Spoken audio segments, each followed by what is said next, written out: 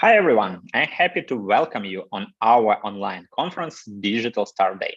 My name is Anton Voronyuk and I'm the Chief Executive Officer of Skills Booster Academy. Today we will talk about how to start your digital marketing career, how to build your career if you want to be a digital marketer, social media specialist, SEO specialist, email specialist, and build your career at the most efficient way. Today, we have a lot of valuable speakers, and their talks will be about how to start your career, what certifications you need to pass, what knowledge you need to get, and we try to collect it in the one really valuable webinar for you today. Just a few words about us, how we started our digital marketing career, how we are going through it, and how we help other people to be digital marketing experts. Just a few things. I'm in digital marketing for 15 years. I'm the Chief Executive Officer of WebPromo Experts, Chief Business Development Officer of WebPromo, and instructor on Udemy. My first Google Ads and Google Analytics certification I passed 10 years ago when it was not even mainstream and cost $50. Now, if we talk about WebPromo Experts and WebPromo team, we are leading digital marketing group in Ukraine. Our team is really big. We have big experts team, but the war began and we are scaling globally. We are searching for new opportunities. We are searching for new clients, new abilities. And during these steps, we are helping other brands and other businesses to start their global expansion and start working in digital marketing for young specialists, SMM specialists, and SEO specialists. If we talk about our expertise as agency, we are working on digital marketing market for 13 years. We are Google Premier Partner, Facebook Premier Partner, TikTok Ads Partner, and we have over 100 certified specialists in all tools in digital marketing, such as Google Analytics, Google Ads, Facebook Ads, etc. If we talk about our products that we are selling abroad, we have started our activities with such marketplaces, Udemy. The most of you are my students on Udemy. You are well known with my courses such as Digital Marketing Strategy Bundle, Social Media Strategy, SEO Strategy, and others. Our Udemy was just a start. Now we go to my screen sharing. Right at this moment, we have 12 courses on Udemy. Just in this month, we launched 3 new courses. We launched a course about your conversion rate optimization. We launched course about SimilarWeb, about link building, and chatbots with SendPulse.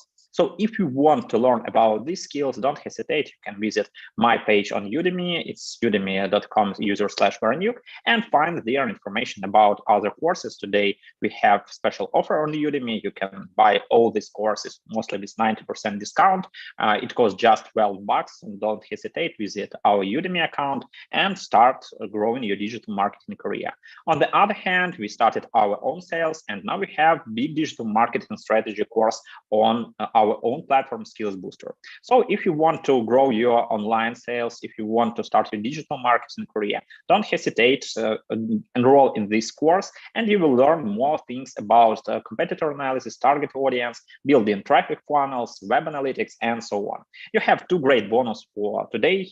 It's a 20% discount for everyone who want to enroll to this course just today, and 1 hour of my personal consulting. So this is the main things you need to know about me, about our organization, about our team. So let's go to my main topic, how to start digital marketing career. I'll run through the main key points that you need to know if you want to be a successful digital marketer and grow your career in this field. So who is the digital marketer? Digital marketer is a guy who helps other businesses and other companies to grow online sales, start online presence, and to do digital marketing in the right way. So if we talk about the main issue, about the money, about the salary, digital marketing salary in the United States looks not bad. The average base salary is 62K, but it can be much more bigger if you know other languages, if you are experienced in exact niche, if you are good in some technical stuff. So This is about not just getting some hobby, but about getting really valuable career and grow your life as digital marketing specialist. If we talk about the two main ways we usually discuss with our students, with our guys who visit our courses, who start our personal consulting, there are two main ways how you can grow in digital marketing career. The first one is technical, the second one is managerial. If you talk about technical way, you need to start as SEO specialist or SML specialist or link builder or so on. And going through this step, you need to learn more and more technical details. You need to find your niche in exact topic. For example, you can be very good in SEO on Yahoo, or you can work good with Google My Business, or you will be a guru of Pinterest. You are finding on micro niche and try to be good really this. And this is about technical career, and you can double your salary that you just sent on the previous slide. And this is the first way. The second way is not just stopping on one technical niche, for example, being SEO specialist, SMM specialist, web analytical man, person who helps with social media marketing, etc. In this case, you need to be a manager, marketing manager, digital marketing manager, and this is another challenge in your career. So if you want to grow in your career, you can go both ways. First, you need to be good in technical side, but when you understand that it's okay for you to work with teams, that you make people happy, that you organize people's work in the right way and make teams more efficient, you can start your career as digital marketing manager. After this, you can grow to marketing manager, become CMO of company. And we have some of our students that visited our courses 5 years ago, 10 years ago, and now they are CEO, chief executive officer, or even they opened their own business. So just keep in touch, remember these two ways, and we will discuss what things you need to know more about your digital marketing career. Mass receive versus passion. If we talk about mass, it's really important. You need to work with data, you need to work with metrics and KPIs. So you must work with Excel, Google spreadsheet, and understand how all things like big data, machine learning works, and how to aggregate all this data to make some assumptions and understand, will you get positive ROI or not? On the other hand, we have to understand the passion. The passion is about understanding of your target audience. You need to know about your target audience and client as more as you can. If you do it in the right way, your passion will help you earn more money, to be more efficient marketer, to be more efficient digital marketer. Automatization is growing, and this is one of the main trends that you need to use to be a successful digital marketer. Google, Facebook, they help you to be not just hands and do all your daily routine with ads, setting campaigns, and so on. It's about how to get more results, how to make your campaigns more efficient, and all automatization tools that you have on Google side, on Facebook side, can make your career growing faster. So if you are thinking, I'm a junior digital marketing specialist, what I need to learn right now? Learn about automation, learn about how you can use all things with conversion rate optimization on the side of Google Ads, Facebook Ads, try to make your KPIs better with these tools, and this will help you to grow in your career much more faster.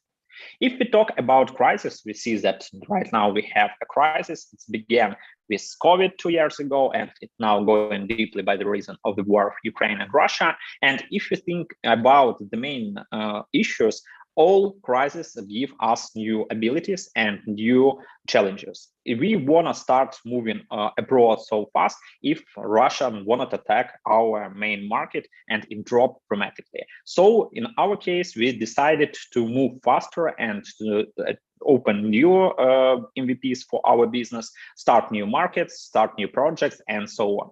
But how it works? You need to understand the main trends, and these trends will go global, and these trends will make your life as digital marketer more complicated, and this is very important.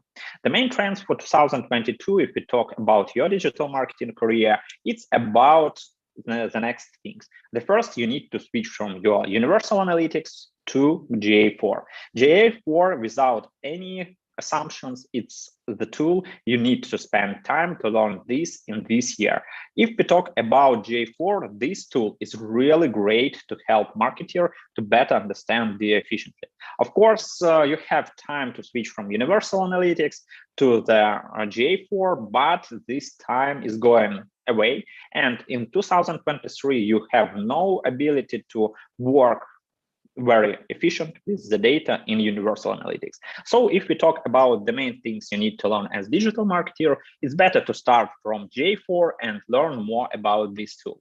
So if we talk about another big thing, it's TikTok. TikTok is growing rather fast. By some stories, it's maybe the biggest thing compared even with Google. Its audience is growing dramatically fast, and people and businesses that didn't do nothing with TikTok, they decided that maybe it's a good time to start doing something, start to go in TikTok, start their first videos, campaigns, and so on. We get the TikTok ad partner status in the previous year, and now we have expertise in different niches, in some really conservative niches such as banking, and even in banks cases, we can see that TikTok works and works rather good. So don't hesitate to start working with this tool. Learn more about these short video formats that you are, of course, can find as Instagram Reels, Facebook Reels. Of course, you are watching YouTube Shorts, but TikTok is another big thing. We can even cross this TikTok and say that it's the time of short videos when you are not making a long conference like this, but maybe in few years we will meet each one in some kind of TikTok format or even Instagram Reels. We will see. So TikTok is another big thing you need to remember as digital marketer if you want to build your career more efficient and start to do it in the right way. So guys, the next step is the content marketing and influencer marketing. This is long-term trend during the last 10 years. It's changing, but at the same time, we have to remember that all things on this market is also rather flexible. If we talk about ads, people are tired from ads. And in this case, they put ad blocks, they buy YouTube Premium. And in this case, the only way how you can get to your audience is using content marketing and influencer marketing. Not in case you are showing them ad and cry on them, buy, it doesn't work. But at the same time, you need to start from content marketing, and content marketing will help you to connect with your audience, to find the right clients, find the right target audience. On the other hand, influencer marketing is one of the most powerful tools that can help to tell about you, about your product, and other things you need to sell. So if we talk about another big trend and another big possibility that I see for young digital marketers, for juniors who just started their career, is digital marketing in industries. If 5 years ago, someone will ask me, hey, Anton, what about the digital marketer for pharma, or for example, for medical niche, or for some realty or something like that, I can say, it's not very important. You can take any digital marketer, he will make some service in your niche and he will be okay. But now we see that there are a lot of complex niches where people are really good. And there are digital marketers that have a great experience from 3 to 5 years in pharma, in banking, in e-commerce, and their experience is really hard now to transfer to other niche. Of course, they can do it, but much more efficient for you is try to find not just a broad digital marketer, but to find a guy who is expert in your niche and in your market. Of course, in some cases, it can be complicated. It can be a little bit long, but don't hesitate to try. And for everyone who is watching this conference and want to build their digital marketing career, it's a one way how you can go through and how you can grow faster, get more money, and build your career for the long-term period. CMO versus CDMO is a big thing if we talk about traditional marketing and online marketing. These two things, they are connected now. And watching on our students' careers, we can see very big and very important things.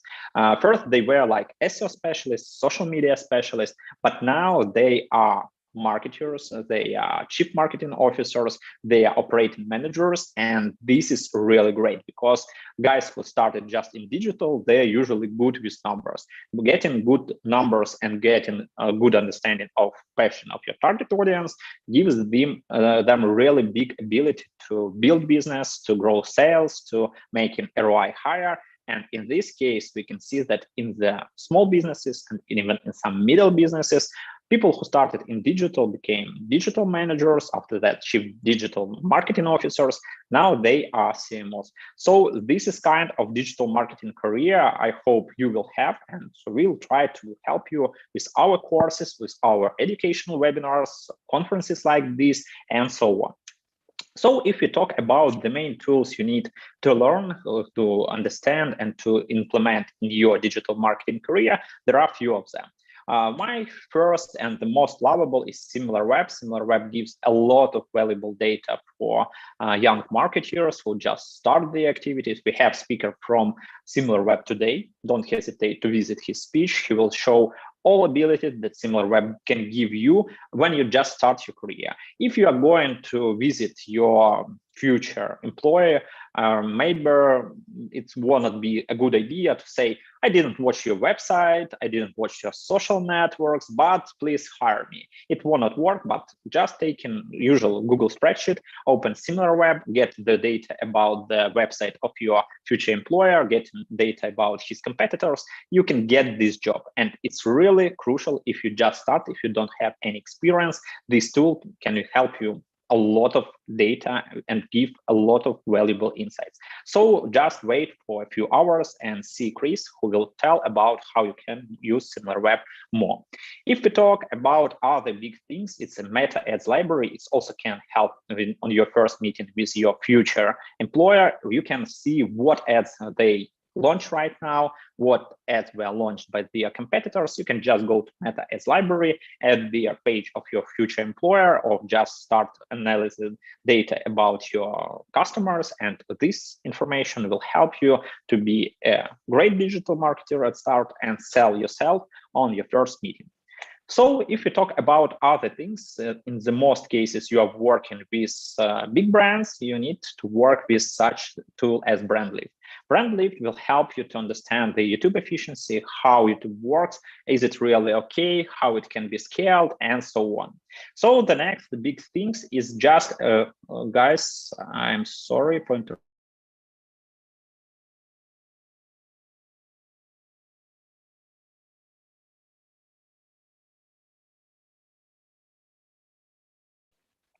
Guys, I'm really sorry for the interruption. And the next big thing, the next tool is Answer the Public. The Answer the Public is a tool that helps you to find more insights about your audience, to understand how it works and what information you can find about the content that it really matters for your audience. How you can work with Answer the Public. You can just go there, type in some keywords from your niche. For example, I can type digital marketing, Google Analytics, Google Ads, etc. And it will give a lot of valuable insights. And you can understand what content is okay, what pains have your target audience, and to prepare videos, content posts, blog posts for social media, but they will be real answers for your customers' page. So if we are talking about the next big thing, it's keywordtool.io. This tool can help you to find and discover keywords and what your audience is searching, not just for Google, because we have a lot of tools for Google. We have Google Ads Keyword Planner, SimilarWeb, SEMrush, Ahrefs, etc. But we have data about YouTube, Bing, Amazon, eBay, so on. And keywordtool.io can help you explore all this data, have a deep dive there, and analysis all this stuff too. If you talk about other things that will help you on your first meeting with your employer, it's Facebook for Industries. Facebook for Industries gives you the best practices, what really works on Facebook. You can just go here and see what is okay and what is not okay. Our next step, and you can use it in the right way, you can go to, for example, financial services or retail, gaming, etc., and explore what things are working exactly in this niche. Facebook for industries with combination in other tools gives you some valuable insights that you can combine in presentation and present on your meeting with employer to show not just your CV, which is usually not very sexy when you start your digital marketing career, but add really big insights, show what is working, what can help you, and so on. So if we talk about other big tool from Facebook, it's for Facebook Creative Center. This tool can help you find really beautiful creatives. If you don't know what a good story is what is the right post on Instagram, what the right way of creating video content, for example, for Facebook or for Instagram, I have a good news for you. In this case, you can just go to this tool and you will find all this information and examine all this data as fast as you can. So Think with Google is tool from Google side, and of course will have speaker from Google just in 10 minutes. Katiana will tell about all abilities that Google gives you to start your digital marketing career and scale your company's business to the new markets, find new opportunities. And Think with Google is one of the great tools that can help you during all this stuff. If we talk about all things that we need to run forward, Think with Google have surveys, they have insights, they have strategies, and a lot of valuable tools. So don't hesitate, just type in Think with Google in your search bar and visit that website and find insights exactly about your niche and exactly about your industry. The next step is to find new markets. Of course, Katiana will tell much more about this, but Google has my favorite tool is Google Market Finder. Google Market Finder gives you recommendation about markets you need to start scaling your business globally. We also used this tool when we started our Udemy activities, when we started to find new markets and new approach for our business. So don't hesitate, go to Google Market Finder, try to add your website, Google will scan it, try to find categories, relevant categories for your business, and will say, yes, this is really working, and this information will be the most helpful in this side. TikTok Creators Portal. We told about Google. We told about Facebook. Now it's a TikTok time. We've already talked that TikTok is another big thing. So we have Think with Google for Google Insights. We have Facebook Creative Portal and Facebook for Industries for Facebook Insights. What about TikTok? Yes, we can just go to TikTok's Creator Portal. We can start with this tool and find here a lot of small interesting things about how you can use TikTok for your project, how you can scale your online visibility, what things can be really efficient, and what will work really good. So if you talk about the next step, you have tools, you have your CV, what certifications you really need. There are some big certifications that you need in your digital marketing career. If we talk about tools that are global, that are not just on your local market, but everywhere in digital marketing career, it's Google certifications and Facebook certifications. If we talk about Google, the most two popular certifications are Google Ads certifications. There are like 5 or 6 of them. It's Google Ads Search, Google Ads Display, Google Ads Video, Google Ads Mobile, Google Ads Efficiency. So a lot of Google Ads, but for starting, it's just you can start from Google Ads certification on search. And the second big thing is Google Analytics. The most employers want to know your Google Analytics. They want to spend their money efficient. And if you know Google Analytics, if you know how to set up it, how to set up goals, how to measure efficiency, it's really good. And they ask you, do you have Google Analytics individual certification?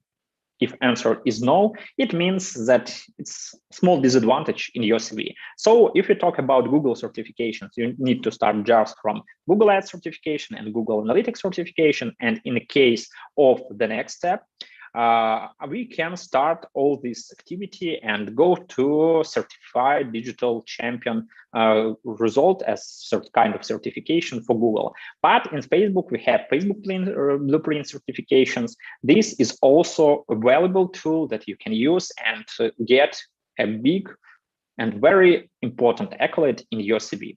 So guys, this is about certifications. Of course, there are a lot of other certifications. For example, we are SimilarWeb Gold partners, and this is also about certification. Some people are certified by SEMrush, Hootsuite, MailChimp, etc. And all these small badges, they help you to get the right job, to show that you are expert, to sell yourself. So don't hesitate to collect some of them.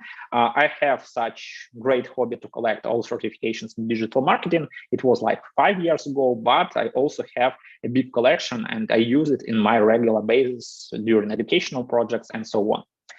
So we are ready to start, guys. It was just the beginning. It was the short intro, how you can grow your digital marketing career faster, what certifications you need, what tools do you need, how to make your CV better, how to make your first meeting with your employer more efficient.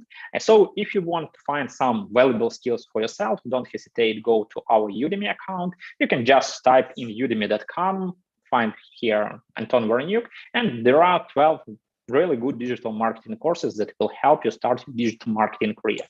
If you want to really grow your online marketing career, I recommend you our big digital marketing course, a digital marketing strategy bundle, several practical courses in one. We have here all data you need to know about competitors analysis, target audience, web analytics, funnels in traffic, and so on. So if you want to start from zero and be hero, just don't hesitate, enroll to this course. You can use QR code or you will get the link in our comments. And during this time, you will find all valuable information about digital marketing. You will get today 20% discount. You can use coupon start day and go to our website and start teaching with us. And of course, it's a good idea to give some other valuable things. So for all guys who will register today, who will start education with us, you will get 1 hour of my personal consulting. So we will run through your project, examine what things you do have, what issues do you have, and I personally help you to make your digital marketing career more efficient and learn digital marketing better. So guys, maybe that's all. Some reviews I want to share with you. We are teaching rather for a long time. We have over 300,000 students from 190 countries. It's really great and amazing numbers. So Inna, who told that this course was really good, Lawrence, who shared that SMM course helped him, and so on. There were a lot of valuable and good feedback for our courses. So I hope to see you among my students too in future.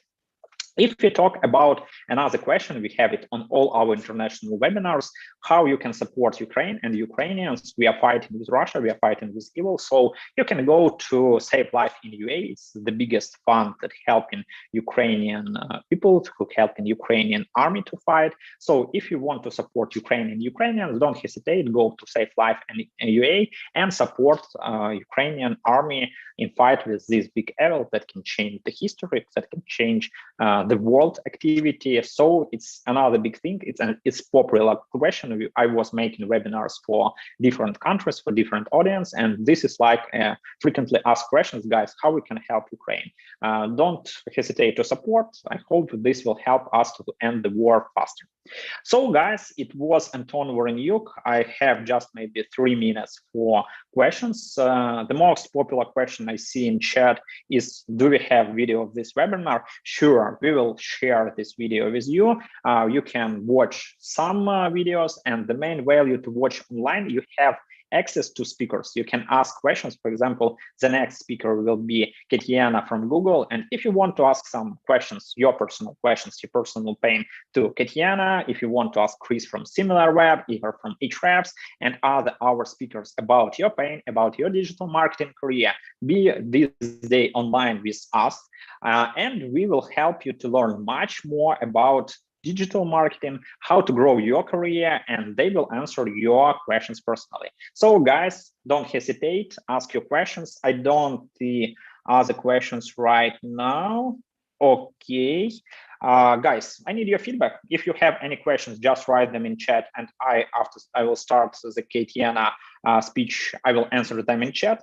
Please give me a short mark of my speech in the chat. It can be marked from 0 to 10. If you think that this speech was useful for you, put 10 in chat. If you think that it was so-so, it's like 9, 8, 7, and so on. If it's better to you to sleep a little bit or rest a little bit, you can put 0. It's also valuable feedback. It's our first English speaking conference, so we will appreciate any feedback. Don't hesitate, put me a mark from 0 to 10 in chat. And I want to introduce you the next speaker. The next speaker will be Katiana from Google, and the topic I've already told about. This is topic about new digital markets. You of course understand that digital marketing is really big and it is global. And if you want to not just be a local site, if you want to grow your business globally, if you want to start to do it in an efficient way, Google is the right company that will help you grow it fast, furious, and you will get the right tools to the measure efficiency. So Katiana, hi, how are you? I'm good, Anton. How are you? Thank you for the introduction. Thank you. Where are you now? We have really global company. I am in Google HQ here in Dublin, so not the sunniest of days, but hope that everybody is doing well and very delighted to be here. Great. You can start, you can share your presentation. I'll prepare some questions for you and we will discuss them at the end of your speech. Amazing. Thank you so much, Anton.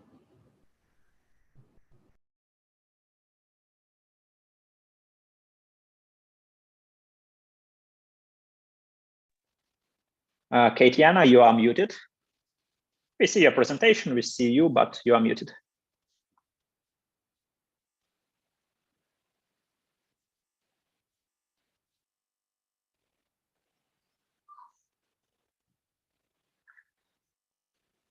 Try to speak, please. I think that should be okay now. Yeah, it's okay now. Yeah, we can share the presentation. Can you see my screen? No? No, not right now. Try to share it, please, one more time. Let me take a quick look.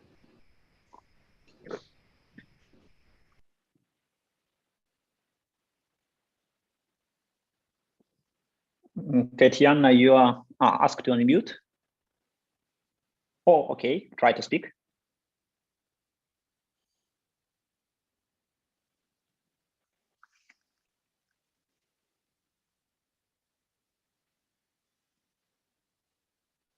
Katiana, by some reasons, when you share this presentation, we don't see it.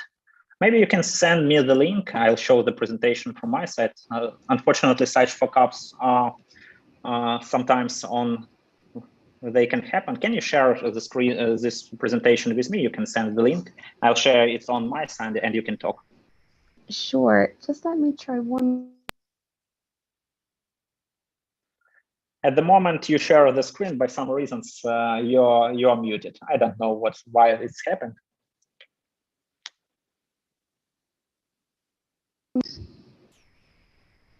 And when you stop sharing, we hear you again. Maybe you can turn off the microphone. Maybe it's you can turn off your earphones and it can help us.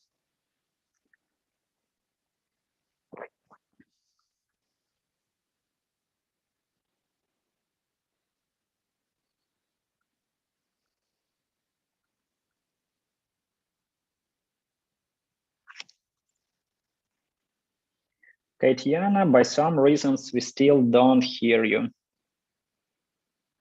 Maybe you can present or you can send me the link to presentation and I'll share it on my side, or the second way, you can just speak and we will share the presentation after that. What is the right way for you? And now I hear you again. Okay, but my presentation is gone. Okay. Oh, no. Okay, let me. Yeah, you can present and we will share the presentation with our all our attendees after that. Okay, no problem.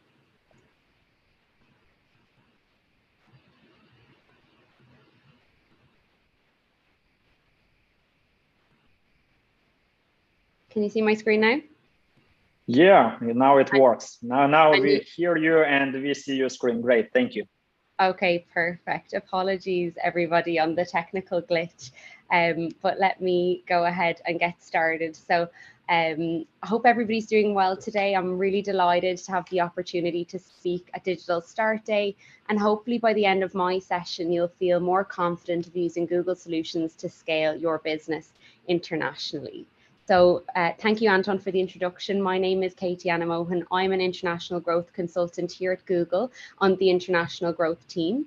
My previous experience was actually agency side, where I supported from an account management perspective and a strategic perspective. So with that in mind, I know what it's like to be in your shoes, have some skin in the game, and I want to help you to best understand how to grow your business internationally. So I hope I can help you on that endeavor today. What I'll cover today in my presentation is the why of export. So really, what is the key to business growth and the value of export and what an export strategy can do for your business. And then what I'm going to do is bring you through my top 3 steps for international growth success, which are opportunity identification, export readiness, and go to market. So let's dive in to the $1 trillion question, and that is why export. So exporting can be profitable for businesses of all sizes.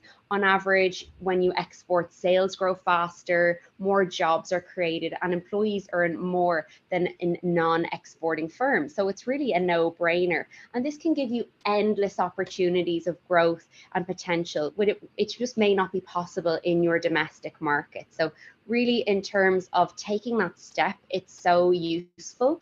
And what I'd love to dive into now is really, just give you an insight of what was the value of global trade last year. So a whopping 28.5 trillion US dollars of global e-commerce happened in 2021. So I just want to take a second to let us all absorb that number. And that's actually an increase of 25% on 2020 and 13% higher compared to 2019. And that's all before the COVID-19 pandemic struck. So it's really no secret that expanding your business internationally is an amazing opportunity, and there is immense value to be created by companies exporting goods. It's no secret as well that the world is truly going global. So we're not as concerned anymore about where our product is coming from, where the service is based that we're trying to use, as long as our experience as a customer is relevant, quick, and seamless. Export is not a trend. It's not going anywhere for sure, but it's definitely a necessity for businesses looking to thrive and grow beyond borders. So I want to take you through a couple of stats in terms of where we are really growing and going global. And especially in a time where we're all noticing economies can feel slightly unsettling, and international trade, might seem to feel one way to us, but actually it's growing at plus 4%. And that's an expectation of 2022. And it's a reflection on the power of export towards the continued momentum of global e-commerce at that $28.5 trillion. The next stat I want to bring you through is the digitalization and the speed this is happening at. So digitalization has accelerated by 6 years, and that's really, a lot to do with the necessities we had to take as businesses in the global pandemic of COVID-19. So this has accelerated how quickly we can reach cross-border customers, because we had to go all online, very much e-commerce, bricks and mortar stores closing as a result of the pandemic. And this has helped us to, bring ourselves along in terms of how far we are in the digitalization world. And then in terms of cross-border exports, so this actually grew by 21% last year and peaked at 88% on Black Friday, which is just incredible. But these stats are great, but what does it mean for your business specifically? So the value of export for your business is so tangible, and I want to bring you through some of those benefits and how it can bring your business to new heights. Firstly, it can help grow your customers beyond the realm of domestic possibilities. You're really opening yourselves up to whole new worlds and being able to accelerate the growth of your business. It can also generate additional sales. Obviously, going into additional markets means more sales, more customers clicking checkout or using your service, buying your products, and therefore, increasing your profits. So that brings us to my next point. Those sales do increase profits, and it can really elevate the level of capital in your business because you are able to accelerate just that little bit quicker in terms of momentum. And then it can accelerate the growth of your business and diversify revenue streams. So in terms of stability, these two are really going to make a difference. Accelerated growth comes at risk, but being able to diversify out those revenue streams based on different markets can really help. So some markets may have different seasonal events, different peaks and troughs of economic downturn or upturn, and this can help level out your business as a whole in terms of stability. And finally, brand awareness. It really has the possibility to make your brand go global and be aware, made aware by those all around the world. So really it is, so valuable. These points alone don't even, scratch the surface, but there's so many benefits to ensuring you can internationally grow your business. So what I'd like to do today is share how Google can be a support to you and also a one-stop shop in terms of international expansion. Our internationalization framework that I'm going to bring you through is tried and tested on more businesses than we can actually imagine helping. So in terms of supporting you as you start your journey into international growth, we're really delighted to be able to support you on your endeavors. And why do we find ourselves so well equipped to do this? Well, as you know, Google is multi faceted in terms of our proprietary data. We have 9 platforms with over 1 billion users. We also have premium partner insights and best-in-class external sources and commissioned research from the likes of eMarketer, Statista, and McKinsey.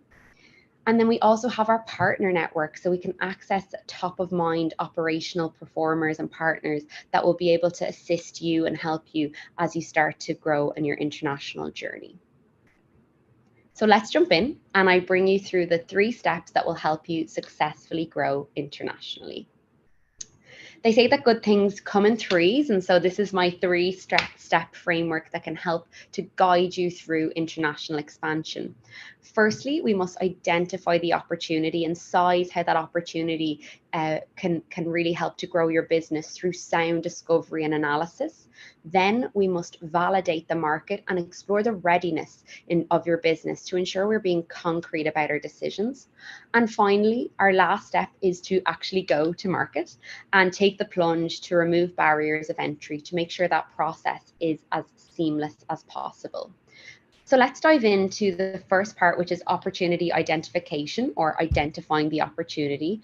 And firstly, before I bring you through some tools that are going to help you, I want to give you a couple of pieces of food for thought, starting off with some insightful questions. And we so often don't take the time to actually do this ourselves and really discover, what it is that are the barriers to entry and where we may fall down. So taking this time to be able to jump in, have a conversation with our team or about our product or service with ourselves, and really being able to evaluate that will help us to mitigate problems down the line. So this is a very valuable brainstorming session. So some of those questions that you might want to ask are, how do your growth plans look like in 1 to 3 years? How does my decision process work? What is potentially holding me back?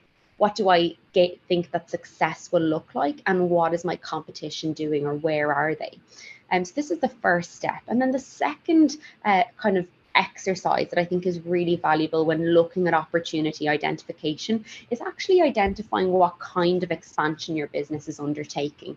So when you've done that prep in terms of discovery, it's then time to look at what type of expansion you're going to go through in terms of international growth.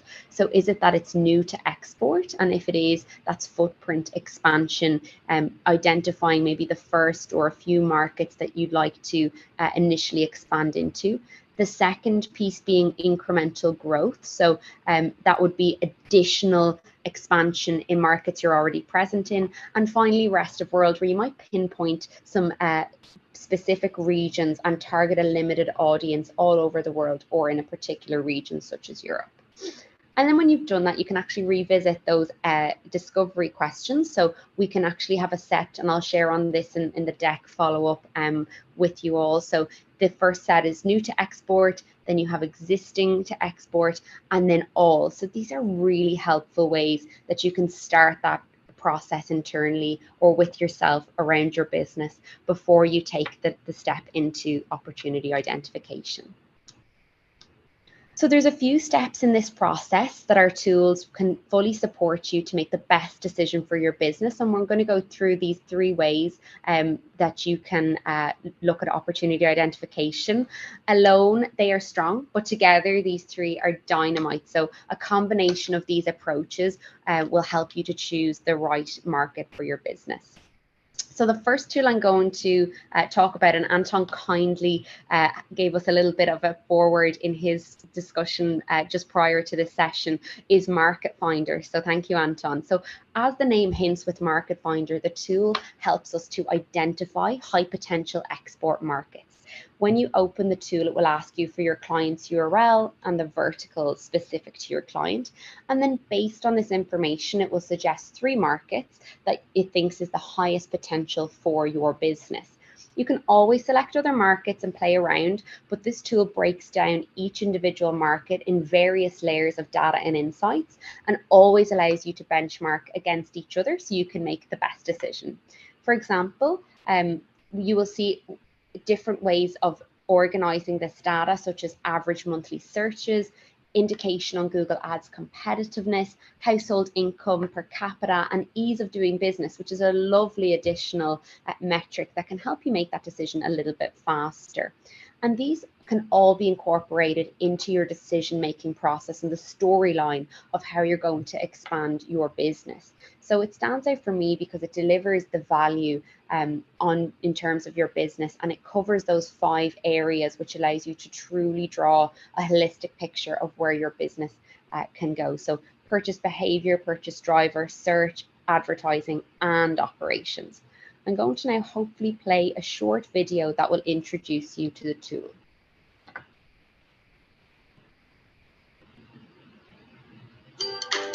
Google's free market can help you find global markets to export your products to. Market Finder uses Google's unique data insights to help businesses make informed decisions about international growth in a matter of seconds. John has founded a juice store. Market Finder can help John to discover potential export markets, develop a marketing strategy, and understand the operations of every step. John gets started by entering his website URL. Market Finder scans the website and identifies relevant categories for John's markets based on the products that he can export. Combining the product categories with Google's unique data insights and search volume metrics, Market Finder selects the 3 markets with the highest export potential for John's business. John creates and completes his profile, selecting and confirming the key export markets in order to delve deeper into the metrics and logistics of each one. John explores the market insights to discover key information about each market, such as the country, economic, and online profile. Using Market Finder, John can easily compare each potential market to his current one. The insights can show how much people earn on average and the number of monthly searches for juices, as well as the ease of doing business in that market and the logistics of exporting. This information allows John to benchmark each market against his existing one and plan his market export strategy. John has analyzed the potential new markets for JuiceBiz and now wants to plan his operations. John uses Market Finder to understand which payment method is best for the German market and search for a payment provider that can help him export to this market. After setting up his operations, John wants to discover how to reach the right audience in Germany. He uses Market Finder to create an international marketing strategy to support his advertising and measure his success abroad. Guides, articles, and case studies tailored to his business objectives are at his disposal, and John can learn about popular keywords with data sourced from Google Trends. Just one of the useful tools and services available to him. With the help of Market Finder, John can create great campaigns for his new market. In response to COVID-19, we made a global COVID-19 hub to help businesses like John's optimize their performance. This hub has various resources, including consumer and demand insights, operations best practices, daily updated market trade measures from International Trade Center market analysis tools, and more. All the information that John needs to export successfully is now in one place. Google Market Finder. No matter what you sell or where you sell it, find new customers abroad and take your business further. Get started today.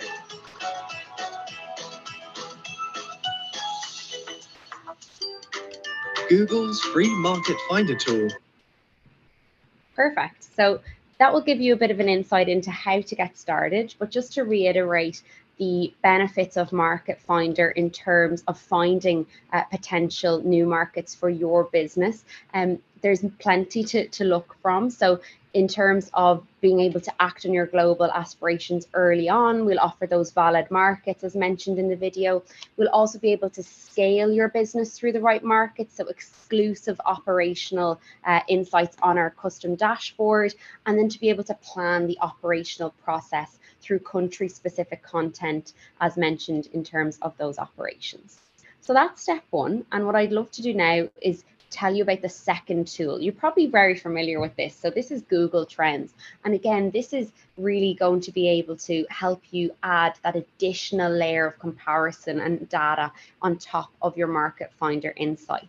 And Google Trends, what I love about it is it's not just great for comparison. It's actually great from a benchmarking standpoint from domestic, but also between prospective markets as well. And another benefit of Google Trends that I particularly love is the data is super, super fresh. So it's really a timely way to get insights on a market that you're looking to expand into. If you check it today, you'll get data from last week or fresher, it potentially from the day, depending on market, and you can break that down a lot more specifically from just country level. So as you can see here for the US market, you can actually go state by state, and in Market Finder, you're actually only able to do this on a country level. So this can give you that additional layer of insight that will really be beneficial to your decision-making process. And then you can also break it down on keyword level and competitor level. So you can look here at the example for Ford and Toyota.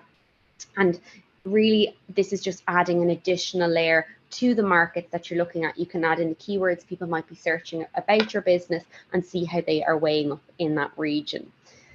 So remember that Market Finder and Google Trends are a dream combo for opportunity identification. And what I'd love to do now is to bring you through a couple of additional ways that you can sprinkle some insights onto your data by taking a look into your Google Analytics and Google Ads accounts. So for example, as you see on screen here, you can look through your Google Analytics account and find out the geolocation. So this will be able to actually give you insights from your own data on where people are looking for your business online. So you might be able to spot regions that you weren't actually thinking about, but there's a lot of traffic coming from there. Let's say a Ukrainian company have traffic coming from Italy. It might mean there's high interest from that region. And let's then explore whether we need to localize our homepage into Italian and give that option to customers looking to shop on our site. It can also be valuable to take a closer look at the languages spoken, so of those who visit your site. So it might not be their physical location, but the language that they're speaking. If you're in Germany, but you've traffic coming from people who speak French, You might be getting a lower conversion rate because those people may want to have that content in their own language. So it's a really good opportunity to identify France as a potential market to export and be able to localize your homepage again, so you can toggle between for a better user experience. And lastly, you can also look at physical location of those engaging with your website. So that can be found in your Google Ads data. It's just another way to be able to scope potential markets and ensure that you're really giving the best opportunity, the best potential ability to be discovered. So now that we've explored opportunity identification through Market Finder and through Google Trends and Google Ads and Analytics, we're going to look now at exploring readiness. So let's take a bit of stock in terms of we've now identified potential markets, and now we need to assess whether that's a good decision and a concrete decision. You wouldn't make a purchase without doing your research. So this is really time to ensure that we have the readiness ourselves as a business to export abroad. The first tool in this section is called My Export Score, and it's exactly what it says on the tin. It really assesses how ready your business is to take the leap abroad, and it's one of the simplest tools of all of today's session to use. So you literally put your website URL directly in, you can link it to your Google Ads account, and you'll be given a Google Export Readiness Score with recommendations. So in this case, you'll be able to get a general assessment, understanding where to start off in your international journey, your competitive position against your competitors and peers, on how they're doing in terms of global expansion, paid media split and performance, and your operational readiness. So you can see how ready your business is to start exporting based on logistics, customer care, and other operational factors. It'll also look at your marketing readiness, so spotting where global demand is highest for your offering and how your campaign targeting is performing against that, and your brand and category strength in each country you're looking to go to too. So we use this in particular when looking for that clear next step and if we as a business are ready. I also wanted to mention this kind of bonus tool that's universally important. So it's called Test My Site. And we all have a need for speed regardless of where we're based in the world. And that doesn't change market to market. So ensuring that your site is hitting those performance benchmarks of loading speed and being able to easily be accessible content for the user is really important. So this is always a great one to add into the market assessment piece too. So now we've looked at opportunity identification, we've validated the market that we're looking to go into, and now it's time to really take that plunge and go to market. So Grow My Store is the first tool that I want to mention in this section, and this will give you the competitive edge when it comes to operational recommendations. So you can see how your site stacks up against retailers in your sector. It can identify areas of improvement for you so you can update and upgrade your site effectively. And it can also access personalized market and consumer trends to reach new customers. It'll also give you advice from our database of resources of curated Google tools, and it's currently supported in the languages Arabic, Dutch, English, French, German, Italian, Spanish, Swedish, and Turkish. You can also use Market Finder, as we saw in the video, for editorial content around operations. So these guides can really keep you up to date in terms of localizations, payments, logistics, tax and legal, and talent and recruitment. So any market that you're looking to go to, please check out the articles and resources. There is so much great content on Market Finder that can help you with the next step. And then if you're looking to find a specific partner, you can check out our Partner Hub, which has a list of 70+ hand-selected partners that can help support you no matter what your international growth needs are. Again, everything on those operational levers of localization, logistics, customer care, payments, but also things like end-to-end support if you're tight on time and you want that holistic support and marketing support as well. So this is what Partner Hub looks like, and literally MCC ID is all you need to get started. So you can log in and you can check through what partners are most likely. And as well as having all of these incredible operational partners, we also have our approved international agency partners too. So don't forget to check out those resources on Market Finder, and in the Market Your Business section, you'll get some really great insights on how you can bring that to fruition and be able to explore new markets and take the plunge of going to market in your new region. I also wanted to touch on a best-in-class example, which I'm not too sure I'll have the time to do, but I would like to share that over with you after in terms of the presentation slides that I'll share. In terms of some key takeaways that I want to cover, we've gone through the 3 steps to success for international growth. So the first is, the operational identification piece. So opportunity identification using Market Finder and Google Trends. So they really are the dream team in terms of identifying those opportunities, use them together. If you do have Google Analytics and Google Ads data that can help support, that's going to be super useful. The second is on market assessment and export readiness, and my export score will help be the guiding light on validating if your business is ready to venture into new export markets. And finally, Grow My Store and Partner Hub are your go-to resources for that operational piece of go-to-market. If you want even more content on international growth, you can check out our web series, Think Global, when I share the slides. But for now, I'd like to thank you for your time and listening to me today on how you can grow your business internationally with Google Tools. And I'll now open the floor to any questions. Okay, Tiana, thank you for your speech. We have, as usual, a question for all webinars. Didn't all attendees will get the video? Yes, they will get the video. And one question for you: if you need to start your digital marketing campaign for new market from scratch, what Google tools you will use, must have? So perfect, Anton. Can I just confirm on the question? So when you're starting out on your campaign, what are the top tools to use? Perfect. Yeah. Yes, I would definitely say it's really important to start with the basics of Google Ads. There's so many beginner courses there, such as Digital Garage, that you can really start to bring your expertise up to scratch. I would say start with the basics in your own domestic country, obviously, before endeavoring into an export strategy. But there's absolutely no harm in utilizing some of these tools as you're building that strategy. I would say that the most helpful ones would be Market Finder, as you aptly mentioned in your speech as well. That's going to give you those recommendations. You can start to think about a holistic strategy straight off the bat. Obviously, it's super important to get your Google Ads, your Google Analytics set up and have everything in place for that export journey. But once you do, then you're going to have the expertise to know exactly where to go. And I think that's the value of really knowing and being aware of export strategy. And the last one question: what are the top 3 mistakes of businesses that are going abroad? Great question. I love this one. The top mistake is not doing the first 2 steps. They literally jump to go to market. So they may have an inkling, they may have an aunt or an uncle that lives in a country and they want to go there. But did they do the validation process? Did they identify where their product or service is actually going to be useful?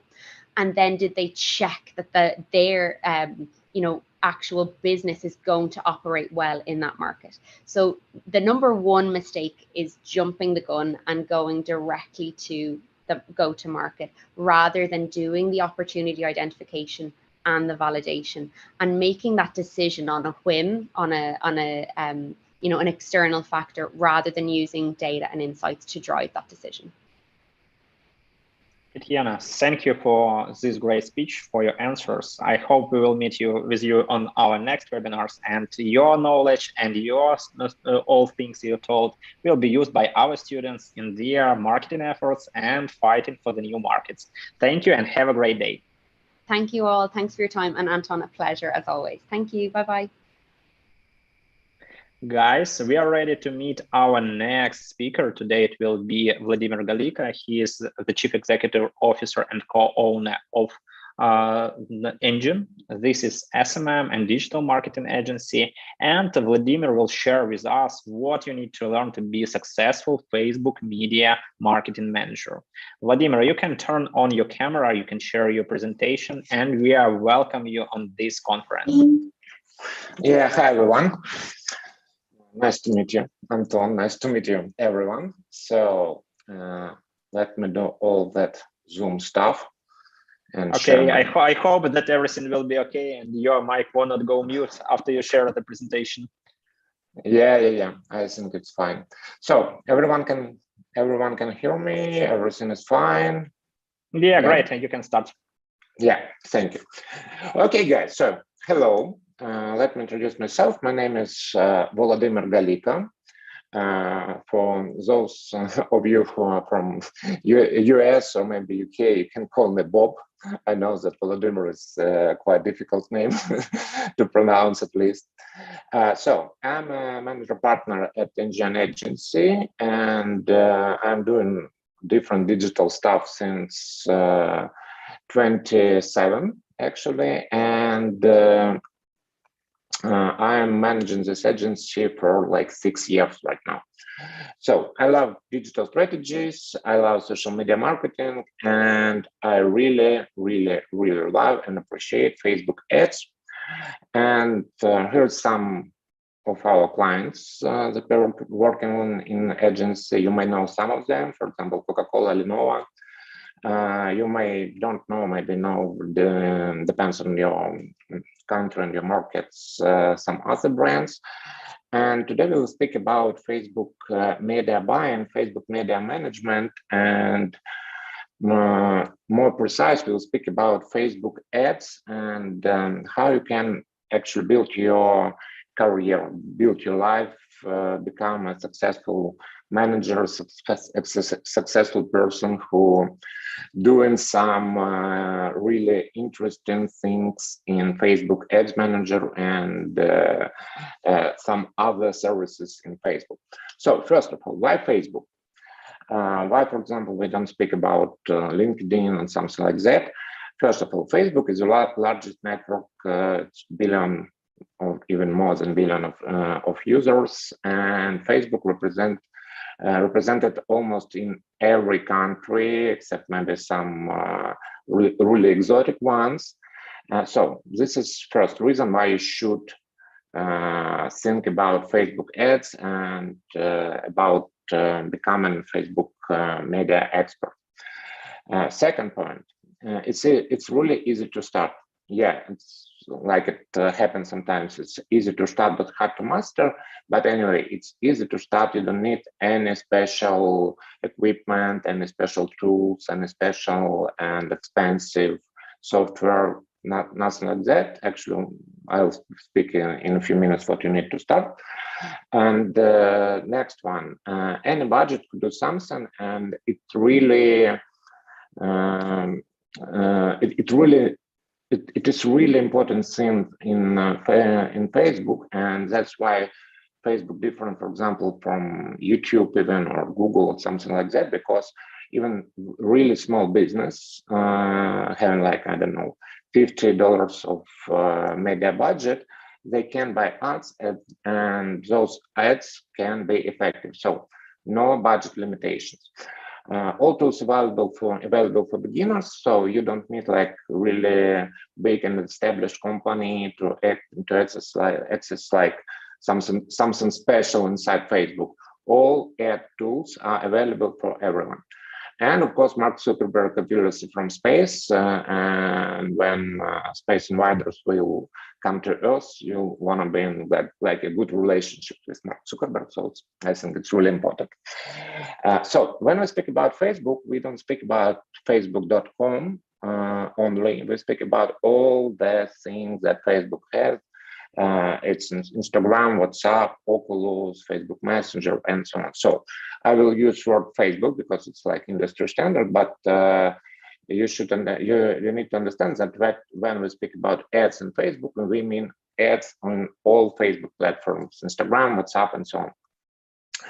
And another really important point is if you know one and if you know like most complex one, I mean Facebook, you know all of those guys. So in LinkedIn, Pinterest, TikTok, Twitter, Reddit, all other similar platforms, they use similar approach to Facebook Business Manager.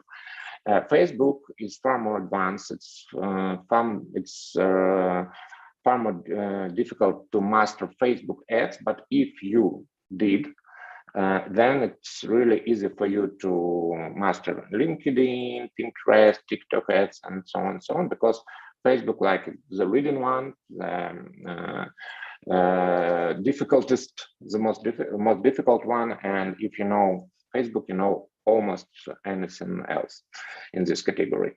So some categories hardly dependent on Facebook. I mean, some kinds of business or products that are highly dependent on Facebook ads, and those are businesses you can work with or maybe start such business if you know how to work with Facebook ads. So first one is local businesses, everything that depends on geo-targeting, on geo points, for example, some small restaurants, some small shops, and so on, barber shops maybe.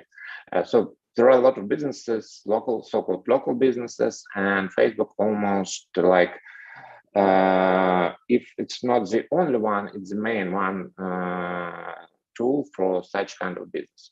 Dropshipping, everything that selling fast, all those neatest things from China that people sell in the US, for example, and some other countries.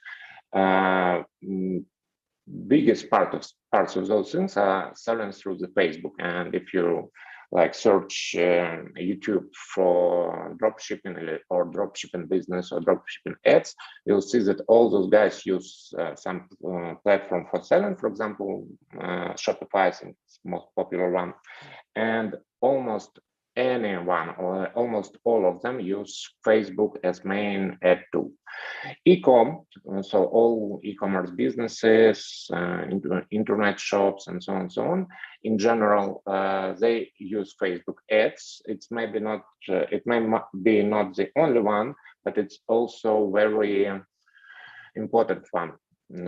For those kind of businesses, all kind of info businesses, for example, if you're a coach or you want to sell your services to coaches and other gurus, they use Facebook heavily. And actually any impulse product, so the products that you don't think, like when you're sitting and watching seminars, webinars on internet or doing something on internet, and you don't think that you need to buy this really cool brush, for example, or something like that. But then this thing appears in your Facebook feed and you say, maybe it could be a good deal. So all those impulse products, they are heavily depend on Facebook ads. So what you need to start and how you can use it. You can use it for your own business, for example. So you may run ads for your own company. You may work as a contractor, as a freelancer, and it's one of the most popular jobs on different freelance platforms. Upwork, for example, Fiverr, and so on. You may work as a manager inside a digital agency, and agencies always need someone to run Facebook ads. It's one of the hottest positions in almost any agency. You can work as a manager on a client side, of course, and you may be a consultant. It's the neat one, but you need some experience to become consultant, but it's quite popular service too. What you need to start, actually need the desktop. Sometimes you may run ads really effectively from your phone, but actually you need some kind of laptop or something like that. You need internet sometime. You need at least $100 for different testing and understanding how all those things works. And of course, you need inside peace, mindfulness, and acceptance, because Facebook, just like any other platform, they have a lot of different bugs, legs, and so on and so on. So now, seriously, what you need to be like a really successful Facebook media manager and to run ads, to work with a contractor, as a freelancer, you need a combination of hard skills and soft skills. And hard skills are not that difficult to master actually, because you have a lot of information in open sources. Actually, Facebook Help Center is quite good. It was awful 3-5 years ago, but now it's quite good. And Facebook has their own certification program, and Facebook has their own like free courses and so on. So if you want to, you may find information by yourself. But what you need to focus on, first of all, you need to understand what is business manager and what is ad manager actually. What's the difference between business manager and ads managers? It's maybe, it may sound really basic for someone who maybe already run some ads on Facebook, but it's sometimes it's really surprising for me how many of people who think they're advertising experts don't understand that difference. So Facebook Business Manager is kind of hub, kind of center where you run your business sets, where you run from your business manager Facebook ad, different Facebook manager, different pages, different Facebook pixels, and so on and so on and so on. And Facebook Ads Manager is actually a place where you run your ads from. So Business Manager, or let me say Ads Manager, is a part of Business Manager. It's connected to Business Manager, and Business Manager is quite complicated. There are a lot of different assets inside it, and it takes some time to understand everything inside Business Manager. But if you really understand and know where to find something that you need to find, and you'll be like in the top 20 persons of Facebook experts actually. So next one, you need to understand business needs and relate them with ads objectives. Facebook has like, by the way, you may have different interface. It depends on what kind of segment Facebook puts you in. So you may have a little bit different interface of this campaign objectives, but they're actually same in terms of what they mean.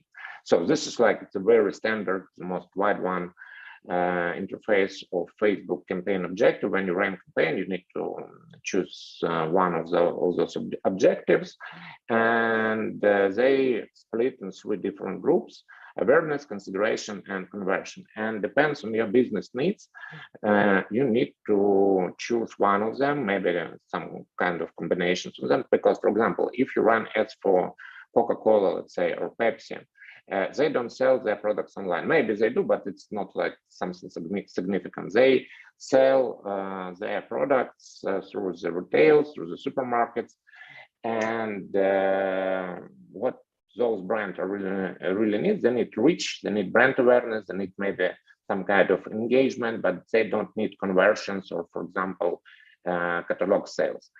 But if you run ads for, let's say, small shop, or small furniture shop, or I don't know, small fishing shop, and so on, they actually need conversions. If you run ads for some kind of application, or for example, it may be a financial application, they need app installs. They don't need like awareness. Sometimes maybe they need some conversions, but the main goal for them is app installs.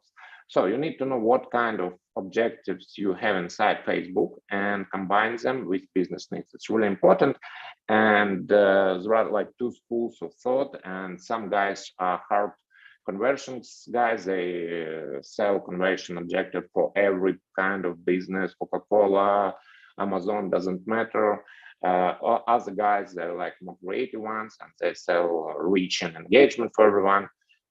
To be honest, you need to know exactly what kind of business you are promoting and choose correct objective. Third one, you need to know ad managers' possibilities and limitations. There are more than 5,000 different targetings inside Ads Manager, and actually it's the most important part of Facebook.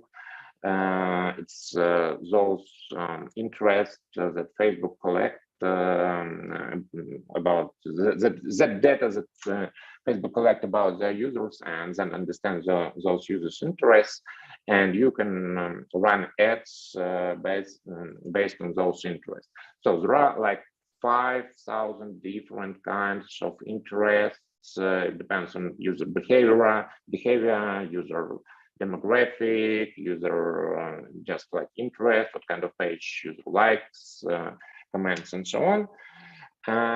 And you need to know how to search through those interests. For example, you may use a link I have in my presentation for a site where they updating those lists of interests every few months, because Facebook changes them every month or so. But also you need to think like you need to forecast what kind of interest may be, and use search tools inside Facebook to find if Facebook has such an interest. It's really important, and it's one of the main blocks when people learn everything about Facebook interface, where they need to click, what kind of objectives they have, and they just sitting and thinking about, oh, what kind of interest, what kind of targeting I should choose. So it's really important to know those possibilities and use them. Also, it's really important to know all creative options, because Facebook has like, I believe it's 3 or 4 dozens of different ad creative options, ad creative formats. And some of them are quite exotic. Some of them are really straightforward. Like, for example, everyone knows those ads in feed, carousel ones, like square ones, and so on. You need to know all of them, because sometimes, depending on product, you will choose different kind of creatives. And of course, you need to be like a little bit of analytic. You need to know not only Facebook analytics, because it's important, but it's not all you need to know. Also, you need to know what is Google Tag Management, what is Web Analytics, and the main thing is how to combine those data and how to use Facebook Pixel. It's kind of Facebook Analytics code, Facebook Analytics scripts that you put on your website, and how to connect them with Facebook and with, for example, Google Tag Manager, Google Analytics. I know that you have analytics today too, so listen carefully. And this is kind of events, this is a kind of different data you receive from your website. Just I made a screenshot from one of our ads managers just like 10 minutes ago, and this is kind of data you receive, and you need to know how to work with this data and what it actually means, and how you can edit your ads according to it. And of course, you should know what is going on in the industry. I recommend you to use at least 3 different tools. First one is Pixel Helper. It's Google Home extension, and it shows pixels and different Facebook events that are fired on different sites. So just browsing different sites, you'll see, do they have Facebook Pixel, what kind of events they track, and so on. Second one is My Ad Finder. It's Google Chrome extension, and what My Ad Finder it delete all regular posts from your feed, and it automatically scroll your feed, so you'll see only ads in your feed, like on the screenshot. And why needed? Because that's the way you'll track your competitors, you look through the different trends, and that's why I browse different sites like for 10-15 minutes every day in different categories, not even if I want to buy, but because I want those sites to put me in retargeting lists and watch what kind of ads they have. And also you should use Facebook Ads Library. So it's part of Facebook transparency policy. And in this tool, you may choose any page on Facebook and see all ads this page is running right now. So it's really convenient to track all your competitors' active ads. On the other side, they can actually track your ads too. So it was about hard skills, what kind of tools you need to know, in what way actually, and soft skills.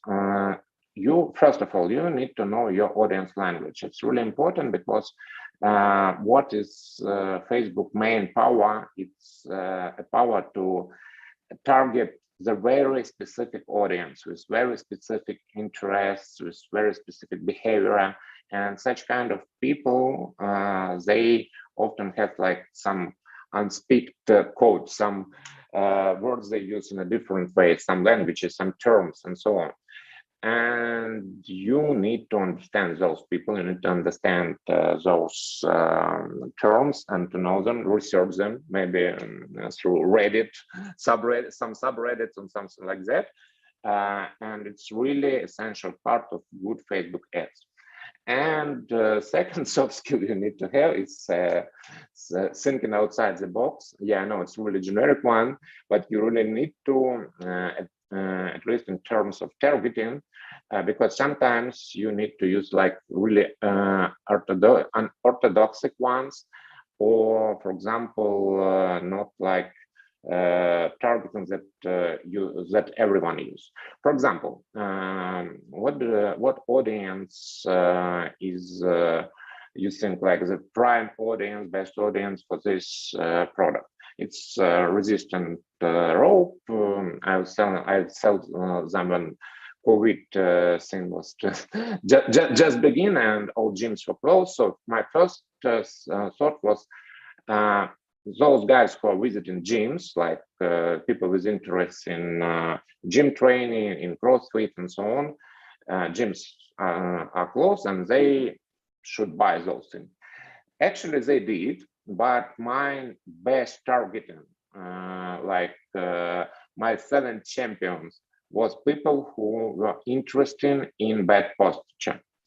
Facebook, like really a global company, and they will not give you targeting like people with bad posture. They will call it people who are interested in bad posture. So those guys was my like best buyers, and it's the way that it's a thing when you need to think maybe a little bit outside the box, but it's really important one. And of course, you should combine all those things together. You need to good asset structure. You need to know what you're doing in your business manager. You need to know what you're doing in your ads manager, where you have your all analytics data, how it's combined with the different accounts and so on. You need to understand business needs, as I mentioned before. You need to get at least some unorthodox targeting and creative approach.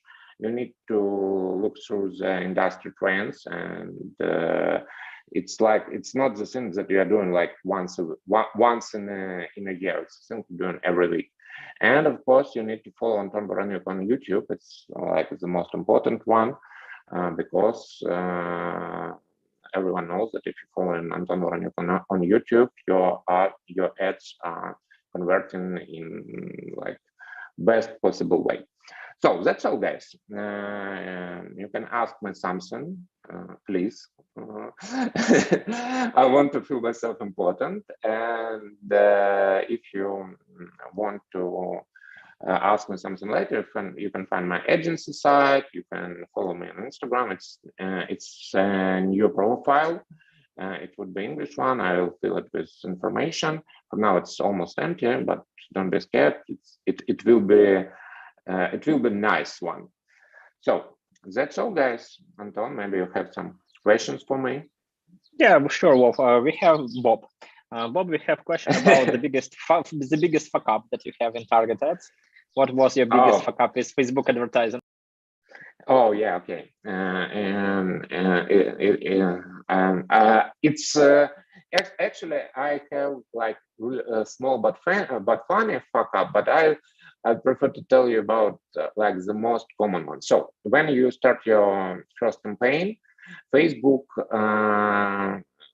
puts like a default budget for you.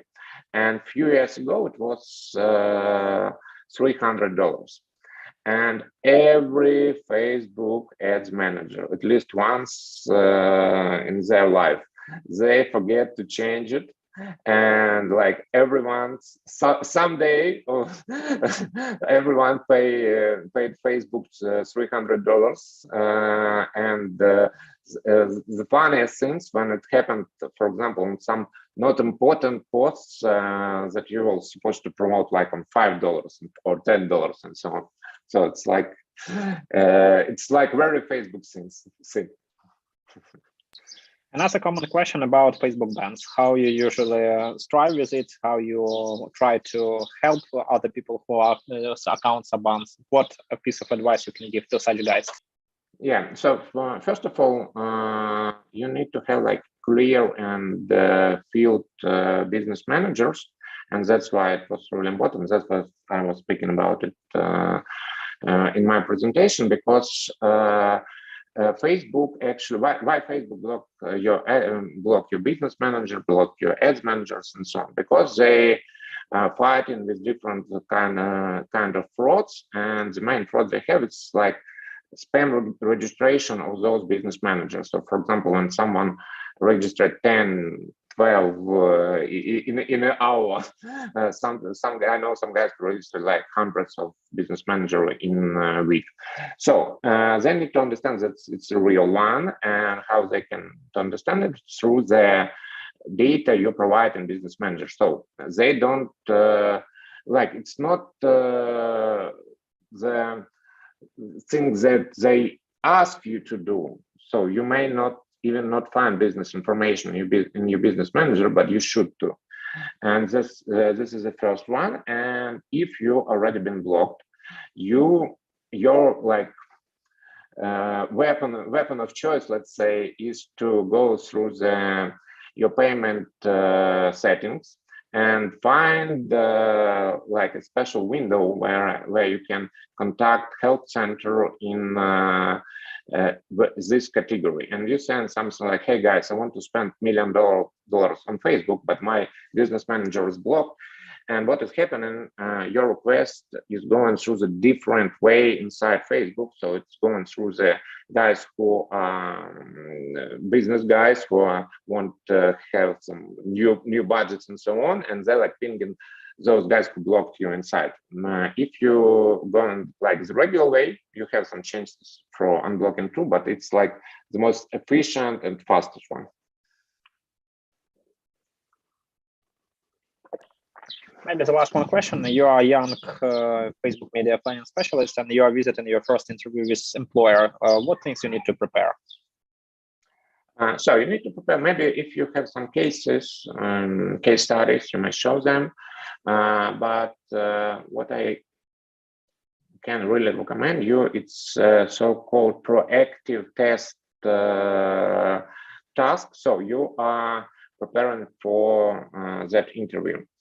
What are you doing? You are searching, research all these company activities. You're going to Facebook ads library, looking to maybe they already have some ads, and you prepare a draft of campaign.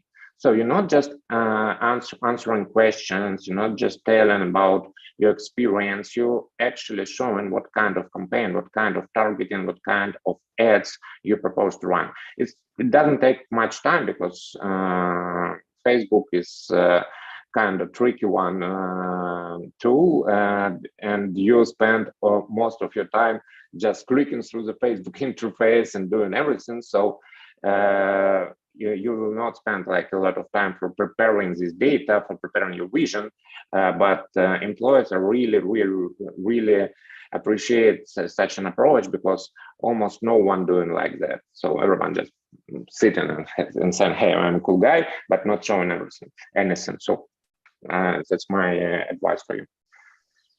Bob, thank you for your speech. I remember when 10 years ago when we launched our first digital marketing conference in Ukraine, you also was a speaker. I'm happy that you are a speaker on our first global conference. Have a great day and see you on other our events and webinars. Bye-bye. See you. See you. So guys, we have another great speaker today. Vitaly Trofimchuk will share his great experience in PPC. Vitaly is head of digital marketing in Orner. Vitaly has great experience with Google ads, Facebook ads, with launching really efficient advertising campaign, and he will answer the question. So what you need to do to become a successful PPC manager. Hi, Vitaly, how are you? Hello, I'm well, thank you. You can share your screen and start, thank you. Okay, thank you. So,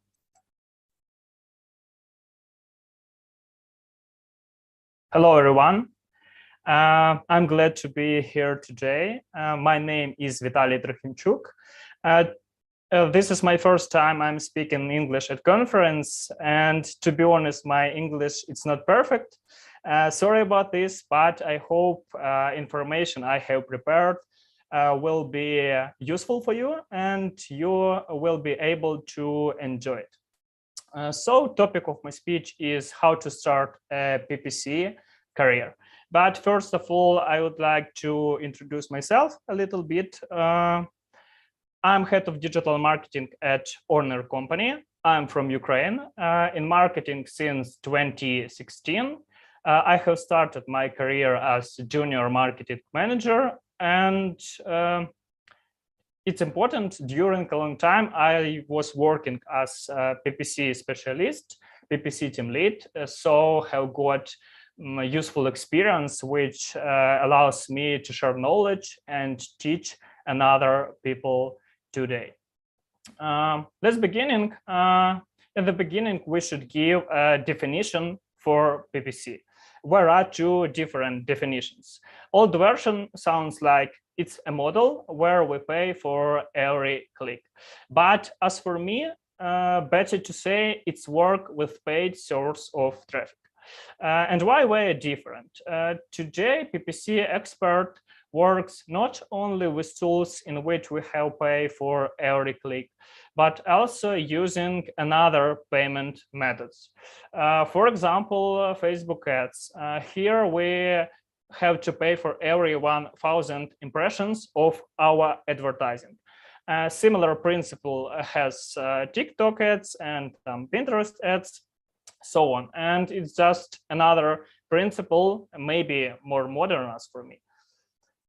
And what tools does PPC expert use? First of all, of course, Google Ads and Facebook Ads.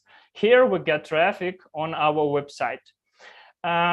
Google Tag Manager and Google Analytics with tools allow us to analyze what is happening on our website, analyze how many visitors we have got, how many useful actions for us we have got, and in general, analyze traffic qualities. Also, it can be TikTok ads, LinkedIn, Pinterest, Apple search ads, and it depends on tasks you have to perform. For example, if you work in B2B, it will be great for you to use LinkedIn. If you try to find young audience, you can use TikTok ads, yes, and so on. And let's see how ads look like. First of all, let's speak about Google search. When we are searching something, usually we can see similar ads and they marked by a special note. How it works? PPC expert, when PPC expert configure campaign, he set keywords, and in response for this keyword, our ads appears. And user can see it and can click, and some of them will buy your product on your website.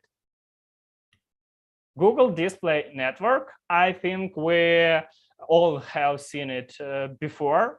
Google has site partners, and we also can show our ads here.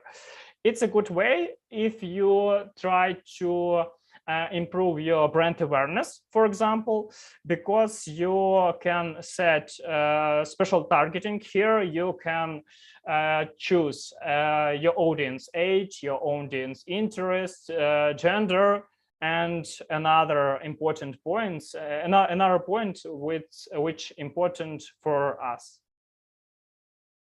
YouTube.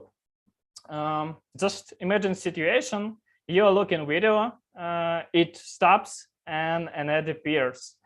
You should know it was done by PPC expert too. And it's also a great tool to improve our brand awareness, to hide. And principle is similar to Google Display Network. We also can choose audience age, audience interest, and another important things. Google Shopping. When we are searching something, sometimes we can see images of goods, and you have to know it's a great way to promote your online store. It's the most effective type campaign to promote online store. I allow this. I allow Google Shopping for our clients. We use it.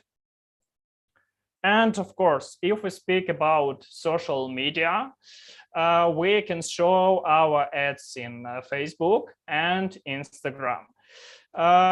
I like Facebook ads even more than Google ads, but it's just my personal opinion.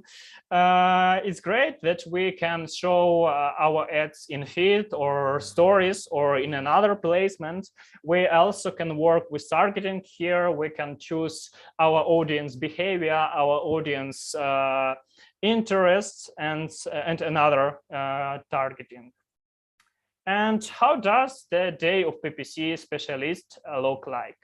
We analyze the indicators for the previous day, make change, work with keywords, bid strategies, budgets. We prepare and launch new ads, collect the semantic core, configure targeting, create ads.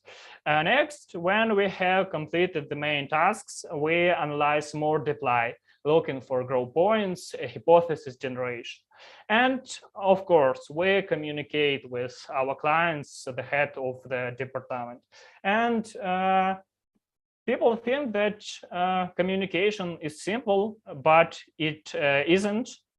You should know that PPC specialist has a lot of stressful situations, and you should be ready for that. And how does the market change? Let's speak a little bit about advertising trends. First, advertising becomes more expensive. Competition among advertisers and companies grows. It's true. Manual control decreases, automation grows. Some things we did by hands early now are automated. For example, bidding strategies. The market needs strong PPC experts. Companies and business owners trying to find experts who manage to control budgets and use it in the most effective way. Yes. Next, remote work. Since coronavirus have started, it's not a surprise for anyone that in internet marketing, digital marketing, we have a lot of possibilities to work from home, to work anywhere you want. And you just need to have good skills. And of course, English. Just one rule, you have to learn PPC and improve your English skills at the same time. Because if you want to get a good salary, big salary, it's very important for you. If you have good English skills, you can work on international market and something like that. Advantages of the profession. First, if you have basic skills, you can start work and make money. It's cool. You don't need special diploma. Fast financial growth. Prospects for growth to the head of a department. You can easily move to a similar position, like marketer, head of marketing. You are always close to business and understand what happens in the markets. It's a great way if you dream about your own business. Yes, you can get useful experience in internet marketing, in PPC, and in future use it to get your dreams, your aims. Disadvantages of the profession. A lot of routine work, it's true. If you don't like routine, PPC, it's not for you. Lots of stress. We work with money, it's responsible. You always have to learn, but as for me, maybe even it's better to set as advantage, because we must, I think we must improve our skills always if we want to keep trends. If you stop, you even can lose your job because you cannot use your advertising budget effectively, and your competitors will be successful at that time. Yes, high risk of professional burnout, but I think it touches not only PPC but another professions in internet marketing. And result depends not only on you. It's important because there are a lot and other points which are important and which influence on our result. For example, our website, our brand, our competitors, our market, and so on. And I think there are three ways how you can build your career in PPC. You can work in agency, and in agency you will have projects in different directions. As for me, it's very cool. You will grow fast, and you will improve your communication skills fast. Multitasking and constant drift. It's true, and a lot of stress. If we speak about freelance, you have to find clients by yourself. You don't have mentor, and your income depends just on you. You are able to manage your schedule, and you take communication with customers. And in-house, you work just with one project. It's, as for me, it's just more relaxed rhythm, narrow specialization, and in some cases it can be a problem if you want to change your sphere. Yes, for example, you have worked in e-commerce, and you try to find your sphere and work in and try to sell some salaries, some services, for example. Yes, it can be problem for you. You should learn how to do it. Fast burnout and stress level is lower. And you can choose in which way you would like to develop, to build your career. As for me, I think I'm an energy boy, and it was great for me during I was working in agency.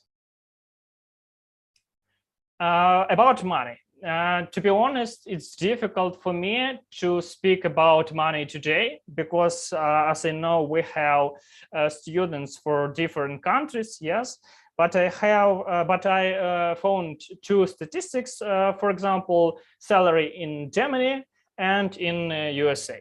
If we speak about Germany, PPC expert can earn about €4,000 per month. Yes, if we speak about USA, it's similar, just in dollars. But you should know it depends on your skills, and it's important. It depends on company, where you work. It depends on you work as a freelancer or company or its agency, and another important things that influence on your salary. And where you can find a job. I would like to recommend you create your own profile in LinkedIn. It's professional social media. Here you can create your own profile and connect with HRs and recruiters and get even offer here, job offer. It's cool. It's a really great way to find a job. Of course, there are a lot different resources as in Europe and USA, and even in local resources in your country.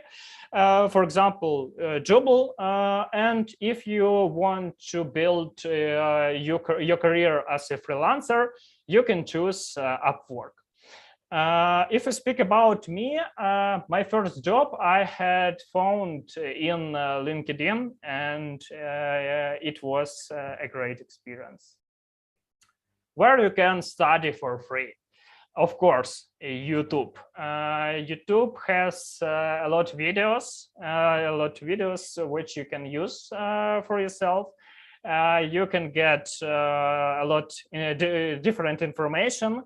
And also, I would like to recommend you Analytics Academy and Google Ads Academy from Google. It's also free. You can use Udemy. And of course, you can use support from Google. And I recommend you just create your own mix. For example, YouTube and Google support and Udemy. And I think it's a good way to improve your skills and get a new profession. Of course, if you want to do it fastly, maybe it's better to find some course if you have enough money. And in this case, you will have your own mentor, your teacher, who can help you in some questions. And helpful tools. There are a lot of different tools which PPC Expert uses. But I would like to say about Data Studio. Here we can create beautiful reports. I would like to recommend you Facebook Ads Library and SimilarWeb. These are great tools if you want to analyze your competitors. For example, in SimilarWeb, we can analyze our competitors, how many traffic they have, from which channels they get traffic, and so on. In Facebook Ads Library, we can analyze our competitors' ads, and it's a good way. For example, you try to promote some product, but you have no idea how to do it. Yes, and you just analyze your competitors. You can see their ads, and in this way, maybe you will try some creative idea which you will use just for your own goals. So thank you for attention. Hope that my speech was helpful for you. Vitaly, thank you for inspiring speech. Can you tell a little bit about certifications? What certifications in PPC do you have personally, and what certifications do you recommend for our students to start their career and build it in the efficient way? I get it. I can recommend you to get a certificate from Google. In Google Ads Academy, you can do it, and it's important. Also, I would like, maybe it depends on market and country where you're from. For example, if we speak about me, I got a certificate in Web Promo Experts Academy. I was studying and course PPC Pro from Ivan Burac. It was a great experience. So you can try mix it. Yes, if you just start your career, you can start from free courses. If you have some level, you can improve on more modern courses. Our favorite question is about fuck-ups. What is the biggest your fuck-up in your PPC career? Can you share with us, please? Oh, maybe it's not correct. We used not correct URL for our ads, and we had to promote one product and set another URL, and it was a big problem for our client, for our advertising budget. We have the same question we have for Katiana. You are going to the new market, you are going to invade on the new country. What traffic sources you will launch in the first step, and what of them can be the most efficient? Can you share the media plan, what sources you will start the first? Okay, I get, it's a good question, really, to be honest. First of all, I will analyze my competitors. I think it's a great way to understand, to see all image, and just in this way you can understand which tools your competitor use, and after that you can maybe create your own plan. But in general, I think most of advertisers use Google Ads, exactly search. If it's online store, you have to use Google Shopping, and Facebook ads. As for me, it's universal tools to get a good result. Our students asked to share a little bit about your career. How did you start, and what were the main steps in your career? Oh, I started my career when I was studying at college. I just want to earn money, and it was a great reason for me. I found a job in my city. It was part-time project as a junior marketing manager, and I had a lot different tasks in general in marketing, ACO, PPC, a little bit SMM. It was something like mix. I got such experience, and just after that, then I finished my college. I sent a resume. I get offer from another company from Kiev, and I think it was good step for me. This way, yes, to Kyiv, because in Kyiv we have really good level, and it allows me to improve my skills. After that, it was important step when I started to work in agency, because in agency it was really stressful. But I had a lot of clients. We had a lot of clients, and it was a different experience. We had clients in B2B, in B2C, on Ukrainian market, clients from USA. And you really, in this case, in this situation, you have to you have to grow fast, and it's important, because if you cannot get some result, your client will leave, and that's it. We have some questions from Minhas Khan. Hello, teacher. How are you? I'm fine. Thank you, Minhas. Minhas is asking Vitaly, have you been working in digital marketing for 2 years? How long you are in digital marketing, Vitaly? I'm in marketing since 2016, about 6 years. 6 years. And the next question: what issues does he have to look into? What are the main issues? What were main issues? What were main issues in your career?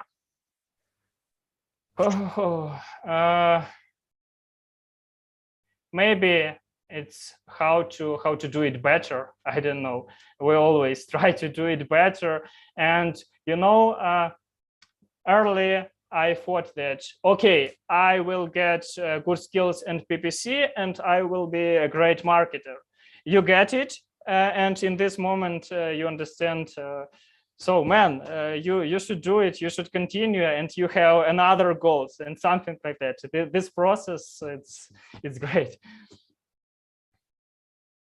Vitaly, thank you for your approach. We have also feedback from Alexander Ivchenko. Thank you for your content, and you are great leaders that give us strength. So Alexander, also thank you for feedback. Vitaly, thank you for your speech. Thank you for answering the questions, and see you on the next hour webinars. Thank you. Bye-bye. Bye. Thank you. So guys, we've got Vitaly, and he shared his experience as PPC team leader. We have a lot of really valuable speakers in further our conference. So we have just a short 15 minutes coffee break. You have time to prepare your tea or coffee, get some cookies, and after that we will come back with the next speaker and with the next valuable information. I want to say thank you to our partners who helped us to organize this conference and gave special value for our students. The first one of them is SimilarWeb company. We will have Chris from SimilarWeb a little bit later, but SimilarWeb is really great tool that helps digital marketing beginners to learn more about competitors, to prepare their career. And for the most people who are familiar with SimilarWeb, it's usually seems that SimilarWeb is too expensive, but as SimilarWeb Gold partner, we want to inform you that there are some changes in product, and you can buy the cheapest plan of SimilarWeb just for $250 per month. It's really low price. Everyone who knows the SimilarWeb pricing understand that it's really great price. You can find the link to SimilarWeb pricing system and this exact plan, and start analyzing your competitors, start getting insights, and Chris will tell a little bit more how you can do it. Another, our partner Warmy helps to warm up your emails, and you can find additional value during these conferences. You can get 50% discount from Warmy. Just start using it, find the special offer in the comments of this conference, and we also mail you all this information additionally. And the last but not the least, we have our partner Serpstart. Serpstart also share special offer with you. Find this and other special offers in their chat of YouTube online, and also in the final mail we will send you after the conference.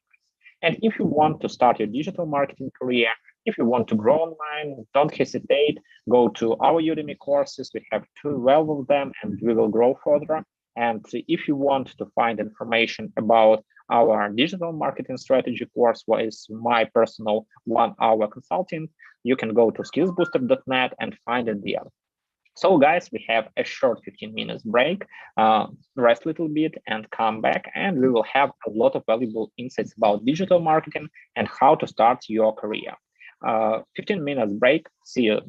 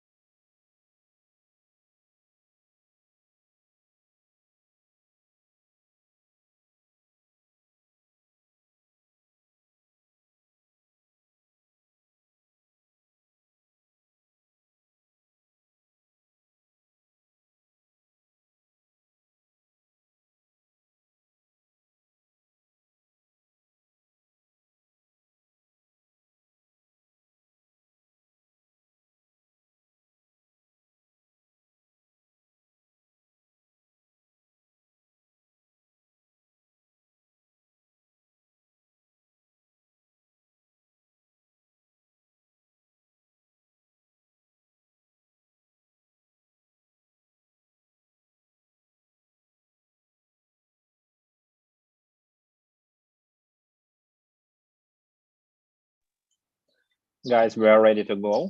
I want to introduce our next speaker. Is Anna Ivanova. She's head of consulting at OVAX. Anna will tell you how to start a web analytics career and share her experience how to do it in the most efficient way. So Anna, hello. Anna is connecting to our conference.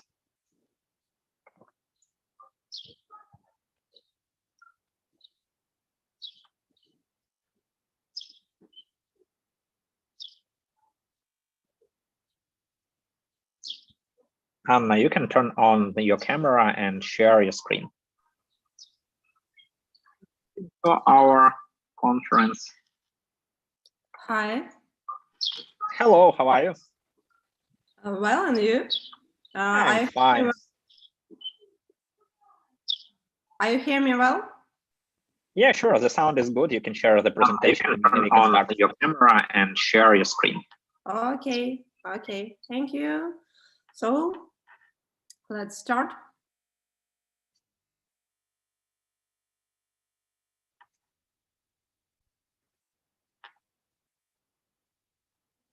Just a moment.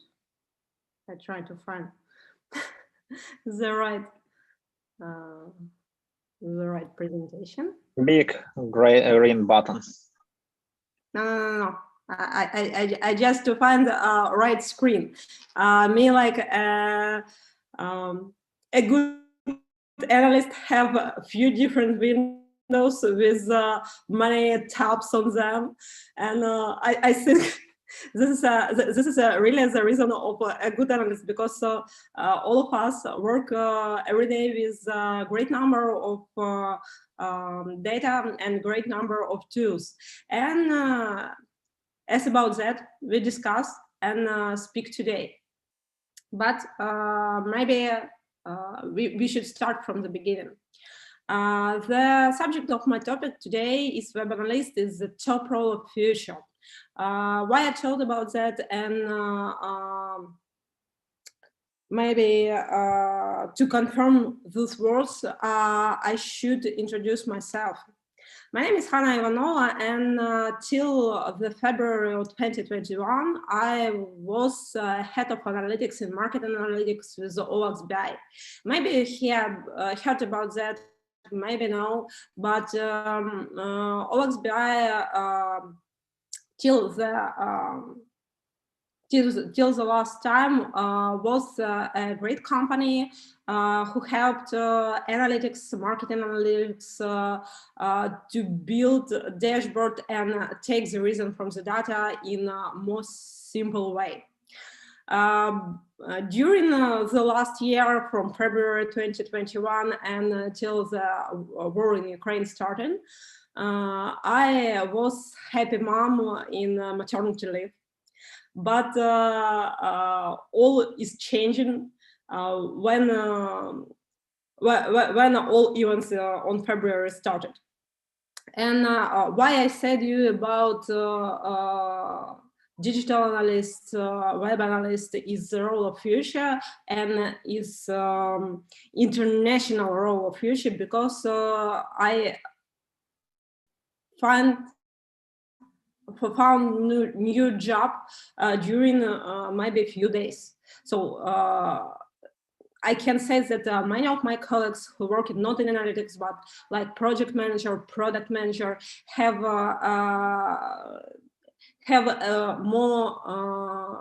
more time to search a job, and many of them search a new job right now during the 3 months till today.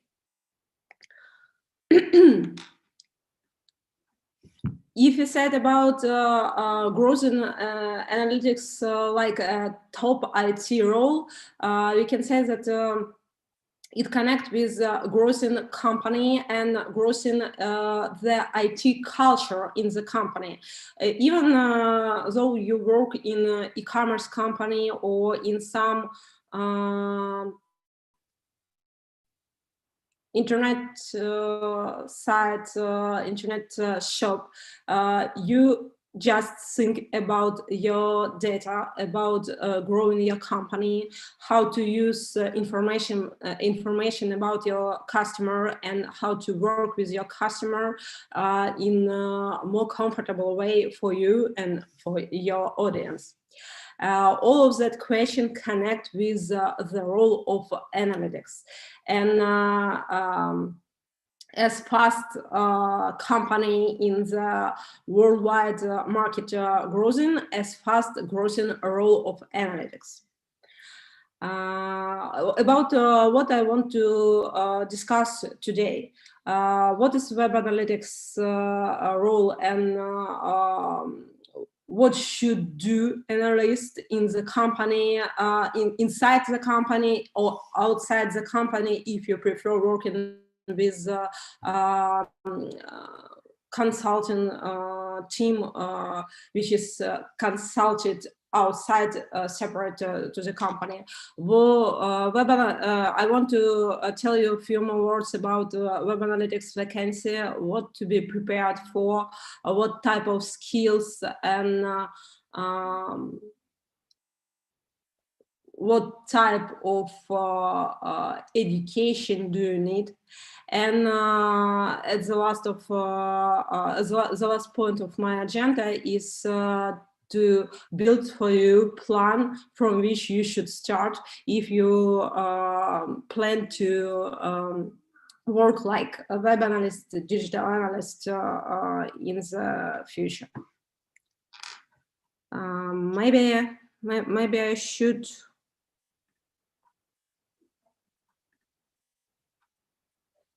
close my video for brighter voices.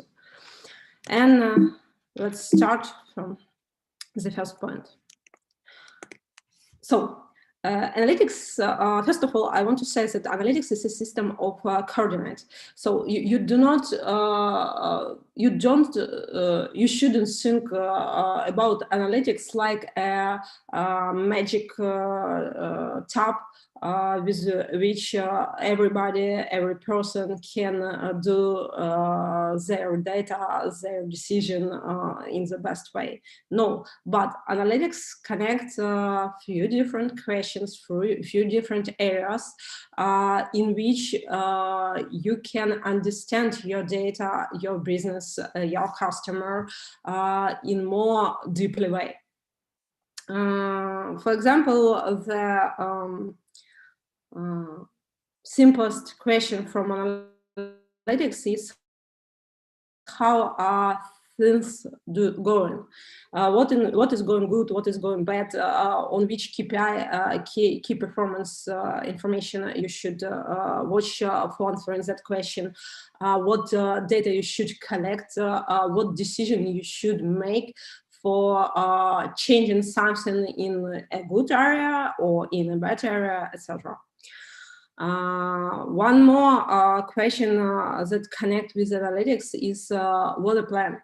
Make a plan, make a forecast, make a future step-by-step strategy is one of tasks for analytics and for web analysts in the company. If it talks about plus and cons of profession of web analytics, I should tell you that main con is that the profession of analytics is monotonous and meticulous work. If you want to do something quick, if you want to change the task day by day or hour by hour, the profession of web analytics is not for you. But in pluses, on the other hand, I can say that web analytics is opportunity to enter to international market, opportunity to do something special and to do something really important for the company and for the market at all.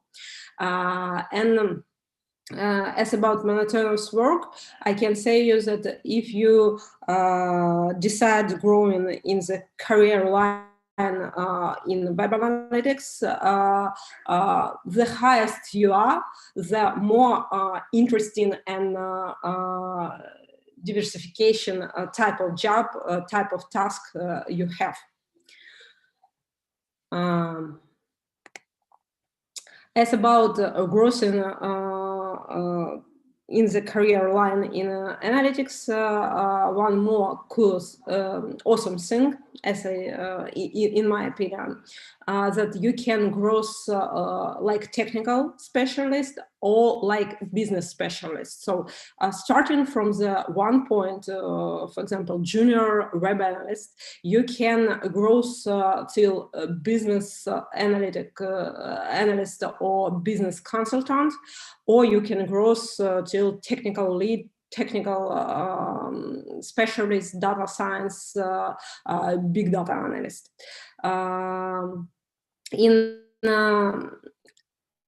In analytics area, you can, when you start to search some job opportunity, you can see many different names, and all that name connect with analytics and with digital analytics.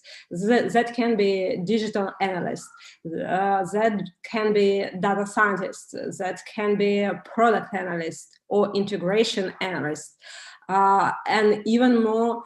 I just find when I prepare a presentation, just find real analysts. So this is the person who collect data only about virus and prepare some dashboard, some decision for building a strong firewall system in a company, or such type of person, such type of analyst can work in a real company. Well, how can you see? You have many opportunity to do your job, to work with data in a different way, in a different company, with different kind of tasks and a different level of skills. As about web analytics tasks, we can divide all pool of tasks that web analysts have for 6 different stages, 6 different steps. This is collecting data, preparing structure, preparing tools for collecting data, preparing some instruction code, tracking plan, measurement system, that preparing that type of document and sending for the developers in your company, or in companies that you consulted. After that, you should check all data that are implemented by developers and understand that all data collected in a correct way. The next one, you visualized all the data in a way which is simple and understandable for business, not for technical specialists. Your main goal to send information and to send your idea to the business, to the CMO, CEO, etc. When you prepare visualization and share it with your client, the next step is consulting, to tell how to use that data that you prepare, which type of decision they can make with.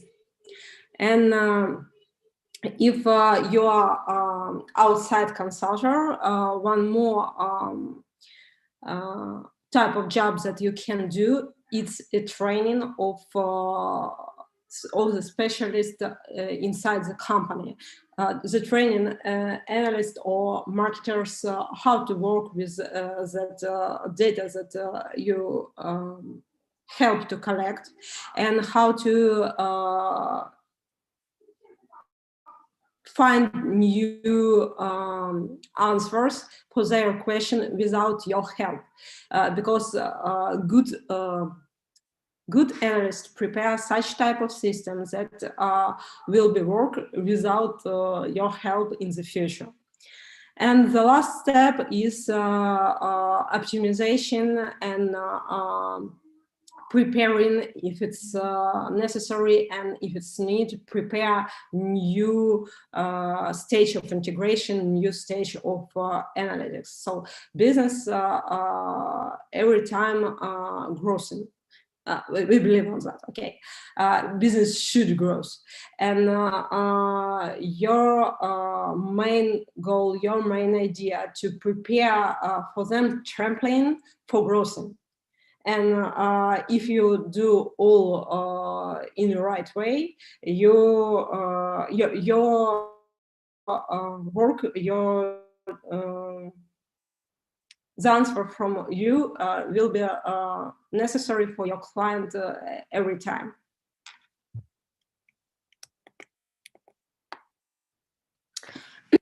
A little bit more about analytics growth and services with which you can work, like if you decide to be an analyst. Here you can see the table with a small part of tools that analytics use in 2022. I work with Google Analytics and Google Analytics service, prefer work with Google Analytics and Google Analytics services. But if you want to be a good technical specialist and growth in technical part, you should understand that you need to know a few different tools, few different services with which you work with. For example, I work directly. I worked with Google Analytics, with Google Analytics 4, but I knew how to work with Microsoft Azure or with Mixpanel, because this is comparing services. And if your client work with some other services, you should understand and you should help him to find plus and cons of that or those services. If we tell about must-have tools for analysts and at 2022, we can divide all of them for 4 different paths. This is paths of tools which connect with collection data, tools which connect with analysis data, tools which connect with visualization, and the last one, tools which connect with consulting, maybe not even with consulting, but with forecasting, predicting, and using machine learning and artificial intelligence. And for each for every of that part, I prepare some list of must-have tools, services for them. In collection part, this is Google Analytics. Why Google Analytics? Because Google is a global system, and Google have a great family of tools which have a round connection for all tasks that you or your client can have. So this is collection data, this is optimization data, this is management of your data with using Google Tag Manager, like system of management data. This is cloud system Google Cloud, BigQuery for using and building database in a cloud. This is one of the main trends in 2022 and 2023. If you said about mobile analysis for collection tools, I can in collection tools I can say about Firebase and AppsFlyer like two main tools for building app analytics. In analysis path, we can tell about big data tool, Google BigQuery, or Amazon Redshift, or some analog from Microsoft system. In analysis tool, we said about some language of programming like Python and R, because in analysis part, we should think about forecasting, and forecasting the better way of building forecasting this is used to special language for that. And in analysis, if you work with big data, if you work with cloud tool, you should know SQL because all type of queries, all type of question are built with using that language. In visualization part, first of all, I can tell about Data Studio because Data Studio is free service, and this service is part of Google family. But two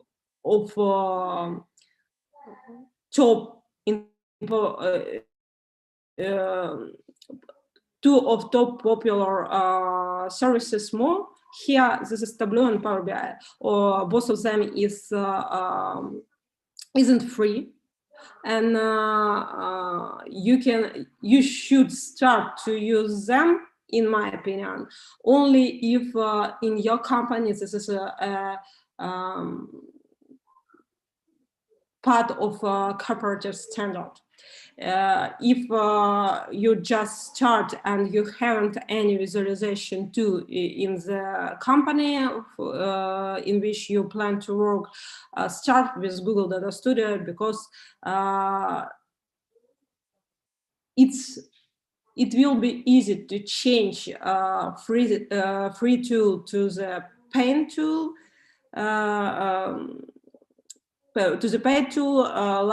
to change it in another way.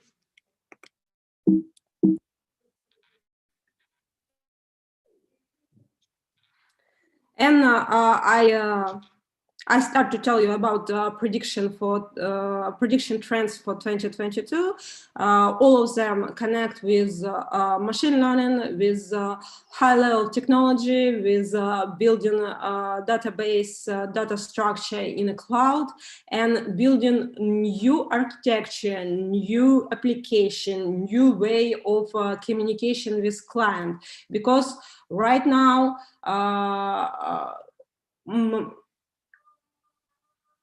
many businesses understand that the way of success is to speak with your client on his language. And all of success business, growth in business, decide to understand the portrait of their customer, to understand what type marketing activity is necessary for them, and how to build a good relationship with your customer. If you said about web analytics job, requirement for web analytics role is necessary requirement is are the next one, skills and knowledge. But if you ask me about the main knowledge, what is without which you shouldn't start your career in web analytics, this is the first one: the ability to ask the right questions. If you do not ask question, if you do not analyze the answer for that question and do not fix the issue in your question on the next turn, the role of web analyst is too hard, will be too hard for you, because all of technical knowledge of all of business model you can study and you can understand if you want that. But if you haven't opportunity to understand the way of thinking of your customer, the way of thinking of your customer, this is a real problem. On this slide, I leave you a short list of criteria requirements that you can see on the LinkedIn vacancy or another sites where recruiter, where customer try to find analysts. And as I said previously, as I said on the start of my speech, I want to share with you some type of materials with which you can start your studying and start your growing on the career of digital analyst. On this page, I leave you some blogs which connect with a huge company, and in these blogs you can read a success story, you can read that way of thinking about which I told you. What type of question should you ask? What type of task connect with which type of question?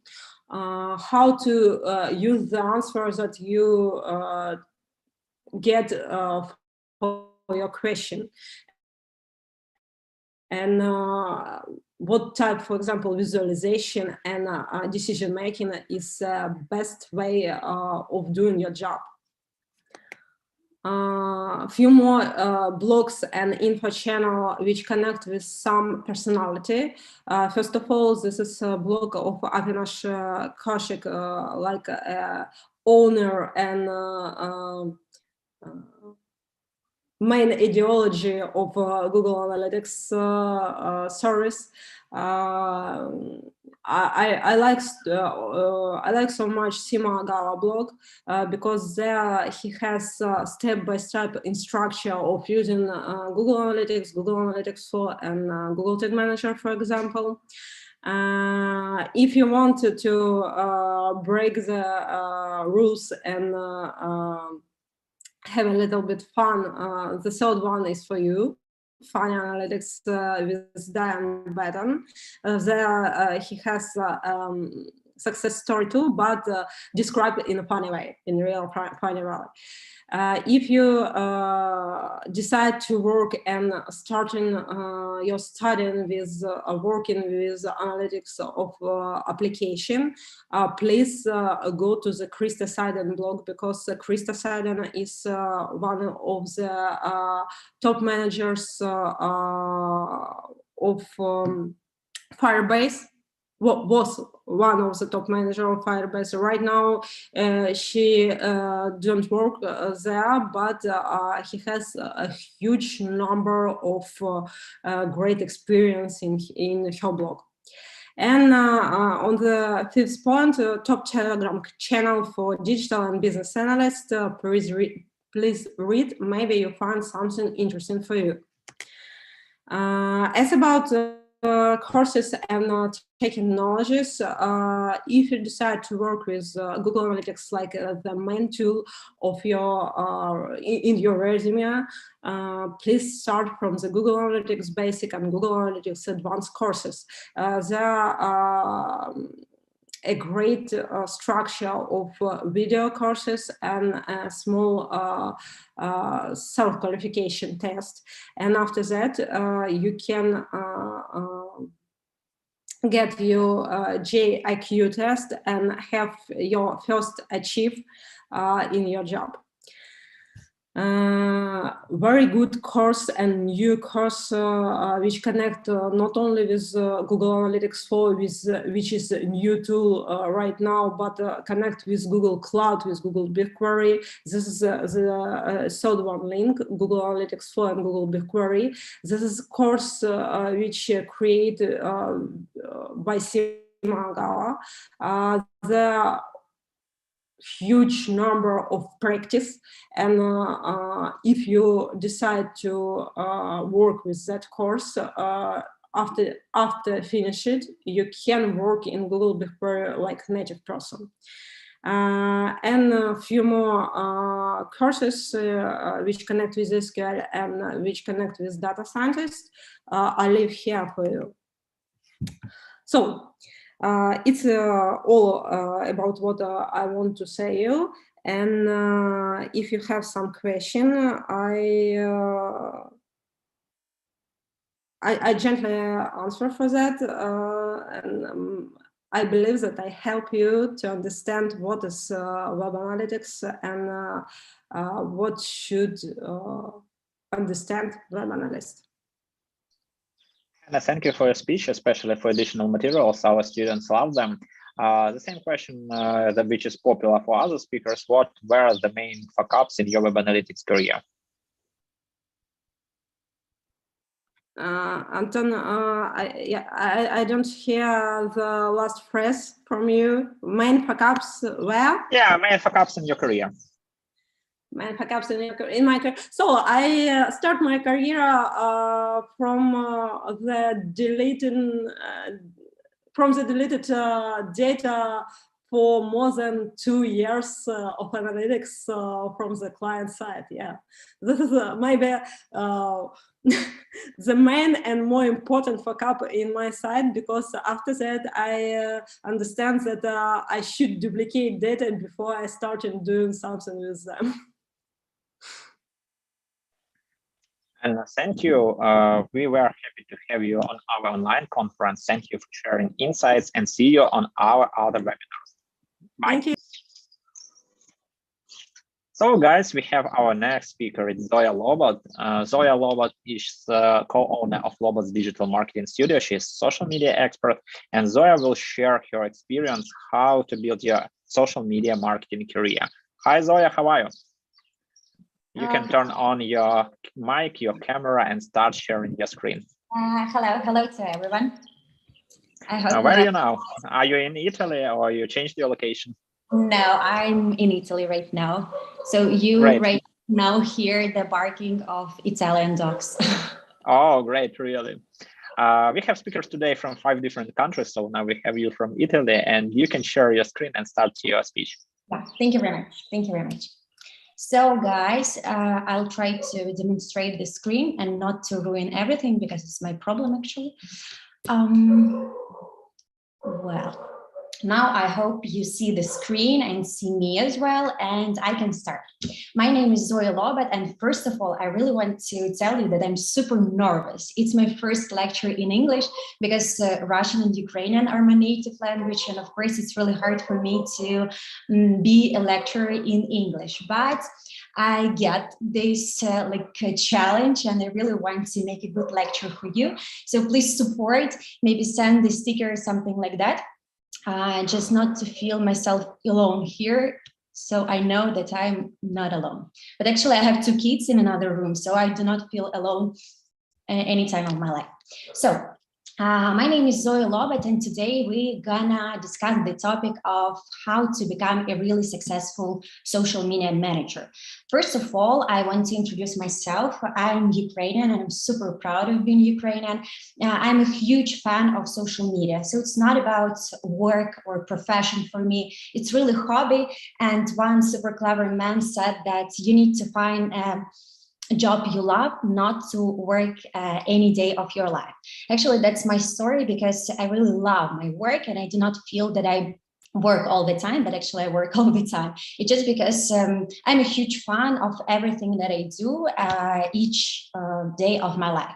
But of course, I didn't find my work and my profession like firstly, when I graduated from the university, I have a robot and I started to work as a cosmetic consultant, then an accountant assistant, then the dialogue manager, PR manager, and so on. So actually, you keep like deciding and searching yourself all your life. So maybe now, if you are deciding which road to take, maybe this is the opportunity to try for you the social media marketing, because I'm a huge fan and I really want to inspire you as well to at least try social media marketing, because it's super inspiring profession. Since 2016, I'm a co-owner of digital agency Lobot.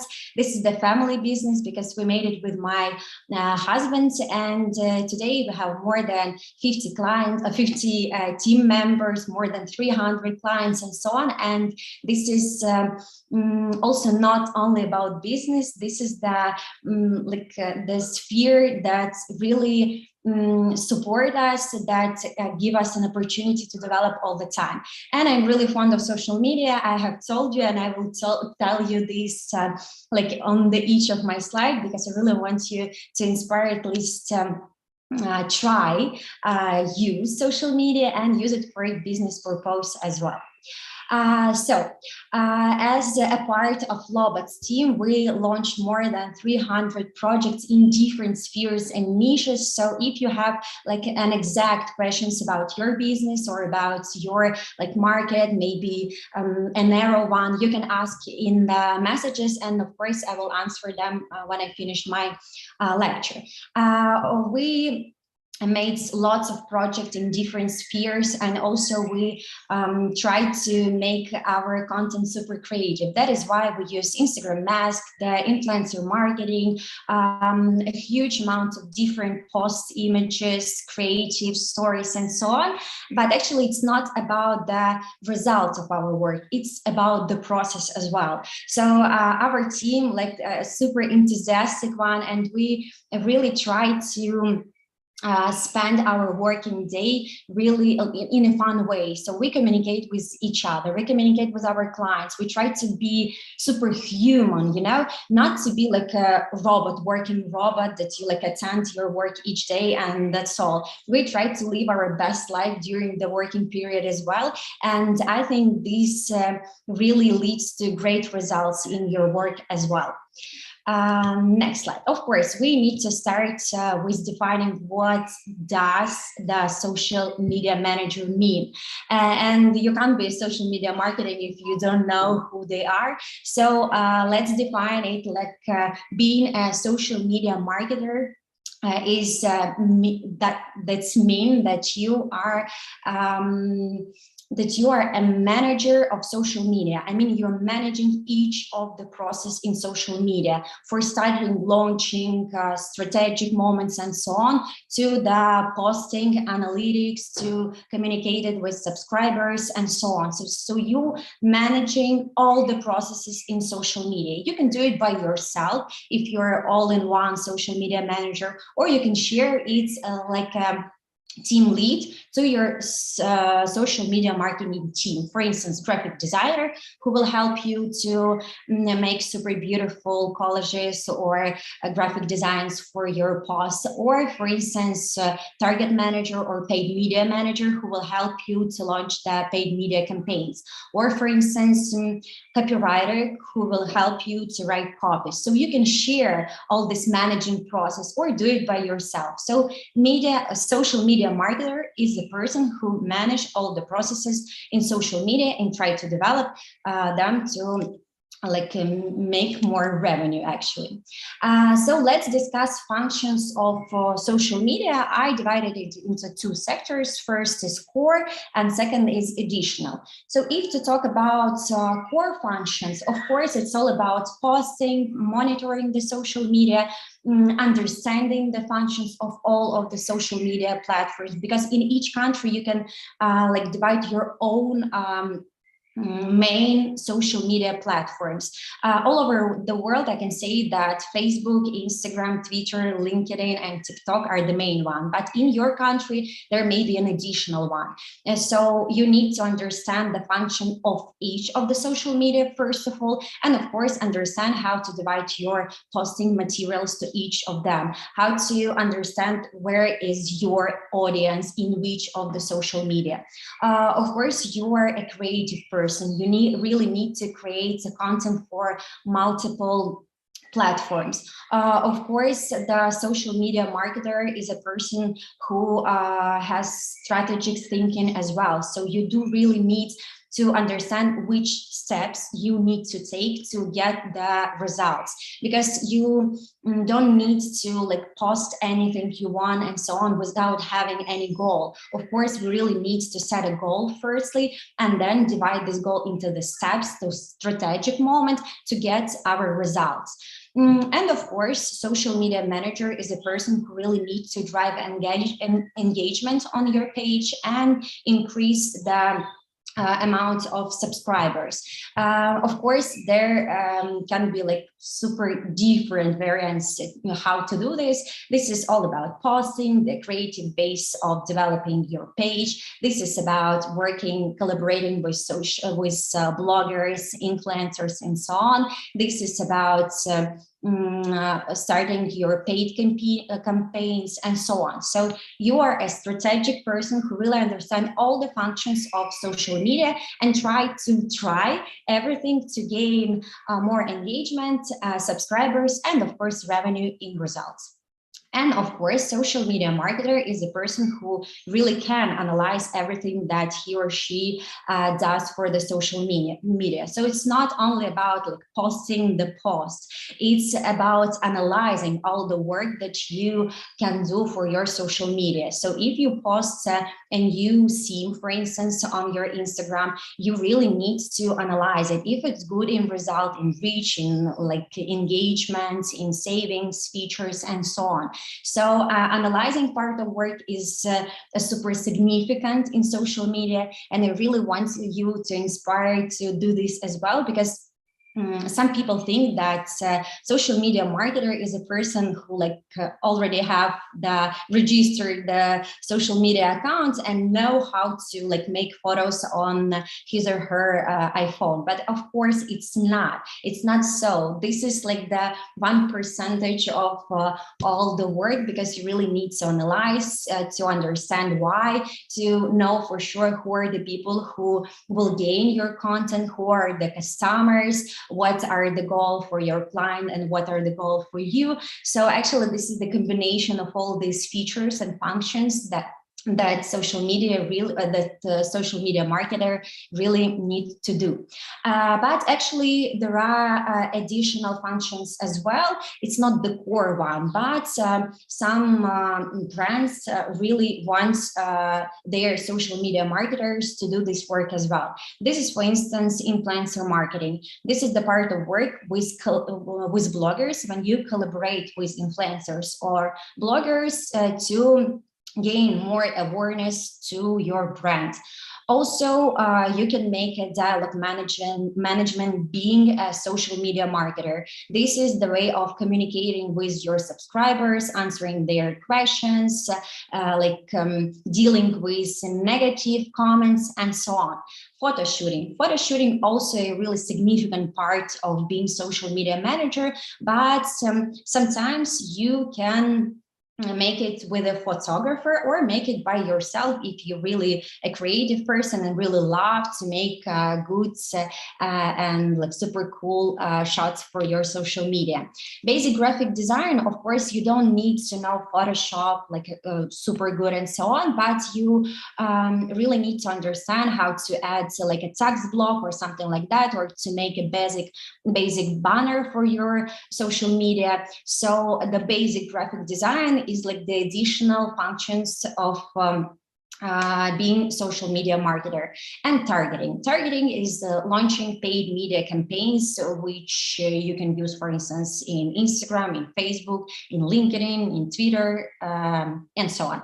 So, of course, you can share this function as well, because there is a position of paid media manager, paid media specialist, or targeting manager. But I really want you to know that a good, a great, and a successful social media manager really needs to know how does the ad manager, for instance, work, because this is the significant part of the social media management. And if even you will share this work with your colleague, you really need to understand how does it work and what which results you can expect for. So if to talk about like my suggestions, I really suggest you to start your career in social media marketing with being all-in-one social media manager. Why? Firstly, because all the brands really need such a person in their team. Believe me, it's so, even if you work like with small business or huge, large business and so on, everyone needs in their team all-in-one social media manager, a person who understands each of the aspects of developing social media and so on. But when you will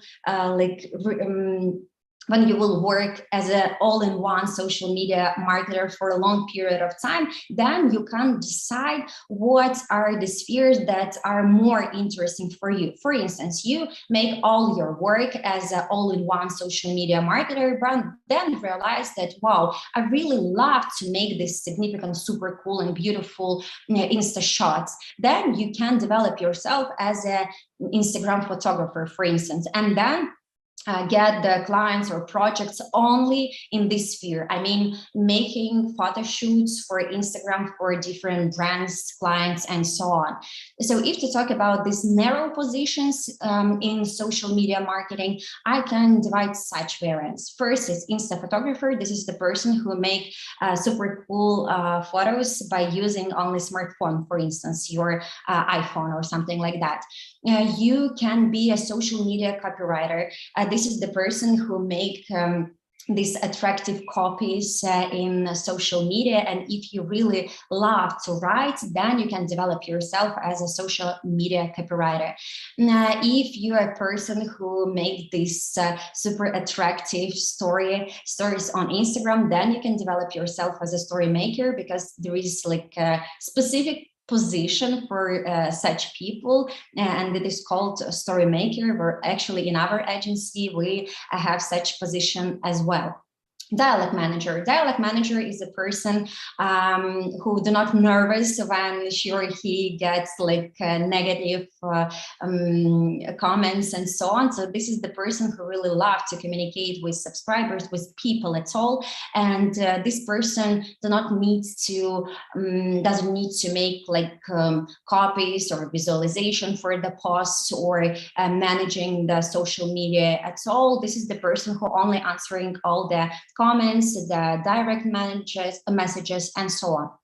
Influencer manager. This is the person who deals with influencers and bloggers. And actually, this is my favorite part of the work because here you can be a communicator, the person who communicates from the like face of the brand, but also you're a creative person here because you really need to invite some to make something super special with bloggers or influencers.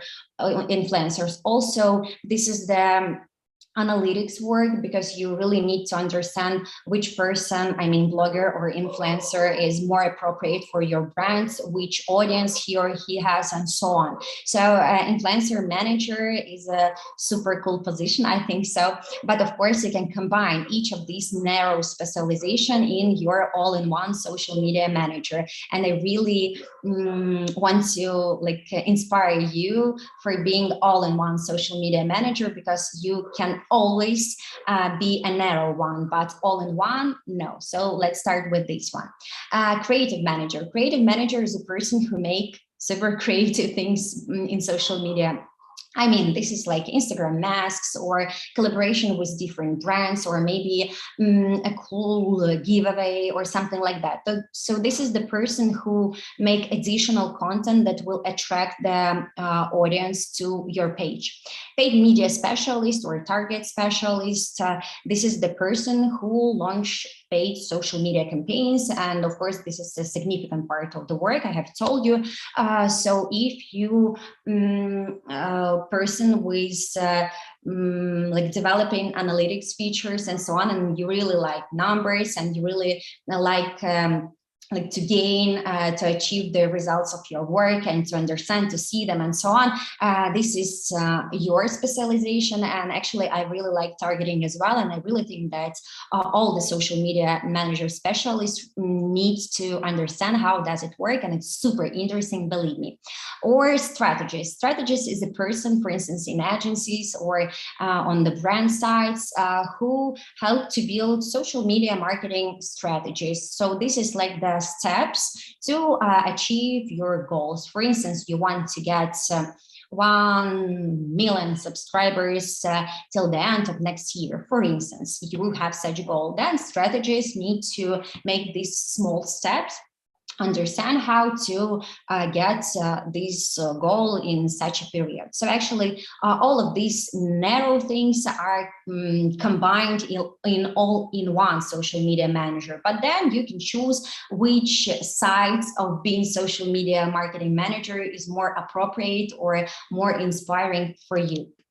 So if to talk about like core, I don't know, features of being social media marketer, I can say that you really need to be communicative person. Well, actually, I think this is appropriate for each of the like professions, but in social media marketing for sure, because this is the way you represent yourself, represent your brands, and this is the way you make these all like connections, gain your first clients, collaborate with your already having clients, and so on. You also really need to write great, I mean, interesting and so on, because even if you want like have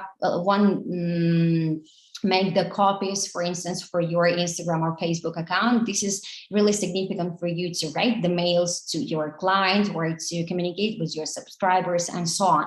Creativity, for sure, because social media marketing is all about creative. You really need to combine the creative and analytic work to get super cool results. So this is not only about like make a super selling copy and then like make a huge logo of your brand on the visual. No, of course not. This is the creative way of representing your brand in social media. Of course, this is all about dealing with deadlines, like make all your work super quickly, because sometimes you really need to make a situative post. For instance, something happens and you want to share it through social media. Social media is quick organism, so you really need to do this at the same time, and that is why a good feature of a successful social media manager will be a great dealing with deadlines. What else? Trend watching. Well, actually, trend watching, I think, are like is the main feature. Why? Because social media are super like developing, and it develops all the time. Because, for instance, I make lectures like for more than 5 years, and what I teach like 2 years ago is not really appropriate for the social media like working nowadays, because it changed super rapidly, and of course you really need to adapt to these changes. You really need to understand what's happened not only in social media. Of course, in social media you really need to search for trends to understand who are the influencers of your brands, or who are the representative of your audience, or for instance, to understand which music works in TikTok better right now, and so on. But you also really need to know everything in like your daily life. I mean, what are the main TV shows in your country, for instance, or who are the best singer in your city, or what are the the economic or government things in your country and so on. So you are like person who develop yourself up to date, so you know everything. That will really helps you to get to make this super appropriate and super working content in your social media. So please develop yourself as a super trendy person, up to date person, and it will help you to work and to develop yourself as a successful social media marketer. And of course, I think really significant feature of being cool social media marketer specialist is desire to develop yourself all the time. Actually, because there is no possibility to like teach social media marketer in one day or even in 1 year and so on, because social media develops all the time, and that is why you will need to develop yourself with them as well. So I really hope that you understand that you can't achieve all the knowledge in one time. This is a huge base, which is super needed to be a cool social media marketer. But then you will really need to develop yourself all the time. And I think this is a great thing of being social media marketer, because you do not do the same work each day, and you develop yourself all the time. Sorry, this is the Dunning-Kruger effect. I really want to tell about it as well, because when you know nothing, your coolness like super high, and you think, wow, like I have my own Instagram account and I can deal with that and I can post everything and I can get clients and so on. But then you will learn something about social media, and then you think, wow, metrics, report, what are the subscribers, how to gain them, and so on, and your coolness like decreasing, and then you see, wow, social media not for me, it's too hard, it's so analytic, it's needed to be super creative and so on. But in this stage, I really want you to inspire, because this is the most important stage in your career as a social media marketer, because then you need to understand that, wow, the only thing that you really need to do is learn and develop yourself all the time, because we really have the developing social media all the time. And then you will become a super cool expert that will understand that social media is not so simple, but super attractive and super interesting for you.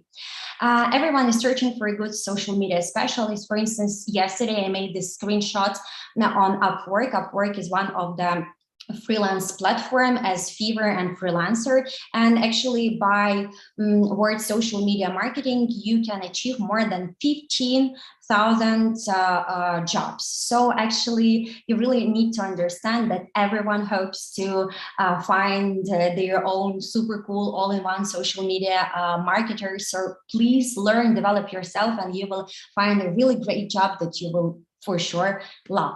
Of course, you will need to get your first portfolio or cases to represent yourself, or to get your first client or first work. Of course, it's really hard if you have no portfolio or have no cases. So recommendation from my side is create a case from your own page. For instance, make a screenshot before and then change everything. I mean, make super cool photo shoot, or change your copyrights, or change the highlights on your page, and make the after screenshot. Then place before and after. This is your first super small but case. So let's start with this one. You can also make such things with your friends' accounts, with your friends' businesses. Of course, it's for free, but this is your first super important cases in portfolio. Also, you can make like a small presentation for your future client, for instance, not just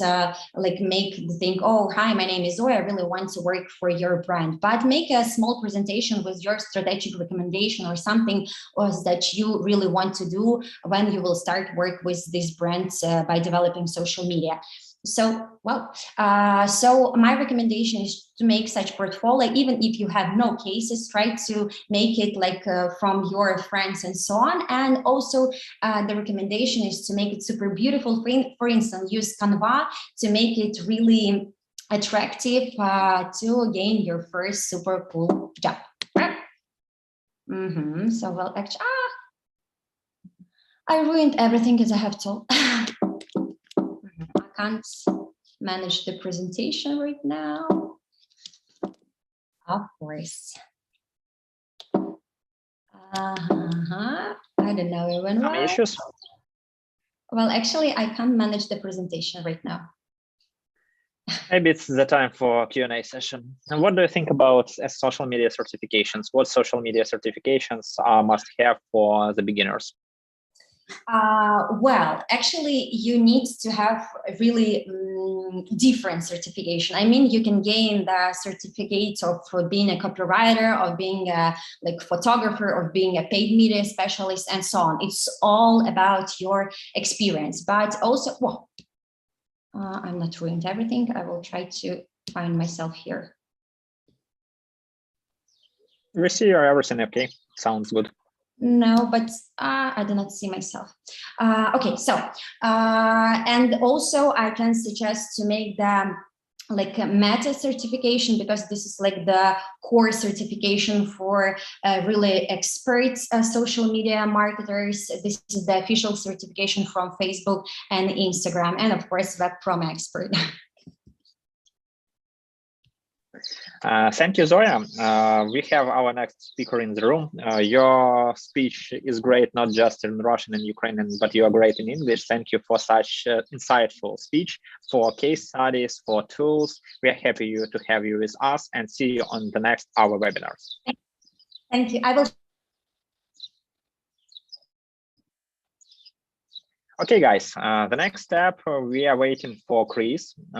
Chris is the senior analyst at Similarweb, and Chris will share with us some really insightful information about how you can use competitive intelligence if you want to be a really cool digital marketer. Hi, Chris, how are you? Hi, Anton. I'm very well, thank you. Thank you for having me. How are you? I'm fine, thanks. You're in London right now, yep?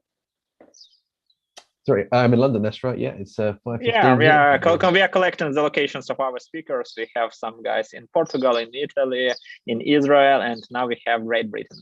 So, Chris, you can share your presentation and can start your speech. Perfect, that's great. Can you guys see my screen right now? Yeah, sure. You're ready. Perfect, great. Well, again, thanks, Anton, for having me, and for allowing me to speak at this great event. So hi everyone on the line today. It's great to connect with you all today. My name is Chris, and today I'm going to give you an analysis into Similarweb, an overview into our software to show you how you can benchmark your online performance and really gain context into the digital world and find new tactical opportunities to grow. A little bit about myself first. I'm Chris, Senior Client Success Analyst at Similarweb. I've been at the company for about 3 years. It is my job basically to ensure that our customers are getting maximum value from the tool at all times. So I provide a lot of onboarding and training and to make sure that their usage of the tool is as valuable as possible and that they're gaining insights throughout their entire life cycle on the subscription. So to give you a bit of an overview into Similarweb, well, firstly, with Google Analytics, if you are using Google Analytics as part of your websites, it looks very much like this. You know, you're traveling down the road, you understand how much traffic you're getting to your website, where that traffic is coming from, but it's in a vacuum without really understanding and contextualizing your performance and seeing how your peers and your competitors are performing around you. That information that you're getting from Google Analytics is fairly meaningless. It's really hard to understand whether those numbers are good or bad, because in reality, this is what the digital web really looks like. There are many competitors around you that are also performing at their own level. They're getting their own traffic, and this is really where you can begin to understand what your performance is truly like. And that's where Similarweb comes in. Similarweb essentially is like having Google Analytics for every single website in the entire world. Its core job is to allow you to contextualize your performance to see if the traffic that you're getting is good or bad versus your competitors and versus your industry. So really the bottom line is contextualizing your performance, understand where the opportunities are to grow, and then revealing what your competitor strategy looks like as well, so that you can win in the digital world. That is Similarweb in a nutshell, but it's difficult to describe it without showing it to you. So that's what we'll take a look at next. I'm going to dive right into the platform now to show you how Similarweb works in practice. So without further ado, here we are. Welcome to Similarweb. Now, the example report that I'm sharing with you today, let's say, for example, that we're ASOS. And as ASOS, we want to understand what's our position in the digital web, in the fashion space. Which other competitors should we keep on our radar? Are we a market leader or not? So this report that we're looking at here is focusing specifically on the fashion industry in the UK. We're looking at the last 12 months here specifically, looking at desktop and mobile traffic all combined. So this is everything in one holistic view. And as soon as we look at this report, we can see here that ASOS, represented by this green color, rank third. They are the third biggest fashion website in the UK. And they're trailing behind currently Next.co.uk and marksandSpencer.com. So those are the other two market leaders that they should keep on their radar. And as this chart evolves over time, you can see how ASOS's market share has evolved. And you can see as we move from 2021 into 2022, their market share kind of straddles between that 4 to 5% mark here. So at times they're occasionally gaining market share, occasionally losing it, but generally speaking, this industry is quite consolidated, quite a stable set. It's difficult to make gains in this very, very busy and very, very competitive space. As we scroll down here, we can then see all other fashion players in the fashion industry, what their market share is, and the month-on-month traffic change here too. So this is an indicator to see what the traffic change was like month on month. So in this case, this is April into May. So we can see here with the likes of ASOS, they grew by 7%. But if you compare that to some of their other top 10 competitors here, they're not growing as fast as some of their other competitors like Matalan at 15%, H&M at 17.9%. So this is a way, as mentioned, to contextualize your performance. Sure, your Google Analytics is telling you that you're growing month on month, but are you growing at the same pace as your industry and as your competitors? That is the answer that SimilarWeb can provide here. And as we can see here, ASOS, there's room for improvement. Perhaps they're not growing as fast as some of their other competitors. And then we can dive into that to see what they can potentially do different to further enhance their performance so that they can grow as fast, if not faster, than the industry itself and win online. Another report that we can look at in market analysis is search trends. This is a fantastic report as it allows you to see what keywords are driving the most traffic to your chosen industry. So in this case, we can take a look at this for fashion and apparel. I can also look at just the last 28 days as well. One of the great things about SimilarWeb is seeing up-to-date current topical trends. If I select the last 28 days, it will show me data right up until the 19th of June, so just a couple of days ago. So a great opportunity for you to tap into insights of what's happening in the market right now. So these are the keywords that audiences are searching for the most in the fashion industry. So we can see here the likes of wedding guest dresses, summer dresses, men's suits, graduation dresses, all very topical current products as we're heading into graduation and prom season and wedding season. These are very much the keywords and therefore the products that are at the top of mind for consumers, and therefore the keywords that ASOS should definitely really double down on as part of their search strategy, as well as implementing into their product strategy as well. It's a great opportunity to find other trending terms here like prom dresses and number 16 as well, linen trousers. Quite a specific product here, but it's one of the top traffic driving keywords throughout the entire fashion industry. So another keyword to keep in mind here, which we can dive into further still. Once we've established this, we can then take a closer look at ASOS and their closest competitors to really get under the hood of their competitors' strategy to see what they can actually do differently to improve their performance. So I'm going to move into competitive research here, website analysis, and we're going to look at the likes here of ASOS versus Next, Marks and Spencer, and H&M.com. If you remember, they were some of the closest, best performing competitors during that time. I'm going to move into traffic and engagement here so we can look at the difference between quality and quantity of traffic. Perhaps we'll trend this out over the last 3 months. And I want to draw your attention to this engagement table here. This summarizes the overall performance of these websites from both quality and quantity of traffic.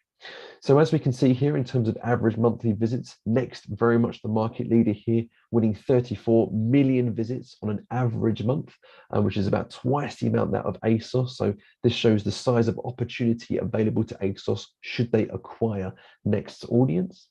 But in addition to that, we can look at the quality of audience here too. And this begins to tell a bit of a different story. For example, we can see in terms of visit duration that audiences are spending the longest on ASOS versus Next, Marks and Spencer's, and H&M. Generally speaking, the longer the visit duration, the higher the engagement, the higher chance and possibility of conversion. So this is generally a good sign. However, on the other hand, if audiences are spending too long on site, that could mean that it's taking too long for audiences to find the products that they're looking for. So if ever there was a big obvious imbalance in visit duration between your website and key competitors, sometimes it's not always a good thing. Another key metric to measure here is bounce rate. Bounce rate is the percentage of your visitors that will just visit one page of your website before exiting again. So in the world of e-commerce, you would want your bounce rate for your website to be at 0%. That way you're retaining 100% of your audience and they have a much higher chance of conversion here. So in this case, we can see ASOS win the best with the lowest bounce rate of 34%. So they are retaining 5% more of their audience compared to Next. So the quality of audience is just as, if not more important than the volume of traffic being acquired as well. It's important that websites here, when they're acquiring traffic, they're able to retain it and hopefully ultimately convert it. Once we've established this level of performance, we can then move into marketing channels. And this report is one of the most powerful reports that Similarweb has to offer, as it shows you where the traffic is coming from per traffic source, per competitor. So at the moment here, we're looking at the number of visits being acquired per source for each website here, which is why we can see quite a lot of orange, as that's from Next, and we know that they're the market leader. So what I will do here is I will move over to the percentage icon, as what this will do is it will normalize the data.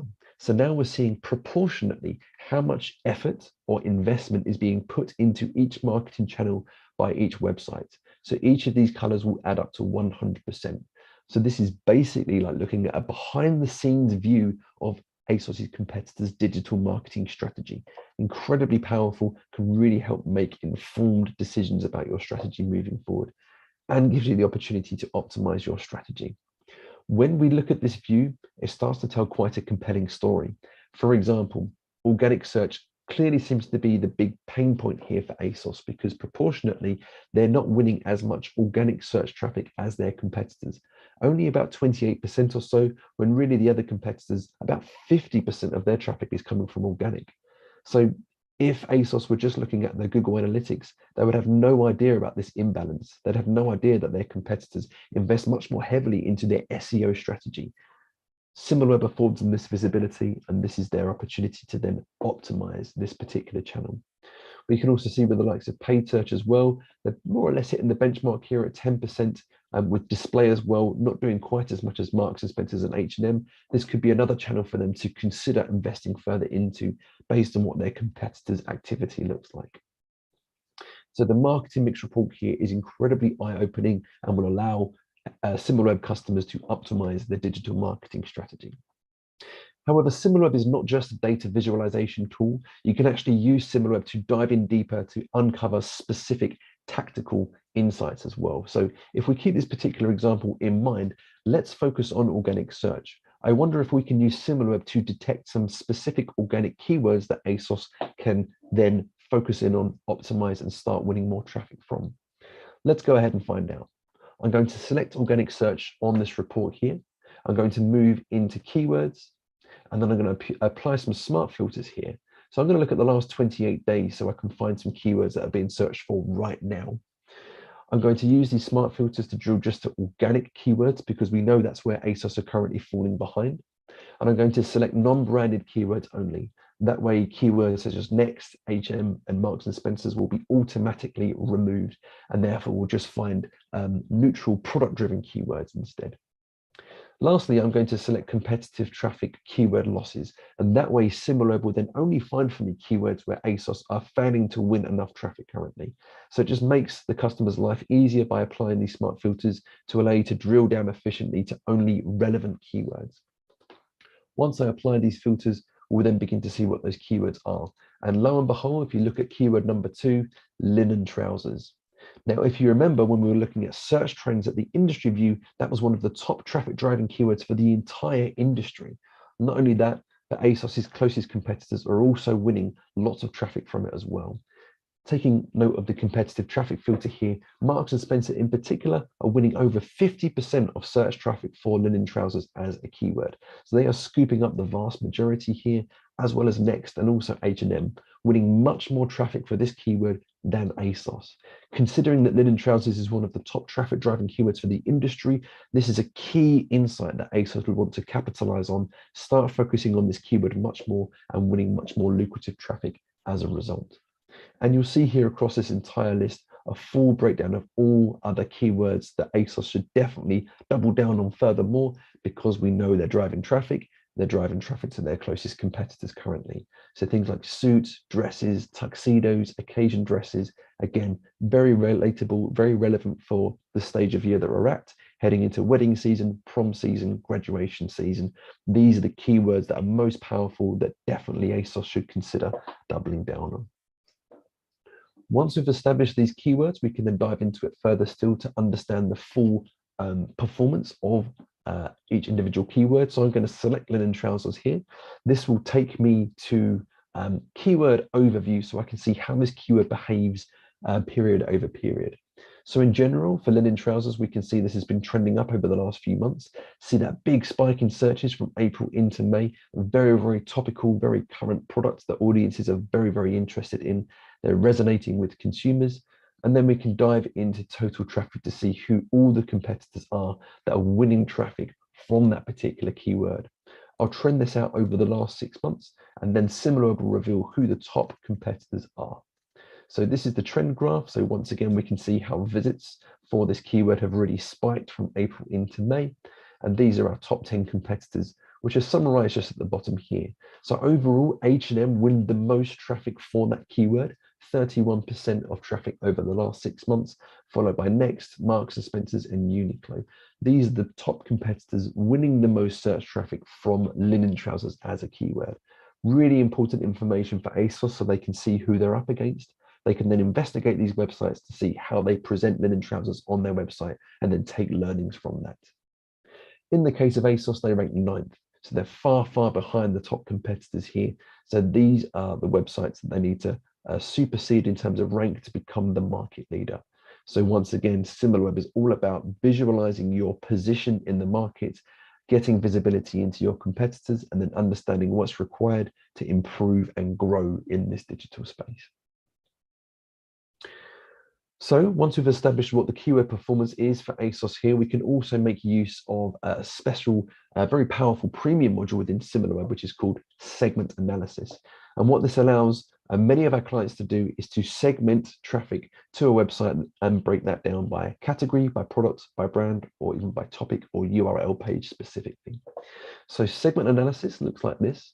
And I've just pre-prepared what this analysis can do. We're looking specifically here at linen trousers again as a product category on the 4 main market leaders here. So Marks and Spencer's, ASOS, H&M, and Next.co.uk. So this analysis is looking specifically at linen trousers product pages on each of these 4 sites. And we can see here that ASOS are currently ranked number 2 overall. So it's taken into account the total traffic to these pages, not just search, but also things from display advertisements, email, referrals, etc. So it's an all-inclusive look. And in this case, we can see ASOS ranks 2nd. But the reason why M&S are the market leader is because they really invested very hard into this category from the start of Q2. As you look at this big increase in traffic from March into April into May, look at the size of the margin in difference of performance between Marks and Spencer's and ASOS by the end of May. Marks and Spencer's nearly acquiring 3 times the amount of traffic for this trending product than ASOS. So segment analysis here really allows you to go much more granular into the data and do that more like for like, apples to apples comparison from specific categories one to another. We can also look at the engagement metrics here at a segment view as well.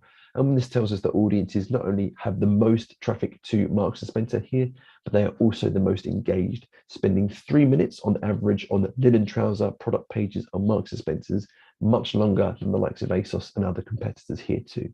So Marks and Spencer's overall are the best performer for this particular category, which SimilarWeb can reveal to you. We can even dive into marketing channels here to see where the traffic came from in terms of traffic source. So this is very similar to marketing channels that we looked at from before, but at a segment view. Once we do that, just to draw your attention to the table underneath here, this reveals why Marks and Spencer's are the market leader. And it's because they've leveraged more channels here, not just organic search where they are the leader, but they've also invested the most into paid search, winning nearly 15,000 paid search visits over the last 6 months. And they've invested into display ads as well, winning 5,500 display ad visits. So Marks and Spencer's have taken an omni-channel marketing approach to acquire that traffic. These are the learnings that ASOS can take away, and they can then consider to maybe run their own display ad campaign, because we know this was effective for Marks and Spencer's. So it's about revealing your competitors' marketing strategy, understanding what were their secrets to their success, which can then be applied to their own strategy to win in the digital space. This is the core power of SimilarWeb. The final thing I want to show you today is another core premium module within SimilarWeb, which is conversion analysis, which allows you to measure the overall efficiency of websites. Conversion analysis looks like this, and this report is showing you the conversion rates of each of these 4 websites over the last 6 months. So in the case of ASOS here, you can see they meet roughly in the middle. They have a conversion rate of 5.8%. ASOS will be aware of this themselves, of course, but what they will not know is that Marks and Spencer's have a 3-point advantage on their conversion, converting at 8.2 and 8.3% respectively. So there's room for improvement here for ASOS for sure in terms of overall efficiency. We can then trend this over a 12-month period of time as well to see how that conversion has evolved. In the case of ASOS, we can see their efficiency has steadily improved month on month, going from 4.7% in January to 7.4% in May. So they're in the right tracks, but still Marks and Spencer's and Next have the higher conversion. That's the real gold standard to meet. What we can also do here finally is look at the on-site search data for each of these websites to truly reveal what were the best, fastest growing product searches, what were the best converting products on site. When we look at Marks and Spencer's here, looking at on-site search, what I'll quickly do is look just at the month of May 2022, and I'm going to compare that directly to the month prior to April and then apply. This is looking at the most searched for items within that particular period of time. And lo and behold, hopefully you guys can see at the very top here, the 2 top searched for items, trousers and linen. Nearly 100,000 searches for each just in the month of May alone. And not only that, you can see that big spike in change of traffic from one month to another, 42,000 in the case of linen, extra searches from April into May. Truly solidifying this as a trending product. Clearly, this is something Marks and Spencer's have caught wind of, and they've capitalized on that. With SimilarWeb, ASOS can now do the same thing based on that competitor intelligence. They can pivot their own strategy to target the most lucrative products and optimize their marketing mix for success based on what worked best for their competitors. So hopefully this has given you a very good overview of how SimilarWeb can work in practice and how many of our customers leverage the tool today to benchmark their performance, gain tactical insights, and win in the digital space.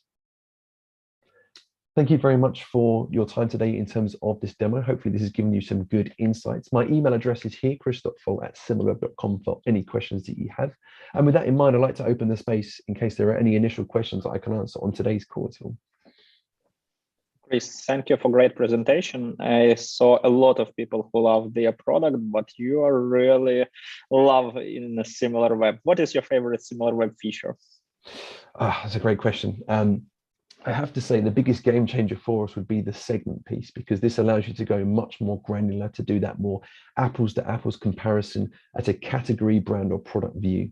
Segment analysis has been one of the most popular modules for all of our customers, and it's really allowed us to be more insightful and tell further stories more than ever before. So it's a tough question, but segment analysis has been the biggest game changer, I think, for myself and for us as a business.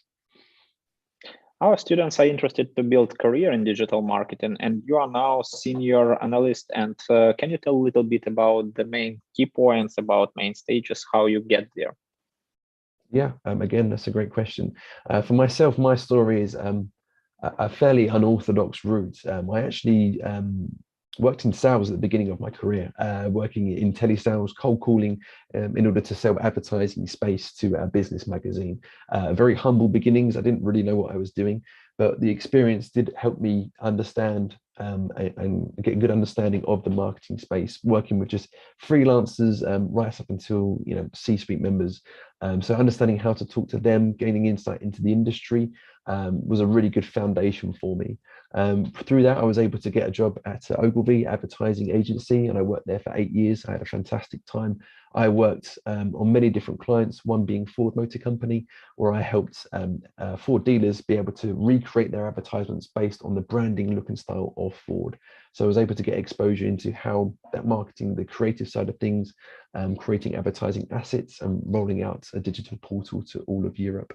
And then from there, I decided that rolling out that portal, providing the training and being insightful on that was a real key passion of mine. So I explored that and was lucky to find a career here at Similarweb, where I'm able to now do that every day and help our marketing and research clients win on the digital space. So that's my story. In terms of advice, I would say what you're doing today, joining webinars and hearing people's stories, getting good insight into that is a great way to start.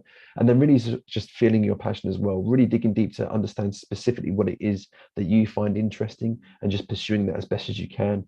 Finding experts, specialists, thought leaders on LinkedIn and just uncovering opportunities there. So hopefully that's given you some insight into my story, and hopefully that can help everyone on today to follow that same career path too. Chris, thank you. We have some prepared questions from our students before webinar. They wanted to ask about Similarweb. It was a question from Sophia. Sophia asked that the data in Google Analytics and in Similarweb for your project is different like twice, 3 times. How you can explain it? Can you tell a little bit more and again about how Similarweb get the data, about this accuracy? It's maybe the most common question I have from our students. Can you help me with this frequently asked question? Yeah, absolutely. That's a great question and certainly a key one that we get many times. And firstly, it's very, very common for you to see differences in what you see on Google Analytics versus what you see on Similarweb. And the big reason for that is a fundamental difference in data methodology. Because we are not Google Analytics, we do not use cookies. So the way that we collect and see our data is vastly different to how Google Analytics works. What I'll do, if I may, I'm just going to share my screen one more time. I'm going to share an infographic to give you a bit of a visual into how we work in practice.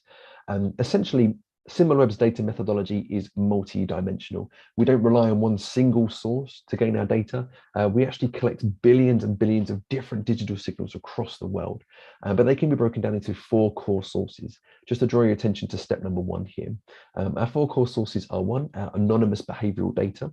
This is our contributory network that collects anonymous behavioral data at a device level. So this is real life user data that we collect. In addition to that, we also leverage dozens and dozens of different partnerships to help supplement that information.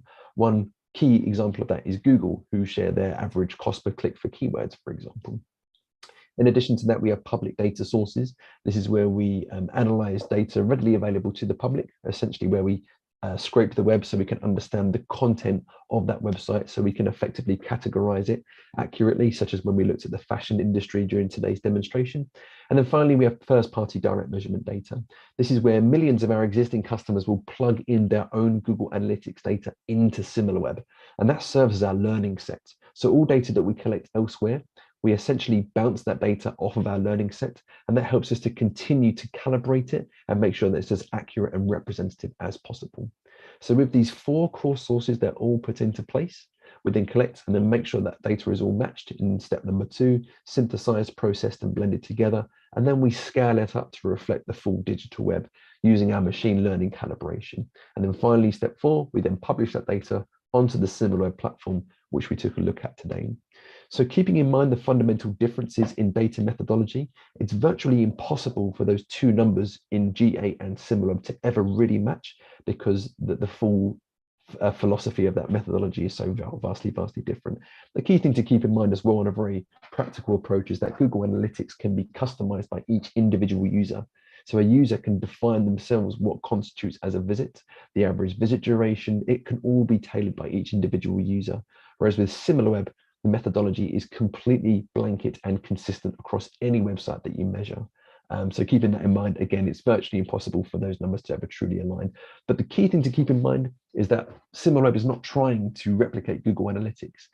When you access Similarweb, you're already entering in the Similarweb universe Every website is tracked consistently, so it's the trends that you want to keep note of. If you see that your website has grown, that will generally be reflected on Google Analytics, but similar will allow you to see if you've been able to outpace your competitors, and you can look at everything consistently.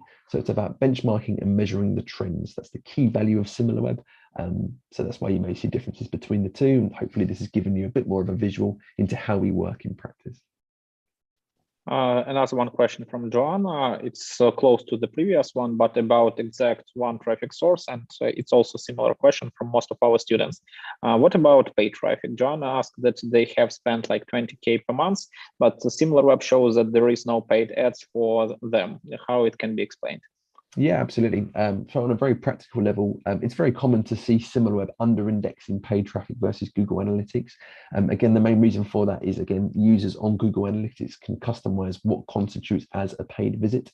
So you can really customize that. So really, that's a source of truth when using Google Analytics. With SimilarWeb, of course, it's an estimation tool effectively, and we would only constitute a visit as a paid visit if in the source code of that visit, we can detect a very specific component that identifies it as a paid visit. Often when customizing paid visits on GA, that component can often be left out. So by default, SimilarWeb will then categorize it as organic search instead. So generally speaking, if you compare the two, you'll see probably SimilarWeb slightly over indexes in organic search and under indexes in paid search because of that very reason. But you can take reassurance that every website is tracked consistently. So you're going to see that consistent bias across every website as well. And therefore you can still benchmark the differences in marketing strategy accurately. Chris, I want to say thank you for your great presentation, for your questions. The last two questions, they're really common. Our students ask them on a regular basis. So thank you for clarifying. It was a really great presentation. Have a great day and see you on our next events. You're very welcome, Anton. Thank you so much for the opportunity to speak. It's been a real pleasure, and I hope we get to do it again soon. Take care, and thank you again. Have a great evening. Bye-bye. So guys, I'm ready to present our next speaker. SendPulse is our great partner, and we are working with SendPulse maybe for 7 or 8 years. Alina can help me to remember the exact date, but with SendPulse, we've already created 2 courses on Udemy.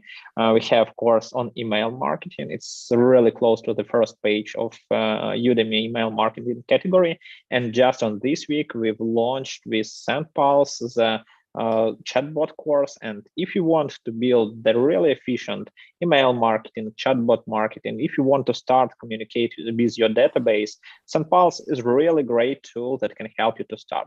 And today we have Alina Dekuha. Alina, hello, how are you? Hello, I'm fine. How are you today? I'm fine. I am trying to follow your movement. You were in Ukraine, then in Poland, then in France. Where are you now? I am in Ukraine, in Kyiv right now. Okay, great. You can share the presentation and you can start and to share how to be a really efficient email marketer. Thank you. I will try to explain how it works. Can you see my screen now? Yeah, sure. Everything is okay. You may start. Okay, thank you. First of all, I would like to speak about how to be a successful email marketing specialist. And I would like to talk that I really appreciate today to have a speech. And I think that today you will join about every speech. And I would like to try and explain about email marketing and why I love this topic, why I started with this topic, and why I am working with this topic now. Okay, a few words about me.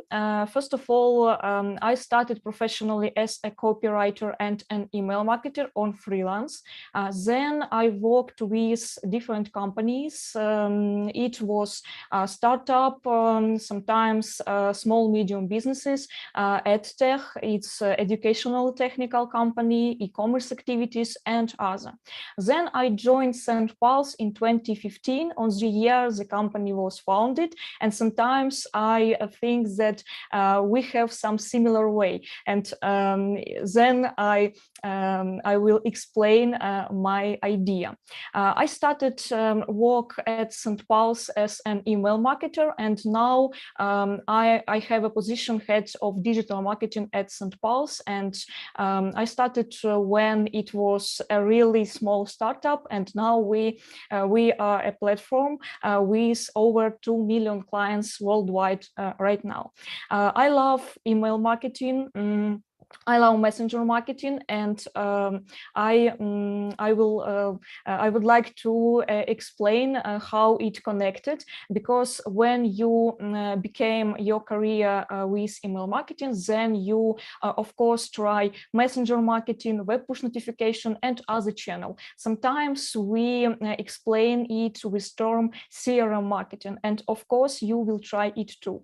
And St. Paul's work not only with email marketing now. We are working with email, with SMS channel, with web push notification, and right now we build an online course platform, landing pages platform, and other platform where you can build a really great system with different channels and then have great results, of course.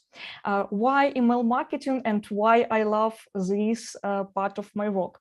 First of all, it's a professional mix of technical and creative tasks. Of course, you don't get bored, because usually every day you have some technical tasks and then creative tasks, and then again technical tasks and then creative tasks. I mean about, first of all, when you create, for example, email template, it's more about technical task. But when you create some animation, when you write some text and creative text for your future mail, it's more about creative task.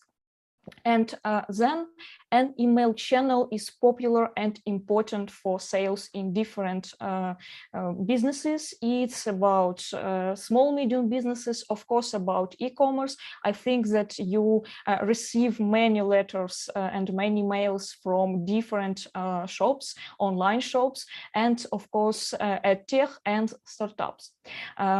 Why email marketing? It can be a free channel for every business to start.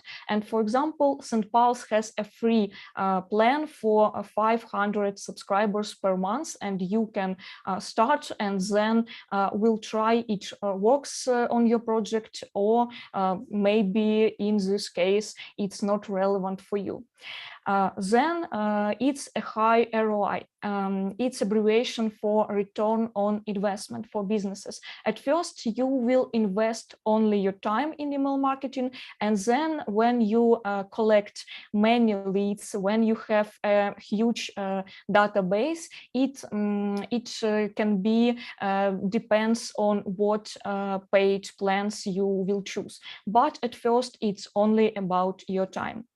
Then almost everyone has their own personal or corporate email and uses this channel. For example, you can receive letters with airplane tickets, receive mails with transactions, with bills after purchases, and so on. And we use email channel not about for businesses only. We use it for own personal goals, and you can see it in different businesses. Email channel is popular not only in B2B, it's business to businesses. When we, for example, send mails for different partners, for different businesses, but it works for business to consumer. For example, when you receive letters from different shops, from your gym center, and other companies.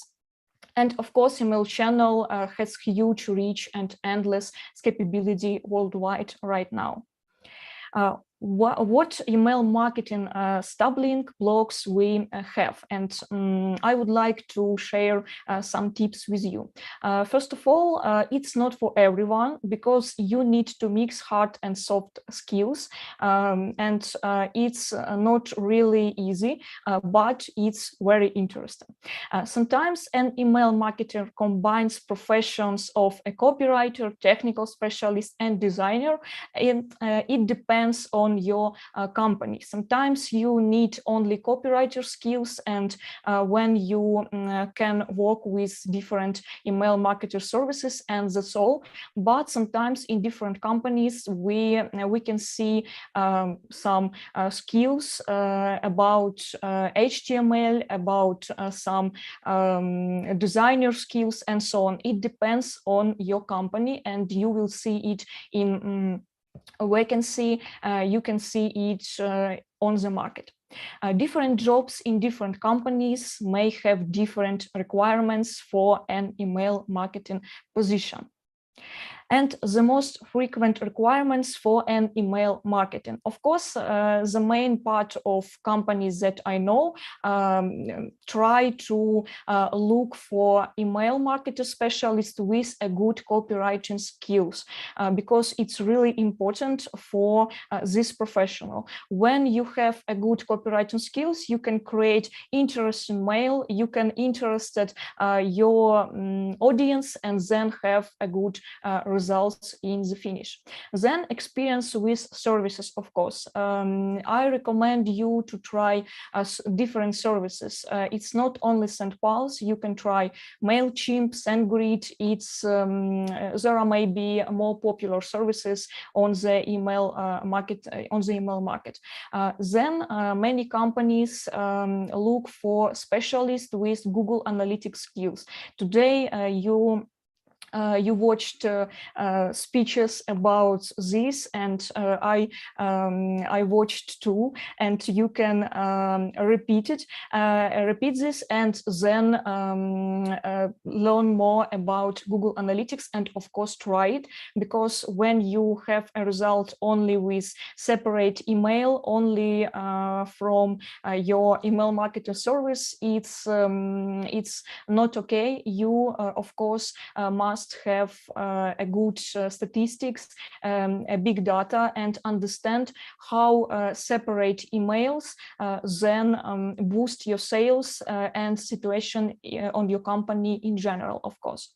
And then sometimes I see vacancy with requirements when companies need email marketer specialists with HTML skills and sometimes Photoshop skills. It depends on, of course, project, and sometimes I see that Photoshop skills need when people looks for email specialist in e-commerce business.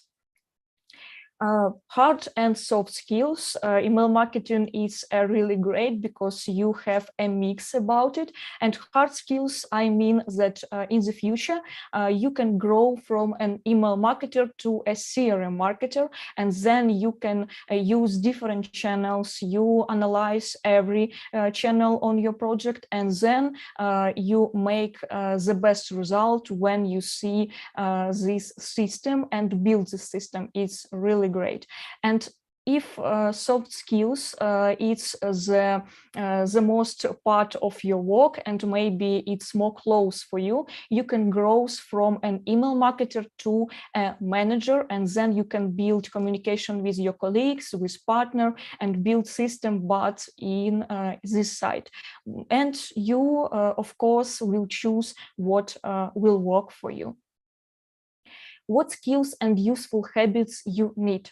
First of all, you must be observant, practice more and you will have it.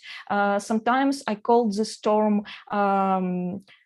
watchfulness. A perfect way to be a successful email marketing specialist is to understand trends and use them in your work. It can be an interesting template design or topic with some interesting slogan in demand, and etc. And I mean that you can analyze every mail that you receive, and you can choose some interesting idea that trigger you, and then it will help you with your work. I recommend you to subscribe to these resources. Of course, really good emails. I love this guy so much. You can see many templates in different businesses, and you can see many ideas, and then we'll adapt it, and then we'll use it on your project. For example, it's really good emails. I recommend you to subscribe and then analyze every mail, every digest that this guy will receive to you. St. Paul's Digest, we will try to make a good mail, an interesting mail, and we send our mail usually about 1 time a week. Then Product Hunt Digest, it's more about startups, but you can see many ideas, many interesting animation, many interesting slogans, and of course, I hope it will be useful for you.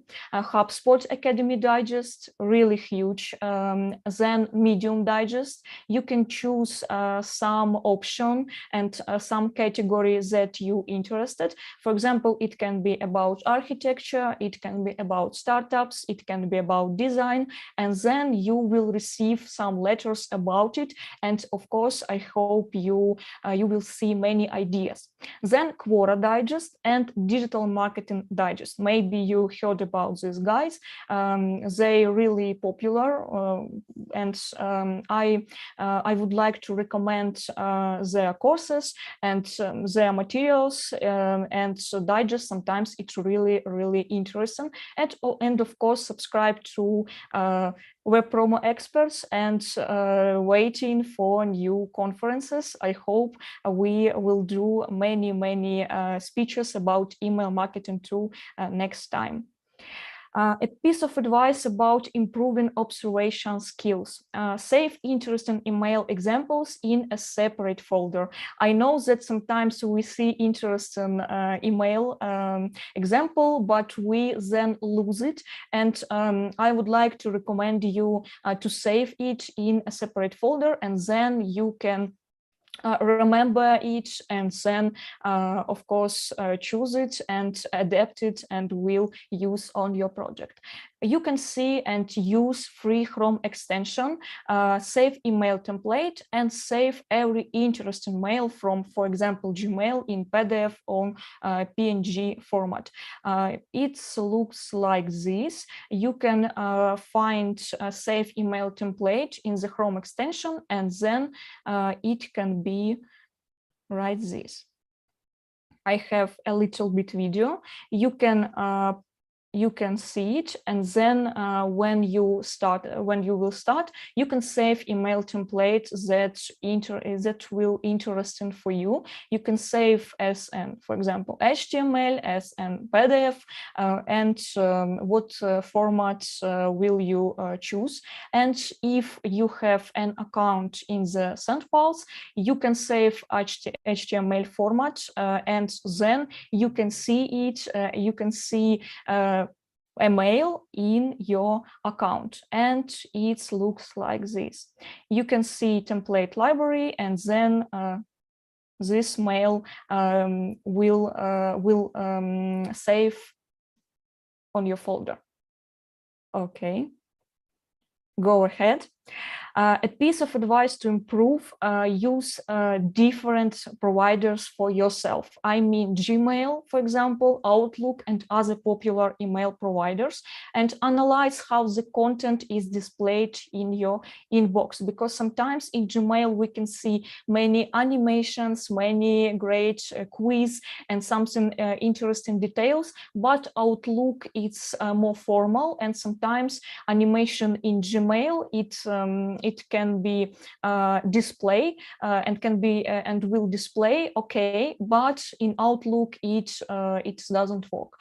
Then compare your inbox on your laptop and of course mobile devices, because sometimes when we have one mail, it can be different on the laptop and on the mobile devices. Analyze differences and of course adapt it, because when people need scrolled on the mobile devices, it will be a bad result for you, and of course adapt it and then will use on your project. Pay attention to open rate metric, but also work with the CTR metric. CTR, it's abbreviation for click to rate, and analyze other reasons that we have.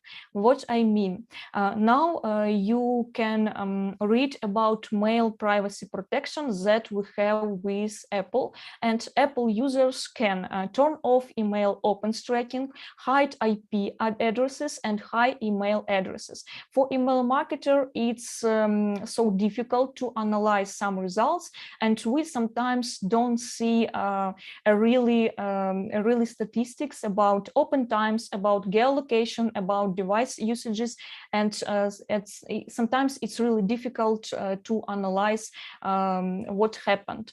How big is Apple? Apple accounts now about 60% of all email opens. It's statistics from Litmus, and followed by Gmail, it's near 26.5%. Then we can see that Outlook is the next most commonly used email solution with 4% of all opens. And of course, it depends not only for iOS 15, it depends on iPhones, it depends on iPads and other devices. And how to adapt and how we can work with this. Of course, segment the non-Apple users and use separate flows. You can collect and get location data from sign-up forms, from CRM and surveys, and other surveys that you will use with email marketing, of course. Then you can change autoresponders, not opened, not clicked, and of course use A/B tests and we'll do many experiments, because it's the most part of work in email marketing. Sometimes you can see that you sometimes can think about this. It's a really stupid hypothesis or someone else, but it's really working. Yeah, it's sometimes a surprise for me and these days too. And we have really interesting insights when we work with email marketing. Then, of course, analyze your folders, inbox, unsorted, and spam, especially in Gmail, to find out the stop word you see and what could have caused the mail to end up in this folder. I mean that maybe sometimes you see the trend and see some interesting details that mails with world, for example, free tool, buy right now, and so on. With this stop word, it receive in the spam folder. And yeah, in the future you will understand this and don't use it on your project. Then the more you analyze mails, the more often you will notice obvious and non-obvious reasons. It's really important in email marketing.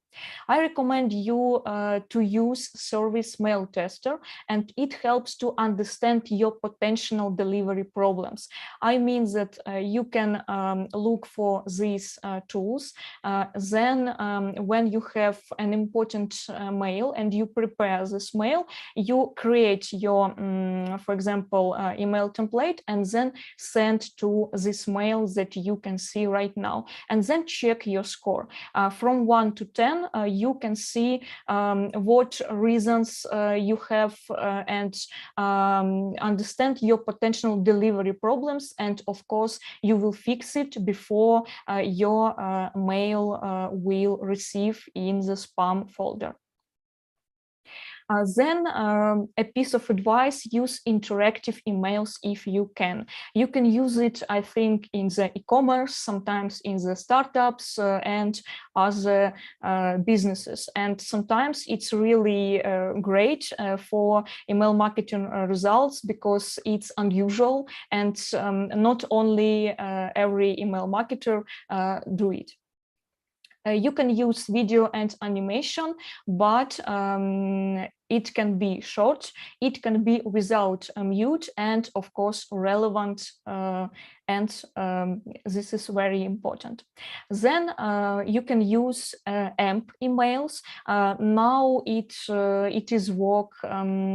works in Gmail first of all, and you can add product card, forms in email, sometimes quiz, and interesting elements with some activity. And for example, it will be more interesting for your customer. But first of all, not every email marketer, especially a junior email marketer, uses these AMP emails, because you must need some HTML skills or need help with your colleagues, and it's not so easy. But if you right now choose email marketing way, in the future, I hope you will remember this slide, and then you will read more about AMP and maybe send me a question, or send me email, or send me messages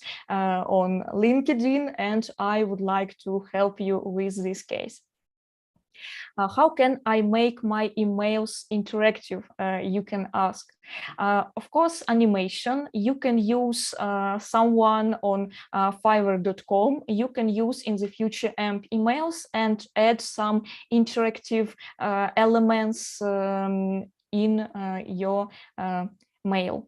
Then build a personalization in email marketing. It's really important because, for example, I have statistics, and you can see that about 38% of recipients in UK say that personalization was something that made an email very, very memorable. And you can understand it, and when you have statistics about what name of your clients you have, maybe, for example, what purchases your clients did, and so on, you can prepare more interactive, more interesting, and relevant email for this audience. And of course, you will have a great result with it. Then the most interesting question that sometimes I see: what time and day is the best to send an email? I have not answered to this question, and I think that maybe email marketer specialists don't have it too in different businesses, because it depends on your project and activity. For example, mail for audience with a small child can have great open rate metrics in the late evening when a small child sleeps, and mail for business audience can have a great open rate in the early morning when person will start work. And I would like to recommend you some materials for beginner email marketers. First of all, you can see many interesting articles on St. Paul's blog, on St. Paul's YouTube channel, and of course in our knowledge base. You can see every step: how set up email marketing, how set up your subscription form, and how to check your, for example, delivery rate, and so on. You can see many topics and then choose what you need. For example, you can read about fresh email marketing trends, a beginner guide to email localization, and other materials. And every day we add a new article and try to add about trends, try to add about new features, about what you will use on your project. SendPulse channel, you can see many videos about types of emails, about email, some different tips and interesting ideas that you can use on your project too.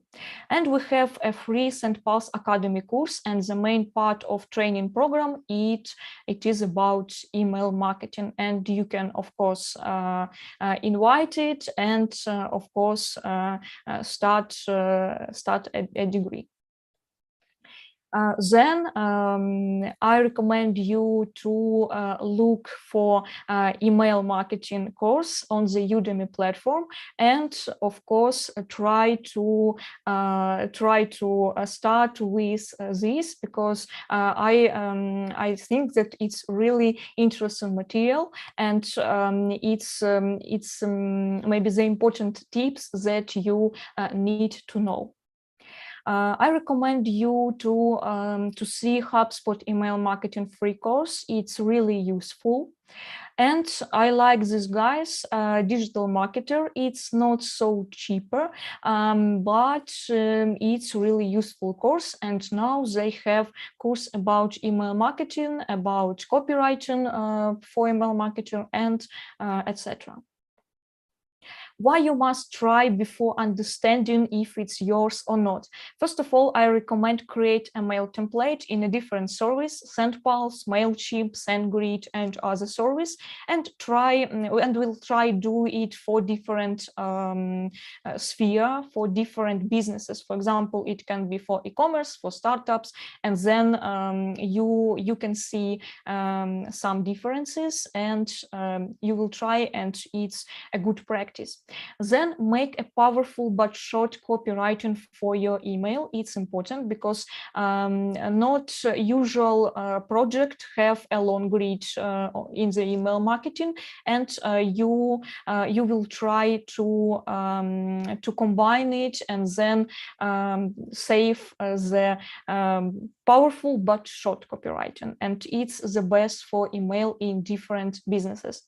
Then try to A/B test, and for example, you can test your hypothesis and a different topic for a topic of your email. It can be short topic and it can be long topic, a topic with some emojis and so on. And of course, analyze results and how it works in your case.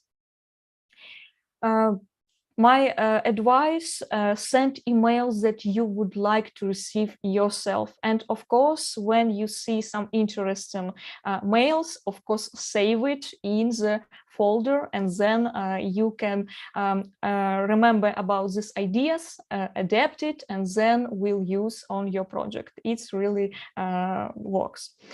Get a degree certification. You can become a SendPulse certified email and chatbot expert. It's free, and then you can add this for your CV, and then it can be for you an optional plus and an optional pros for you when you will choose company and will choose your next job. Thank you. Maybe that's it. And if you have some question, of course, you can send me on LinkedIn, on Facebook, on Telegram, and you can download this presentation with this QR code. Hope you enjoyed today, and yeah, and it was useful for you. Thank you so much. Alina, thank you so much for your presentation and for great tips. We have the first feedback from our students on chatbot course. We have there just lectures about Telegram and Instagram chatbots. What are the next big thing? In which messengers you need to communicate with your clients? How to decide which messenger you need to take first to create your first chatbot? Maybe if we speak about the first chatbot, it is easy when you will start with Telegram, and then you can add more and more channel. Maybe the difficult channel right now it's about WhatsApp, but yeah, it's really okay when you will start with Telegram. Then it's not a difficult task for you.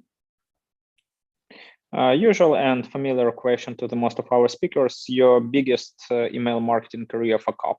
I know a lot of fuck ups for email marketers. Our favorite is to send something to the not right segment, but what do you have in your toolkit?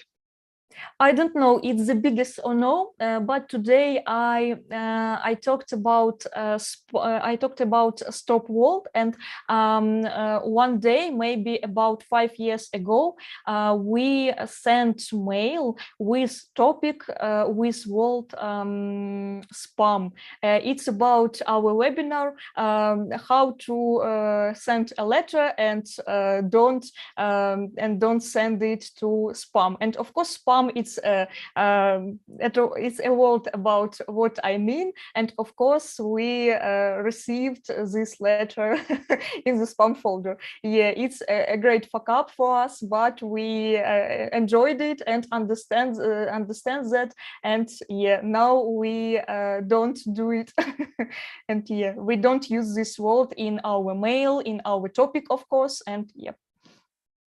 Let's run through the email marketing career. You are a junior email marketing specialist and you are searching for a really great job.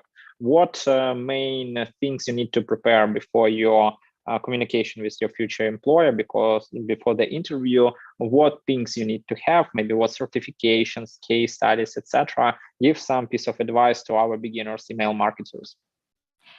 As for me, it's about creativity, it's about watchfulness, it's about understanding trends, because email, as for me, it is not about boring email, and you must understand this. And maybe is the most, and maybe it's the important reason why I pay attention for this person. The next one question is about efficiency. What is the right way to build a traffic efficiency funnel and measure the efficiency of email marketing, chatbots, etc.? What is the how to better the measure efficiency of email marketing?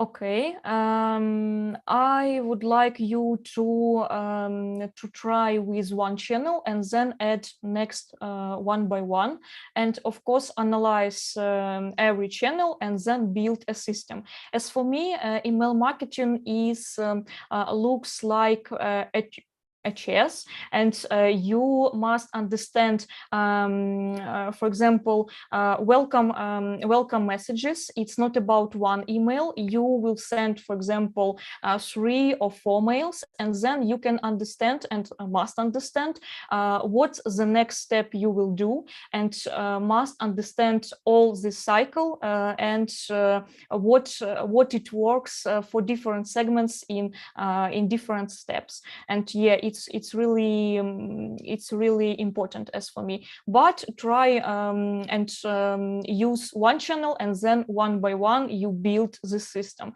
Maybe the most common example that I see when a person try to use different channels but don't analyze it so well, and then don't understand all process and don't understand results that we can have, and yeah, it's not good for this job.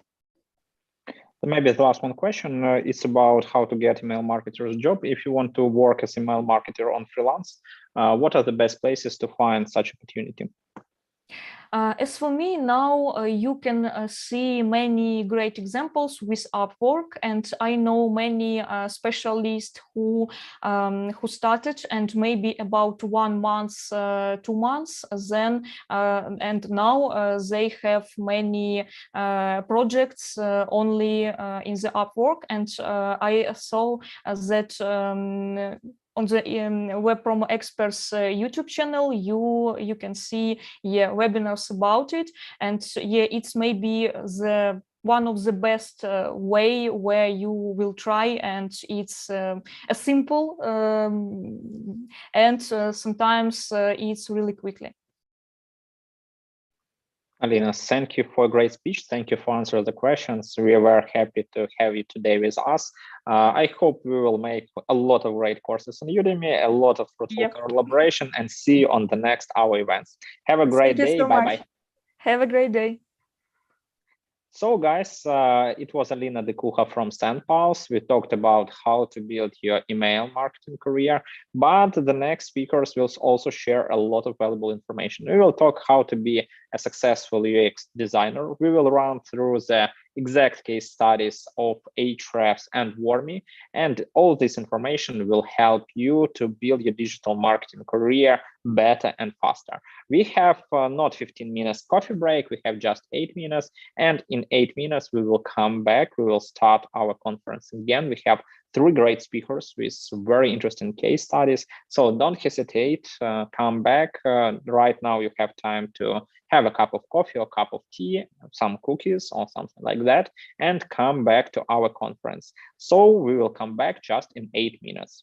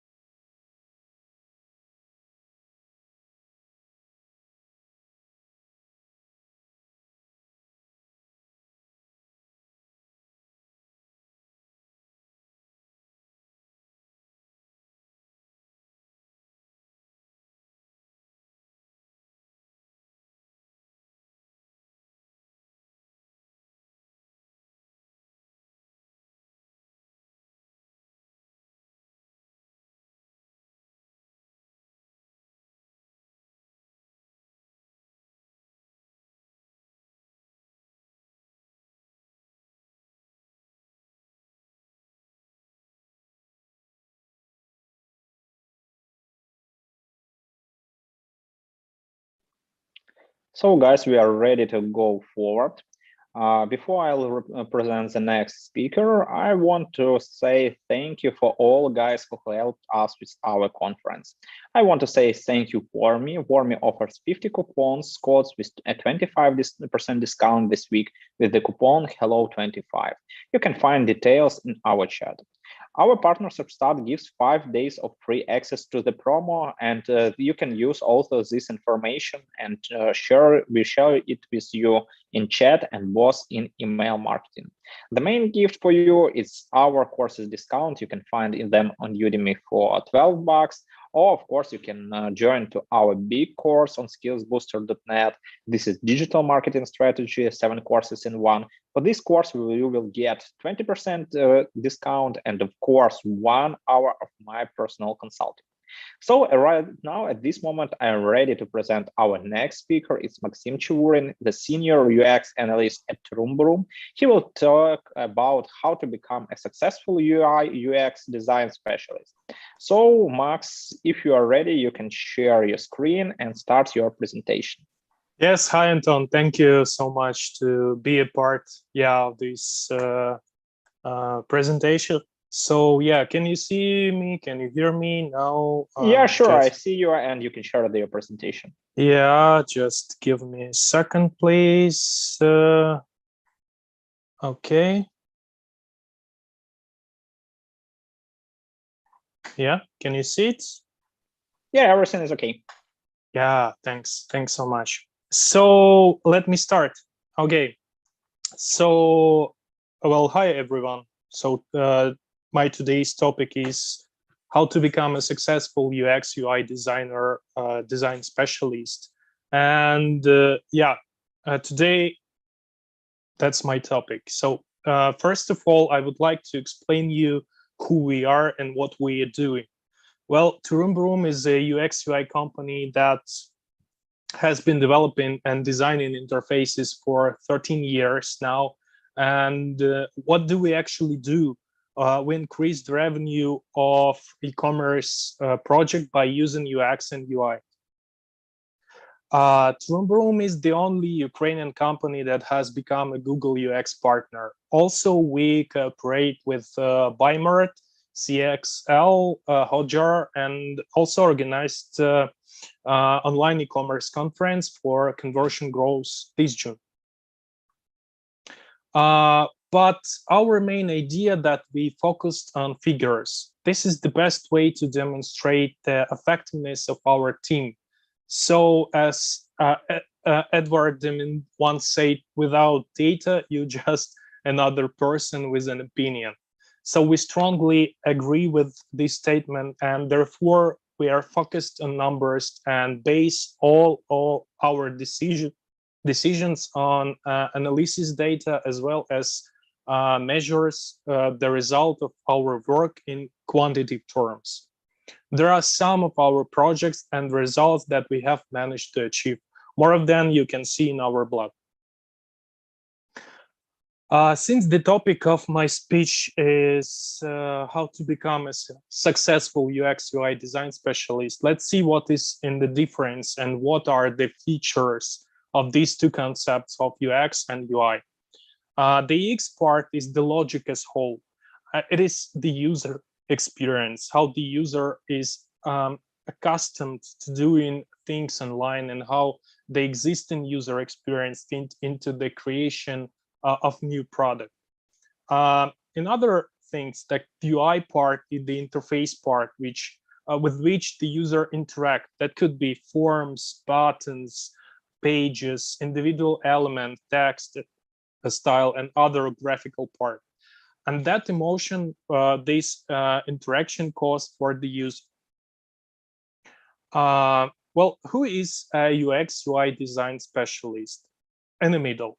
This is a specialist who understands and applies the basic principles of design, follow trends, know the principles of usability, who can collect requirements, different requirements, can design a project or a concept, who work through mockup, can present it at all. This is the portrait of average UX UI designer. But there is a difference between a UX UI designer and successful in-demand UX UI specialist.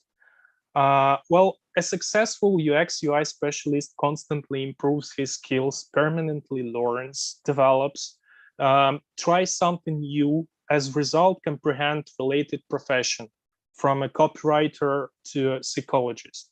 That doesn't mean that it is necessary to graduate from university in a certain specialty. Specialized courses are enough to start. After that, a person acquires certain skills that allow him or her to better understand what he or she is already doing in details. For example, having copywriting skills, you can become a UX writer. Psychologist education significantly increase the level of UX part, because the specialist begins to better understand the user experience, user behavior, or you may be busy with the user testing, where closer interaction with real users is needed. Mentoring plays as an important role in the development of a specialist. At a certain stage of becoming a specialist, you begin to transfer your experience, and by passing on your experience, you are still learning in addition. It is extremely important to teach people what you do. It pushes you to redefine your skills, structure your knowledge, and find answer to specific question that your student may ask you. Well, a successful UX UI designer, it is an expert who is not afraid to make mistakes. Is in life, at work, everyone make mistakes. And a lot depends on whether a person, a specialist, learn from his own and other people's mistakes or not. So you don't have to be afraid to make mistakes. That's the real experience you can get. And other criterion is teamwork. Our part, the design part, doesn't always end once we have released the project. Therefore, it's extremely important for us to remain in the project after the completion of our stage, in order to see how the project is being implemented and how that's going on. Also, we must cooperate at all stages with the project stakeholders in order to collect all the data in a quantity manner. Because we must cooperate at all stages, because they are also part of a project, people who own the business or are responsible for it. They can tell you a lot of interesting things and how the actual business processes are working. Therefore, the ability to communicate, the ability to work in team, to learn from the experience of other people is also a huge advantage. Well, now let's see what kind of designers exists. Depending on what you are interested in, what additional skills you have or can get, what you can go purely into UX or just UI, create interfaces for illustrations or even animations. Well, also you can become a data specialist, web analyst, or a person who conduct experiments, like run A/B tests. That could be also multivariate tests or even personal campaigns. Well, you can become also business analyst who understand what the UX UI process is all about, and even more, like expand his knowledge about requirements. You can learn the code and become a full stack developer by creating ideas, concepts, and implement them into the whole product. You can also become a customer experience designer, well, where you will work with the clients or and the different levels of interaction from online and offline, emails and more, because in whole, this is just one product in mind of user. So you can take into account the overall user experience. Also, in some companies, specialists may call themselves differently. but in fact performs the same task. Therefore, it is important to understand what are you actually doing. This is under a custom experience designer, boss, a product manager, and other areas can be hidden. It happened because earlier there was a general concept of designer, but with the development of the technology, the online component, the growth of competition between business, the product themselves have become complex with a lot of functionality and features. Therefore, the need of highly specialized specialists who have a deeper understanding of individual subject topics is growing in direct proportions. For example, work with data or with UX, cool illustrator or copywriter or UX writer as well. But before all these functions were performed by one person, that was only just one design. Probably that would be yeah, maybe 10 years ago. Well, let's move on to the topic of design trends. What we are actually observing in industry and what we are using actually is human-centered design, a data-driven design, and mobile-first design. An approach to creating a product that focused on using data numbers, that means data-driven design. And as for mobile first, that means that users are using their mobile devices mostly than laptops or other devices. Well, let's take a closer look at these points. Well, human-centered design is the creation of a product based on user experience. But what does it actually mean? The peculiarity is that you involve real user in order to evaluate their practical experience and check how this experience is applied to the product that you are creating.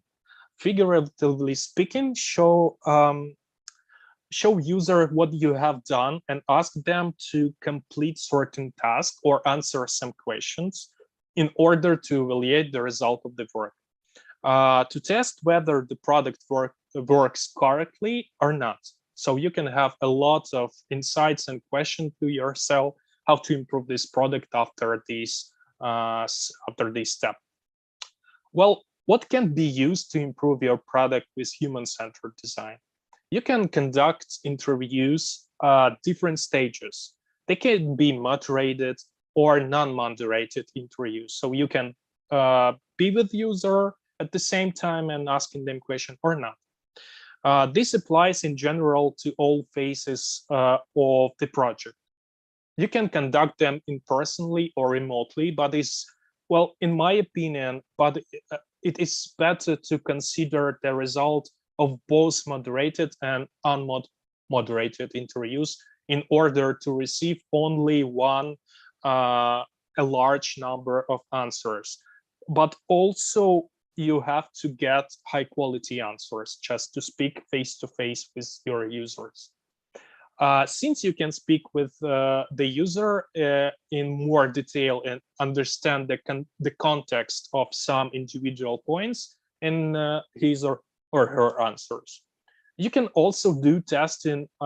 It can be done on existing projects, or that could be wireframes, or that could be mock-up testing, or that could be like the real working product or just HTML. Well, that could be also different types of testing. For example, like 5-second test, just simple one. When the user look at the site during the first 5 seconds, and he or she can tell what the site is about, what task is solved or not solved.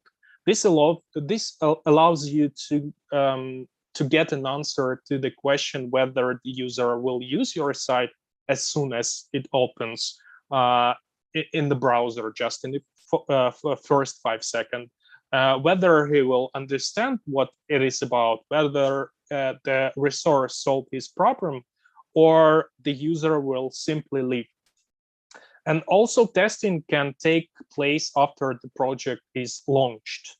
You've all heard about alpha and beta testing, and it can be the same on website or applications. This is the process that allows you to catch some bugs, understand that what you have designed doesn't work or like work for real users, and you can get high quality feedback after which you will finalize the product or its individual parts. So what tools can be used for this? There are a number of services. Well, personally, I used UXCOM and CrazyEgg, but there are many of the services. They are all flexible. They can provide you with both audience, like suitable for your product, and platform in order to conduct tests. Thus, you only need to specify the criteria for the target audience and start testing. Well, the next trend is data-driven design. This is a design that is based on data that helps you better understand the audience. You can clearly determine whether your design works or not, as you get specific numbers in the end. Whether the design converts, your funnel working or not, or does not convert, well, how much time users spend on the site, and other behaviors, metrics that you can get from these analytical tools. So why actually do we use this approach? Because business in general speaks the language of money. And this is, and with this approach, your decisions are based on numbers and data, which has a strong background when offering any ideas and solution to business representatives. You have specific numbers in how certain design solution will affect revenue and performance, such as number of transaction or conversion. Also, you can set your own goals and measure your funnel step by step. Well, how to improve your product with data-driven design? Well, first of all, I would recommend to use heat maps. There you can observe where user clicks, how they scroll, how they act, because you have all of these heat maps, scrolling maps, session recordings. Well, it is better to understand in context how they actually use your product and how they do in which way. Well, also you can conduct experiments. For example, A/B tests are one of the simple types of experiment. When you have several variants of the same functionality, but different visuals. And you want to check what works better. For example, like imagine we have two different buttons. One of them is green and the other is red. In this case, the solution will not just be green because I like it so much, but the answer will be red because it converts 30% better. 30% more people click on this button after they landed on this page. So you can get these real numbers and implement your decisions, your interface by using A/B tests. So what tools can be used for data-driven approach? Well, I personally use Google tools. So we can use Google tools and Hotjar, but there are many more Adobe projects like that also allows you to use analytics and Adobe Target to conduct experiments. That is, there are many different tools, but Google tools are more common, I would say, and extensive and easy to use and implement. Yeah, one more trend that was mentioned is mobile first approach. Well, the last but not least in our list of trends, in our experience, 70% users use mobile devices.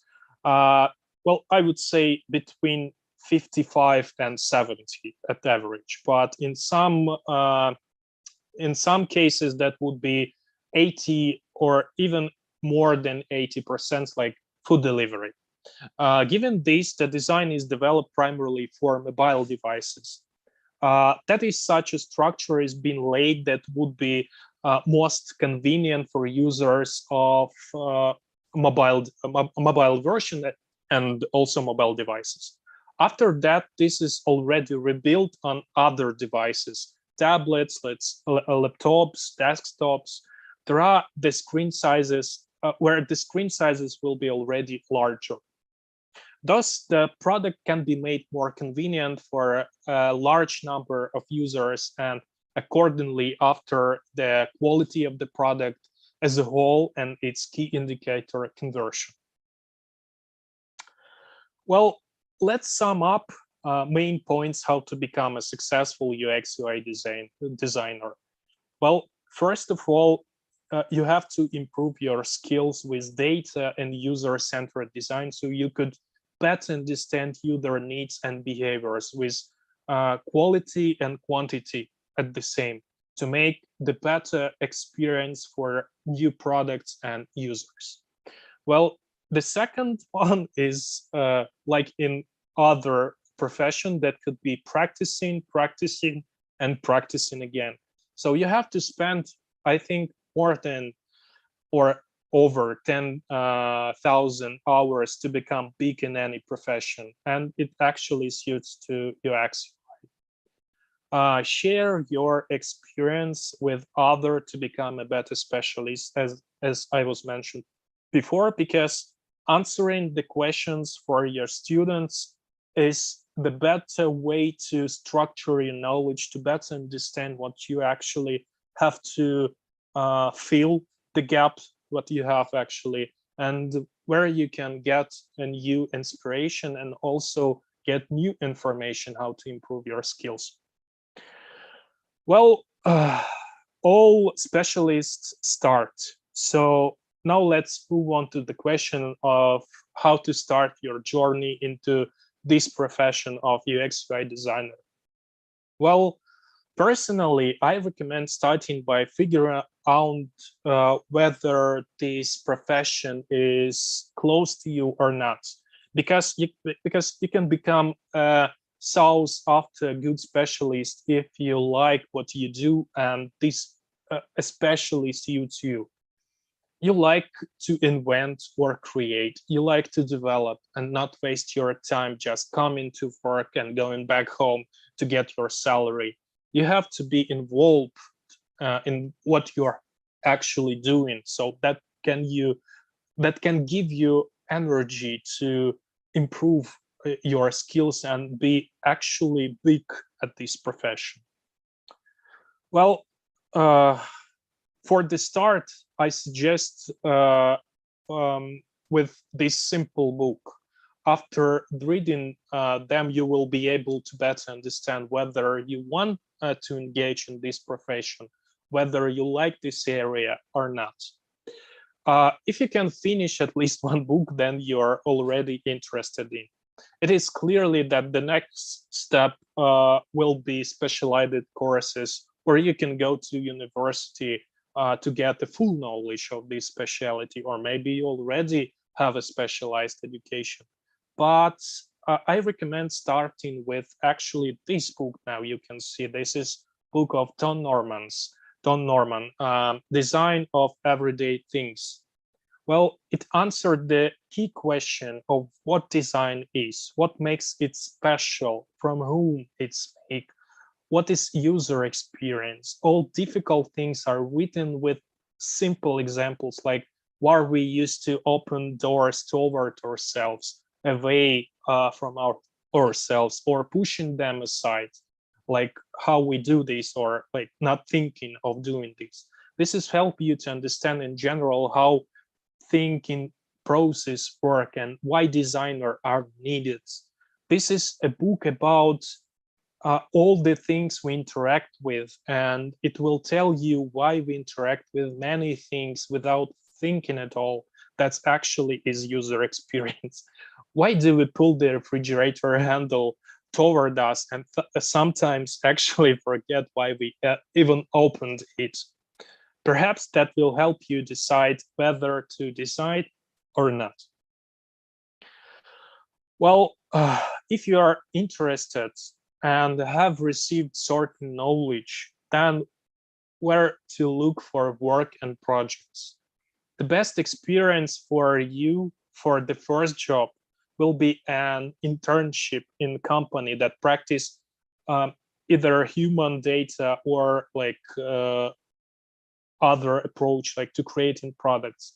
And an important point of your qualitative development will be the presence of a mentor at this company for you, who will be able to give answer to difficult questions, help and suggest. This can be product companies, outsourcing agencies.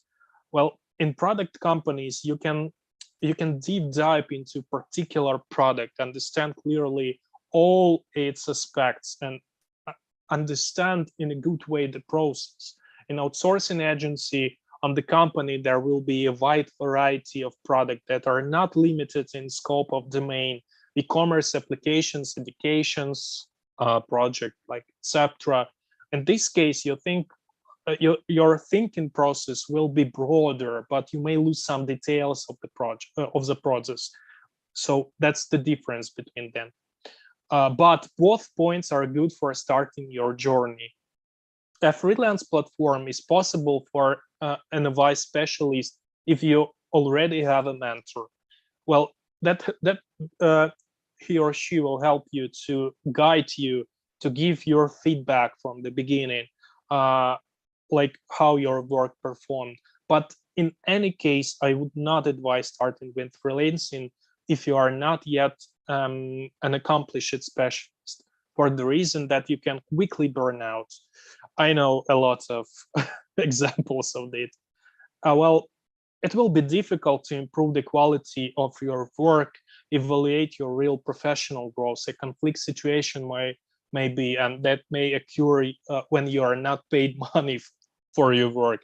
A lot of examples as well, and so on. There are many different pitfalls for which not everyone is ready. So freelance, well, I would say it's not for the beginning.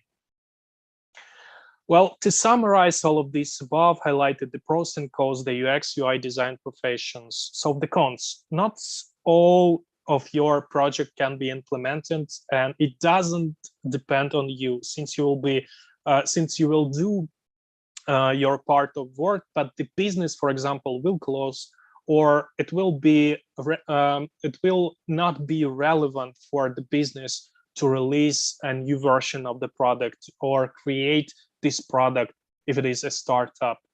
There are certain limits of creativity, since you work in team, and all creativity things have to check by numbers whether what you propose actually work or not.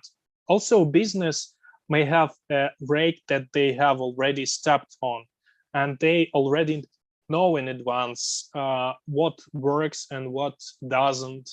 Therefore, this question can and should be asked and discussed in advance with the business, the customer, in order to avoid unnecessary action.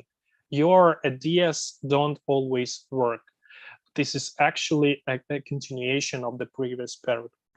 But there are the big pluses. There is always something to learn. It depends on the colleague you work with. It depends on the stakeholders and the business you work with. This is influenced by the user with whom you communicate and whose experience you study. Over time, you will be able to launch your product and business, because you'll get a lot of information and knowledge about how the process is built, how the product is launched, what is needed for this. And this is a great start to get a lot of information from different sources to understand how to start the project, what works and what doesn't. So you can collect this experience and start your own product. You can see how that your designed create actually works, and you can optimize this product further. And the related points is that you can feel like a specialist, a person who has created something. That's the main idea, I would say. For example, how an artist painted a picture, or a car designer assembled a car, and then seeing how somebody just driving it and enjoyed the driving. This has greatly changed you to you with positive energy and gives you a strong impetus to work further and motivate you become better and better. Well, thank you for your attention. I think it's time. Yeah, and it's a pleasure to be a guest speaker at Digital Start Day conference. Well, I believe you enjoy my presentation, and well, if it is some time to answer the question, that would be great. Well, and also you can text me in direct message, well, all your question, or if you have some ideas or question also how to start your career in UX UI, just text me. Max, thank you for a great speech. We have first feedback in chat from Maria that you're a great speaker and it was a great speech. The same question as for all speakers, what was the biggest fuck up in your UX UI specialist career? Can you share it with us? Yeah, I think that was in the beginning when there wasn't any data or user testing, and we create the product that was relied only on our own experience, and we think like that would work. And after launching, we got strongly bad feedback, and we have to make the approach. So, but it was like 8 years ago in a different company. But yeah, now it's the main part to better understand user business and all requirements, technical, and actually understand do users like our product or not, and how they actually use it. Yeah.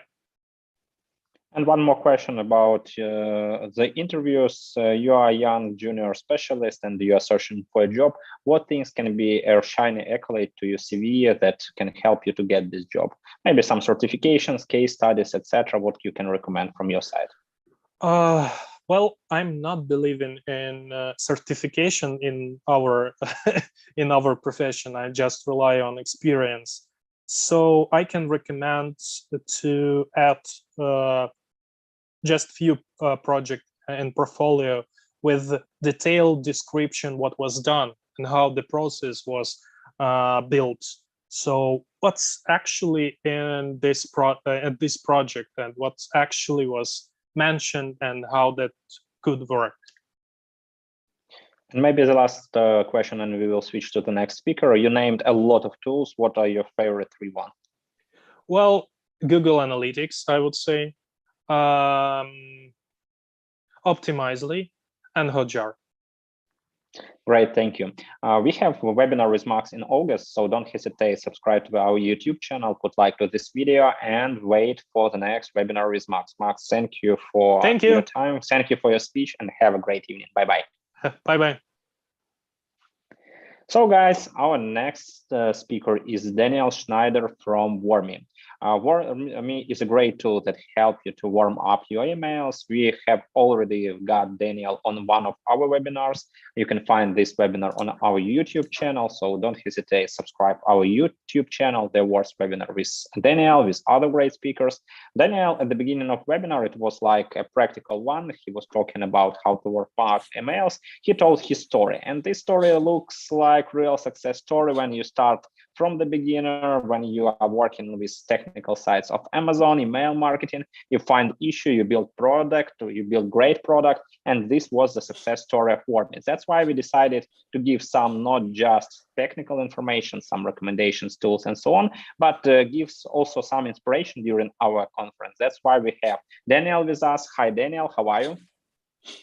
I'm fine. Thank you very much for having me here. Are you ready to share some insightful success and how did you get to Warmy? Sure. I have a long path to success, but yeah, it's a long story. You can share your screen and you can start. Thank you so much. Okay. Can you see my screen? Sure. Great. So my name is Daniel. I'm 32 years old. I have 3 academic degrees, engineering and business.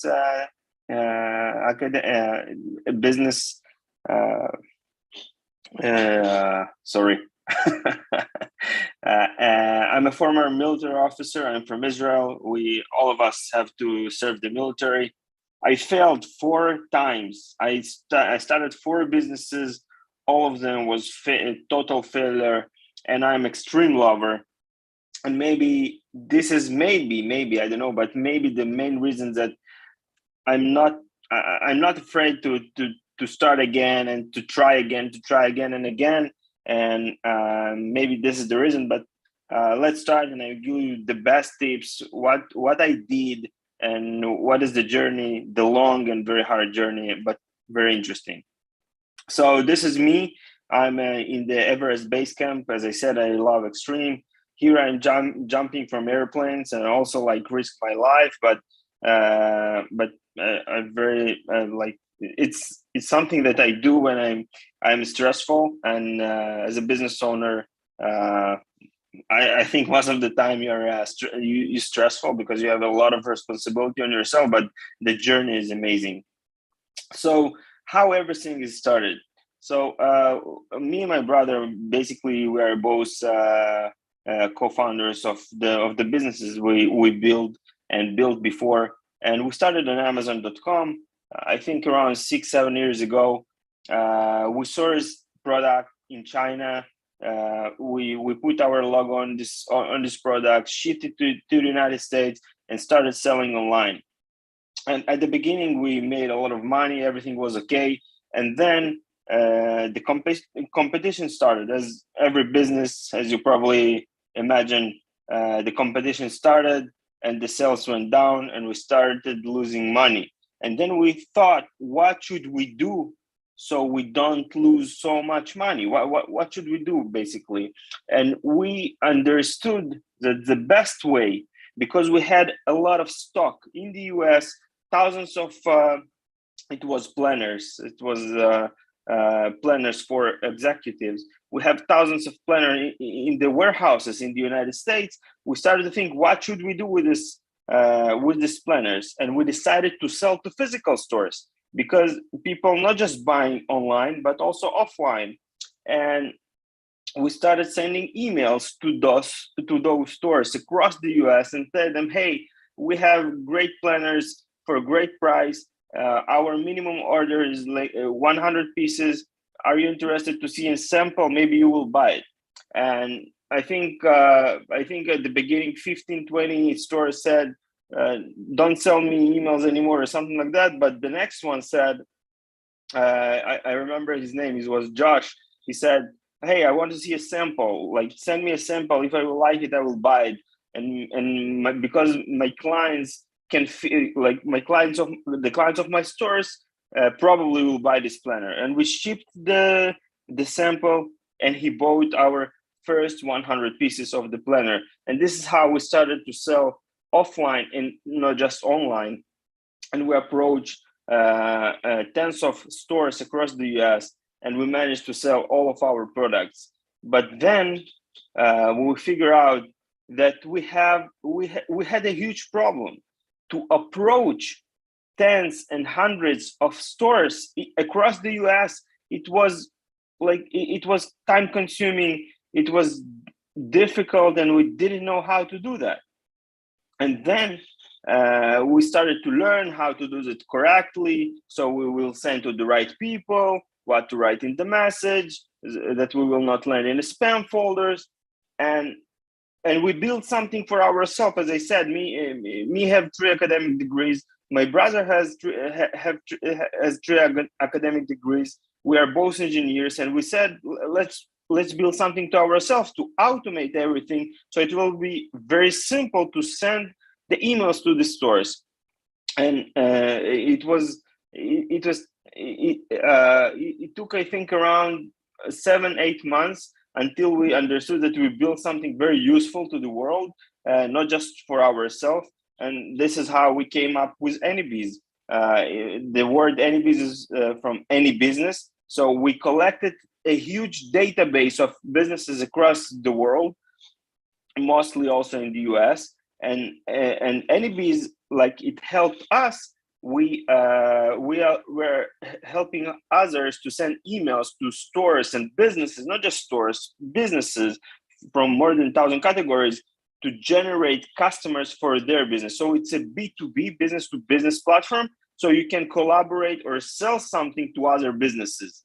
And it helped us a lot. As I said, as a planners, we had a planners company. We tried to sell it to office stores across the US, and it was, as I said, time consuming. It took a lot of time. A lot of money, and to send the emails, it wasn't so simple. We had to collect the data to write the message, and AnyBiz just automated everything for us, and we show it to the world. And this is how we started with this startup, and we left the business on Amazon. So this is how AnyBiz was born, and this is how it looks like. So we made it super simple to ourselves and also to other people. So you just start a campaign. You just write the campaign goal. What does it mean? You just write, I want to sell my planners, as you can see, my planners brand in the US, and reach all the relevant stores. And then AnyBiz will help you to write the message with artificial intelligence. So you don't need to think about your message anymore. You don't need to think, hey, what I will write. This is the right sentence, this is not. Will he open the email? Will he read it or not? And then you just choose to whom you want to sell. The United States, all the cities in the United States. What are the categories of the businesses that you want to approach? So as you can see, let's say office stores, office supplies, gift shops, all the relevant categories, and then you launch the campaign. It's super, super easy. As I said, like, you can see 2-3 steps, and that's all. And you are sending your campaign to thousands of stores across the US, and you can collaborate with them. And obviously, it is not just stores. It can be businesses software companies and stuff like that. You connect your mailbox, and we send it to from your mailboxes. But the most interesting thing that we took it to the next level is when we decided, hey, people will not pay us for monthly for the usage of the software. We don't want to be like everyone. We wanted to build something special, a great startup for businesses like us when we were selling on Amazon.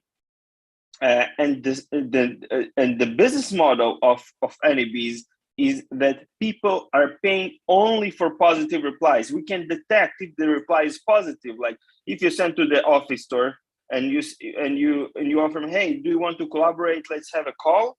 And he replies to you, hey, it sounds interesting. Send me the catalog. Let's have a call, or stuff like that. This is a positive reply. He's kind of interested. And this is the point that we charge the money. And if you launch the campaign and nobody will reply to you, or all of the store's owner or the business owners will say, hey, I'm not interested, you will not pay. So this is the innovation here. And this is how we started from Amazon to build an interesting startup. So, by the way, we bootstrapped at the beginning, and then we raised money, and this is how AnyBiz works. So as I said, in less than 1 minute, you can approach thousands of businesses across the world and offer your products, your services, and it's risk-free. You don't pay subscription. You don't need to know nothing about email marketing, because email marketing is you need to have a lot of knowledge to be a successful cold email marketer, and you don't need to waste too much time, and you pay only for results, only if someone is interested. But then when we started with AnyBiz, we understood there is a problem with emails. It's not so simple.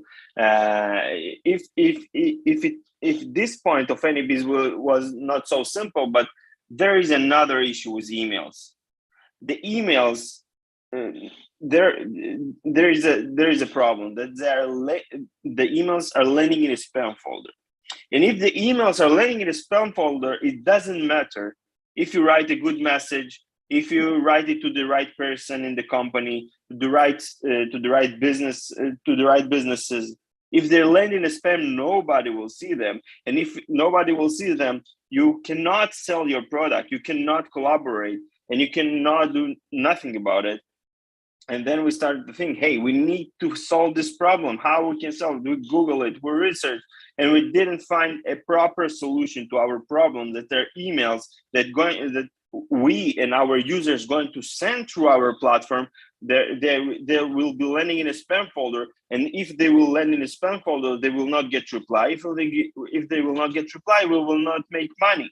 So we started to think, hey, we need to solve this problem, and we didn't find a solution. And this is how we came up with Wormy. So Wormy makes the email channel reliable, so the emails will land in the inbox and not in the spam. And this is the problem Wormy solves. And we again started a company because we didn't find a solution. We don't just solving problems without finding a solution, because we researched the website, we researched all the internet and started and tried to find a proper solution, but we didn't find something that we need exactly for us. And this is how we started with Wormy. And what Wormy does, Wormy helps the email channel will be much more reliable. So the emails will land in the inbox and not in the spam. So the problem is businesses are sending emails, transactional marketing emails, cold emails, and 57% of these emails are landing in spam. You can check now your spam folder and you will see how many emails are there, like marketing emails of your favorite companies, maybe some of your friends, colleagues, and stuff like that. And the solution that Wormy gives is that helps the businesses, those businesses that send emails, to land in the inbox and not in the spam. And this is how it looks like from inside. This is a beautiful dashboard that you can track how the improvement of your email is going from spam to the inbox. So to build these two amazing things, two amazing products that really growing, and users are using it, and investors are interested in it, we built a team. Without a team, we couldn't do nothing. It's not just me and my brother, it's far from it. We have a great team. Me and my brother, by the way, from Israel. We built a team in Ukraine, in a city called Vinnytsia, in the center of Ukraine. And we even moved ourselves to Ukraine. We also rent an office in Vinnytsia because we wanted to take it to the next level. And we're just growing. Another team member is new. He's not here, but I will add him to the next presentation. And we are growing in the team. And this amazing team, together, we build these two amazing products. So, so this is it, like a short brief about what we're doing, how we're doing it, and a common question. So why I'm here and what is the topic of the presentation is, so I will tell you how does it feel to be like to build a startup, or I don't like this word, but then a CEO, and I don't like this like as a position to be there. Like I'm part of a team that each one of us do different things for a success of this product. But the path is very hard, and I will answer a few questions. If you have a dream to start your own startup, your own business, I will give my experience. I will tell you my experience about all this process, all the how it goes, and what are the feelings behind it, and you will decide. And hopefully, you will decide in this very hard, uncomfortable journey. But this journey will give you, I don't know how to tell it. It will give you the feelings that you will, like jumping from the airplane is something that if you will not make it, nobody will tell you how it feels. If you will not climb the highest mountain, so it will be super hard. It will take a lot of time, but finally you will have the feelings that you cannot tell to anybody how does it feel. So a few questions. So why to build a startup? Like why to do that? You can work in any tech company, you will make a lot of money, but why to build a startup? So if you want to solve a problem, if you are a problem solver, and you really see around you problems that you have a dream to solve, or you want to solve it to yourself, so build a startup. If you want to make money of it, okay, so it's not something weird or bad to say. If you want to make a lot of money from startup, we didn't make it yet, but if you have a dream to make a lot of money, more than the average, so startups is one of the options. It's the probability is very low, but it's one of the options. And you love challenges and risks. If you're the one that always not go with the conformist, and you didn't make what your friends did, I don't know, and you made the same, and you always was different, so this is for you. Some of the questions are very interesting questions. How to find an idea. You want to build a startup, you're an extreme lover, you're doing interesting things, scary things, and now you think with yourself, okay, how I will find an idea? It's super hard, and more than that, you will Google. You probably, before you had an idea and you Googled it, and you'll find, oh, this company did it before, I will not succeed, or I saw it before, or something like that. So let me give you some tips. So if you have your own problem, the best ideas will come from your own problems. If you have your own problem and you cannot find a solution for yourself, you can build out of it a business. And I will tell you, you don't have to be the next Apple or Google to build a business, a successful business, to be a millionaire. You don't have to think this kind of idea. You just need to solve the problem to yourself and to other 10 people like you. And if you will solve this problem with a software or with a tool, this is 80% of your success. Solve the problem to yourself and other people, 10 people like you. They will be addicted to your product. 100% you are on the right path to build a successful startup. So another thing, if you are familiar with a problem, let's say one of your family members or a friend have a problem and you want to help them to solve it. So this is another way to find an idea. You can make something better. You always it's kind of having a problem. You are using something and it's not good enough, and you want to and you want to make it better. This is another way. And search on VC websites if you don't have problems. Everything you can in your life, but you have to find an idea. So VC is venture capital website. Just Google it.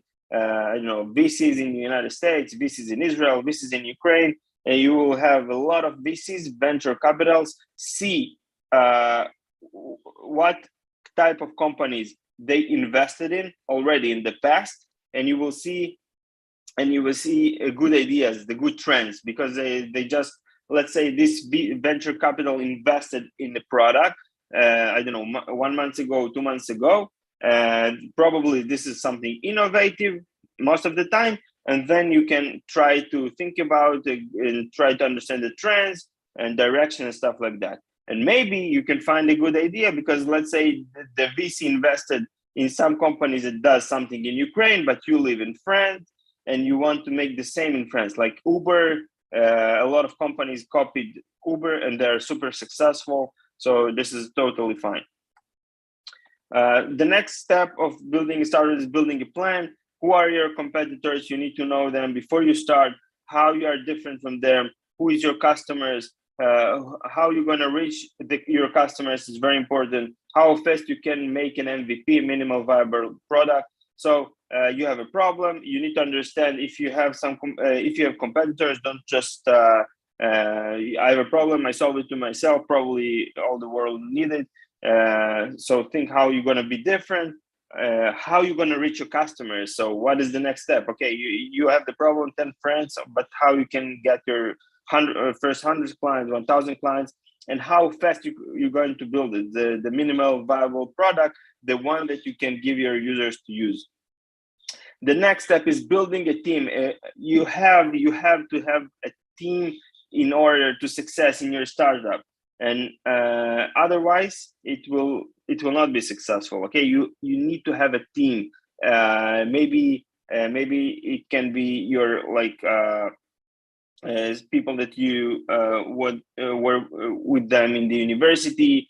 I don't know, friends, someone you know, because as a co-founder, I mean, and then you need to build a team that you can trust on, that you can give like everything you have, all your trust on this team to build your next product. So if you do it alone, it will be hard. It's possible, but in order to success, you need to build a team that you can rely on. You need to explain your team always your mission, because super important that they will think like you, that they believe in what you do, because you're building something new. It's very hard. You are stressful, and nobody wants to work with or for a stressful I don't know, CEO, a stressful manager that always don't know what he's doing. So you need to understand your mission, why you are doing it, what are your plans, what are your future, because your future is also your team future. Motivate your people to join you to this very hard journey, because for your team the journey is the same, is hard, is the same as for you. So you need to remember it and believe in your team. And how to start. If you don't have money, what you should do? You don't have money in the pocket and you want to start your startup, you have a problem, you can find a good co-founder to your startup, to your business, and you don't know what to do because you don't have money. So first, if you believe in what you're doing and you're an extreme lover, you put everything you got, you put everything you have in order to build your product, to build your startup, and to be a successful CEO, successful entrepreneur. So you don't have money, so you can first go open all your savings, loans, and everything. Because if you don't want to risk your money and you don't believe that it's worth it to risk your own money to build this business, the next business that will give you millions of dollars, to be a successful and everything. So if you don't believe enough in it, so it's very hard, I think. I'm telling just my own opinion. So as for me and my brother, we put everything we had, invested everything we had in the startup. Because we believed in believing now and will believe in this startup. So it's okay for us. So you're saving loans. If you don't have it, friends and family from day one, probably you have friends and family with money, or you know someone around you. You can give them some equity. Let's say if they give you X amount of dollars, you can give them from day one some equity from your company, from the future. They will help you, rich people and venture capitals. So you can start from the first 4, and then you go to the VCs. This is the companies that can invest in your company. Most of the time, this is after you build the product, you have something, you have customers, you have revenues. Yeah. Okay. And I think the rules, everything I'm saying here is not something new. Every business school, every YouTube channel will tell you that. I'm just trying to motivate you that from one business you can build another one. And this journey is very interesting, and you have a lot of things in your life, and everything is always, colorful. And one of the tips, not just mine, but entrepreneurs much bigger than me, that they always suggest, build it lean. Not and what does it mean? You don't have to build the whole car before you're trying to sell it. Start with the concepts. Start with something you don't need to invest too much time and money. Show it to the world. and ask the world for a feedback. Hey, what do you think of this concept and stuff like that? So build step by step. Don't try to build the whole product from the beginning. This will save you time and money. And remember, never ever give up. Believe in yourself, believe in your team, and dream big. And the last question in this in my presentation: and when should you give up? When should you give up and say to yourself, okay, I'm stopping it, and I don't want to do that anymore, and you're giving up? When? So the answer is very simple: never ever give up. Never ever. This is the, I think, #1 rule. Keep going all the time. Thank you and good luck. Daniel, thank you for a great piece of inspiration. A short question about your favorite business book, where you usually get this inspiration. What is your favorite book or YouTube channel where you get it? So the best YouTube channel for entrepreneurs, I think the #1 is YC, the Y Combinator. So this is the most successful one, the most interesting one. Yeah. One more question. You usually combine risk in your hobby and jumping from the airplane and risk in the business. What is the percentage? How often you need to jump from a plane or do something like that? Before I had a lot of time to do that. Right now I'm doing it once in 2 months, once in 3 months. I'm jumping from the airplane. The jump is only 3 minutes, something like that, 4 minutes in the air. But the preparation, what is the evaluation? How you usually jump? 12,000 feet. Yeah, and the preparation is 4 hours before. So to experience 3 minutes, you need to prepare 4 hours. And yeah, this is how it works. But the feeling is amazing. Also, the same in climbing. You need to climb 3-4 weeks to feel like to stand in some point, and you need to go down because there is no oxygen there. So 4 weeks just for 1 minute, and it's worth it. It's worth it. Great, I understand you. I'm competing in triathlon with Ironman distances. So when you try to fall on your bike on the 47 kilometers per hour pace, it's not the best understanding, but it's also work. Thank you for your great speech. Thank you for answering the questions. We were happy to have you and see you on our next events. Have a great evening. Bye-bye. Thank you. Bye-bye. So guys, the last but not the least is Igor Gorbenko from Ahrefs. If you talk about Igor's case study, it was really easy to understand how to put Igor in our schedule. If you talk about social media marketing, one of the most efficient ways how you can get audience, it's about influencers, it's about building partnerships. And if you talk about the measurement of all the story, is not very easy. What the Ahrefs has done, they stopped at one moment their ads activities and decided to test what they can do with partnership, with influencer marketing, and so on. This is a great case for everyone who is working with affiliate programs, with partnership, with influencer marketing, and Igor will share his success and his story of Ahrefs. Igor, you can start your presentation. You can launch your camera. We are happy to have you with us. Hey, happy to be here. Nice to see you, Anton. Thank you for organizing everything. You and the team. Great job. So let me share my screen.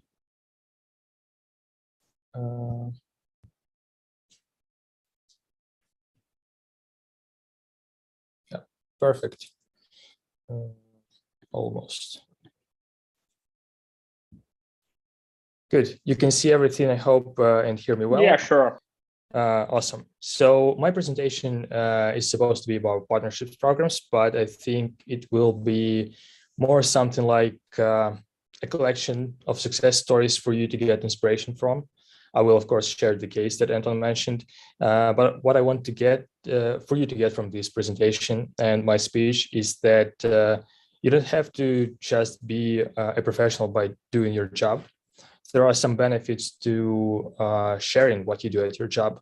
And I will tell you about these benefits. And hopefully this will allow you to be more efficient with your job and get more enjoyment from it.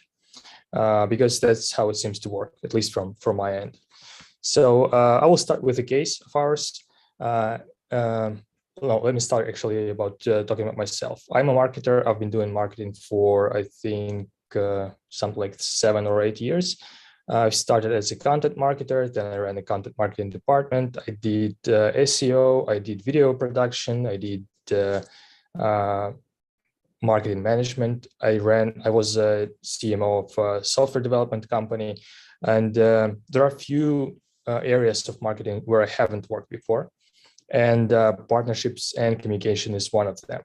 So this is what I'm doing now and enjoying it quite a lot. Mostly because I have a lot of cool stories to share and I communicate with a lot of interesting people. And I hope my experience will be of some value to you. So let's begin. I will start with our case, as I said. It doesn't want to switch. Yeah, finally. So this is our announcement tweet where we said that we were going to spend our monthly budget that usually goes towards Google and Facebook ads on setting up partnerships with creators, influencers, thought leaders in our industry, right? So we had to spend $200,000 in a month. We did that actually in 2 months because we've spent a lot of time preparing, setting up for the campaigns that we ran. But that was pretty much a success, apart for that, I wouldn't say failed timeline, failed deadline. It's more of something we didn't account for, but we didn't have any strict rules on that. We were just happy to support a lot of people and see what we can get out of it. Let's see what we got out of it, actually. That's what my next slide is supposed to be. So $200,000 bought us 72 sponsored and dedicated videos, meaning that some videos were specifically about Ahrefs, the company I work for. If you work in marketing, you probably should know about it. If you plan to go and check it out, I will tell about it a little bit in the end of my presentation, but we do tools for SEOs and digital marketers and pretty much anyone with a website. Where you do link building, keyword research, content analysis, and all of that stuff. So sponsored and dedicated videos. Dedicated video can be about our specific feature or tool in general, something we said like, hey, can you record the video and promote Ahrefs? And sponsored video is just something where people do their videos on YouTube, and in the middle or at the beginning, they do a readout for Ahrefs, as you probably have imagined. 108 sponsored podcast episodes, pretty clear here. Sponsored and dedicated newsletters, similar story. Dedicated is a newsletter that is completely about Ahrefs. Sponsored is just a newsletter where we have a shout out as a sponsor. Custom projects and events. This is an interesting one. This is basically random stuff from Clubhouse meets to, I don't know, some half webinars, half meetups to threads on social media, stuff like that. Blog articles and social media campaigns. Actually, this is where probably the threads will fall into. So as you can see, we are mostly paying for content. So if you want to make some of the money we are spending, and a lot of other companies doing that, that is basically for larger companies, whole departments working on that. So if you want to be on the list of people making this money, you would have to create content. So it seems. But if you're a tech person and you're not that creative type to create content, you don't have to be alarmed, because a lot of this content is not necessarily creative. It can be strictly technical content, like, let's say, someone's posts on Stack Overflow, where people can get a following by just posting their code. They don't have to write descriptive articles and share their feelings about certain events and whatnot. So yeah, we've arranged 60 deals for $200,000. I will share some prices with you later on in this presentation if you're interested. And we got all of this. How does that compare to spending $200,000 on Google and Facebook ads? Well, first of all, we decided to run this experiment because we were not happy with what we get from Google and Facebook ads. Not that we were upset, but it was just something we didn't feel that much of an impact from. So we decided this one a fun experiment. So I don't know what the ROI was on this campaign because we don't track anything at Ahrefs. no, online. We track a lot of stuff, but not stuff to do with partnerships, because we found that it is quite difficult to track the impact of readout in a podcast, for example, or to analyze how someone would see a news about Ahrefs in their newsfeed and react to it. So with partnerships, we decided not to promote any of our complex features and not try to sell anything to people, because trying to sell a tool as complex as Ahrefs, for example, by reading a 30-second ad during a podcast while someone is commuting to work, is basically a useless waste of time. So we've decided to just work on brand awareness and put our brand name next to useful content, interesting content that our target audience or our desired target audience consumes. So that was the idea. And since it didn't seem possible to track what the ROI of podcast readout would be, we decided to just, with partnerships, to just keep this approach with everything else and let people we select and trust, let them create what they create, because we found them because of the things they create, basically, and just attach your brand name to their content and be happy with it. So how exactly, if you want to be on that list again, how do we find people that we want to work with? If you are thinking right now about if I start working in marketing or as a designer or as an analyst and start sharing stuff about my work online, in a blog, on your social media page, anywhere, what do I need to do? So someday, eventually, a person like myself will come to you and say like, hey, do you want to do some campaign with us? I will pay you for it. And all you have to do is just write another piece of content or shoot another video or record another episode of a podcast. We're obviously looking at the quality of content, and it doesn't mean that we're looking at how good the video production or how pretty your website is, although that is important, mostly for your target audience. And if you ignore what your target audience wants and likes, you probably will not be a thought leader in the industry, I guess. I look personally myself at engagement rate more than I do at any other numbers. And I've worked with smaller creators who have a strong community, as well as with larger ones. Visibility. This means that you just have to be seen, at least to the extent where I can find you if I try. If someone tells me like, hey, did you check out this guy's YouTube channel? It would be nice if I could find it, or a website or anything else. And obviously we look at audience relevancy. We would not advertise Ahrefs on a cooking blog for obvious reasons. So if you're running a cooking blog, you would probably be looking for other sponsors or partners to work with. So pretty simple, all of these ideas. And what does it take to get noticed from the people that we've found and selected is to have a personal recommendation is the best way. During our campaign, and under that announcement tweet I've shared at the start of presentation, we've pretty much had enough people to work with for the entire of that campaign, because people were tagging the creators they follow and leaving references and saying like, hey, this guy makes awesome stuff and stuff like that. And that continued into the rest of our partnerships program that keeps happening on a weekly basis. You work with someone and they introduce you to someone else. So you have to make friends to be introduced.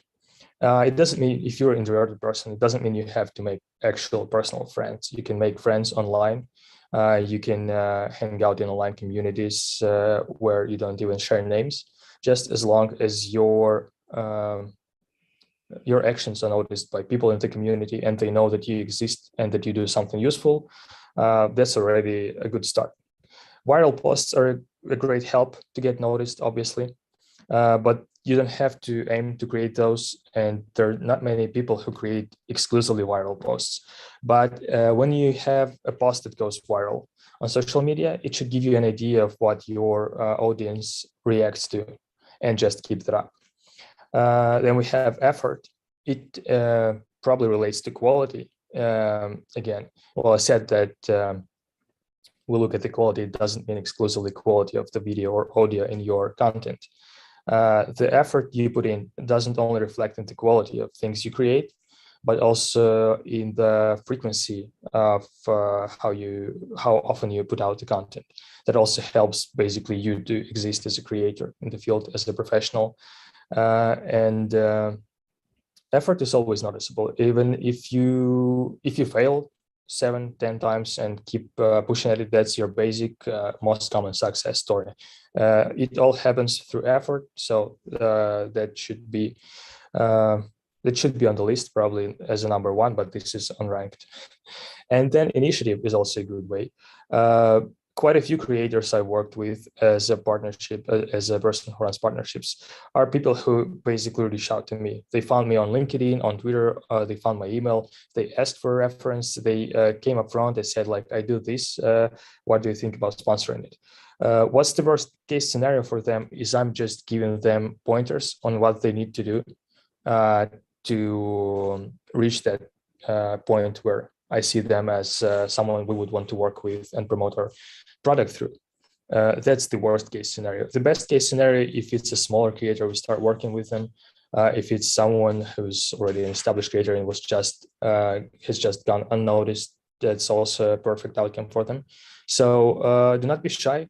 Again, my presentation was titled "Show Your Work," and that's one of the places where it counts. You can do your job, your daily routine, and you can also create something out of the things you do, show them to the world, and see how the world reacts. It's pretty fun stuff. So how do you become, personally, you become an industry influencer, a person that other people listen to? I will start with the why first. On the screen, you will see some feedback from the people I worked with. And you can see that a lot of people refer to the possibilities they got by having a partner who sponsored their content.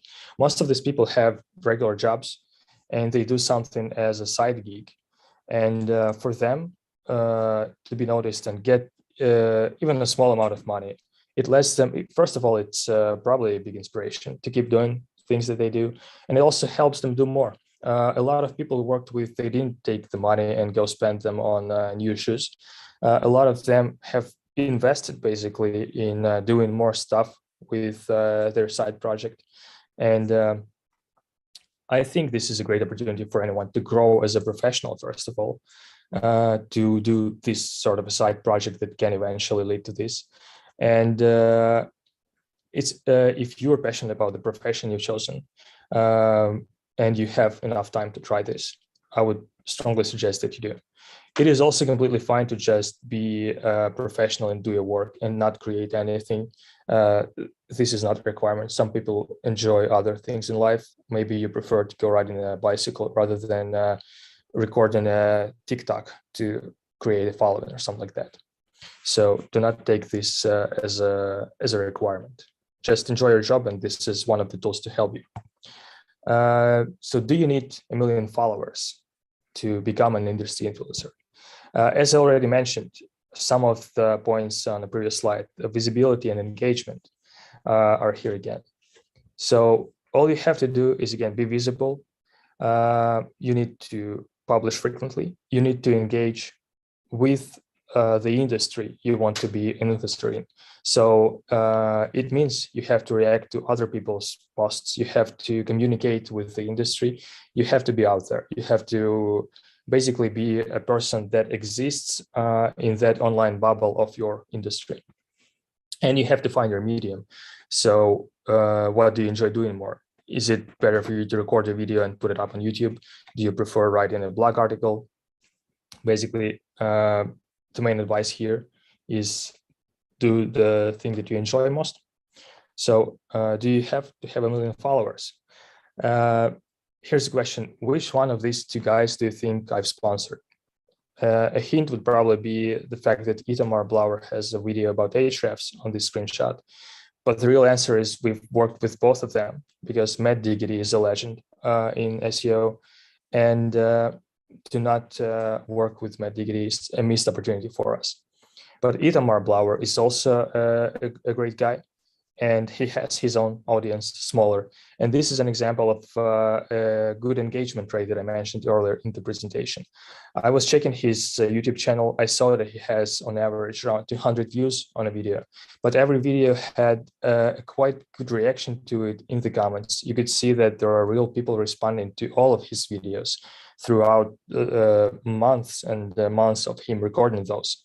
And why wouldn't I sponsor a person like that just because only 200 people will see the video?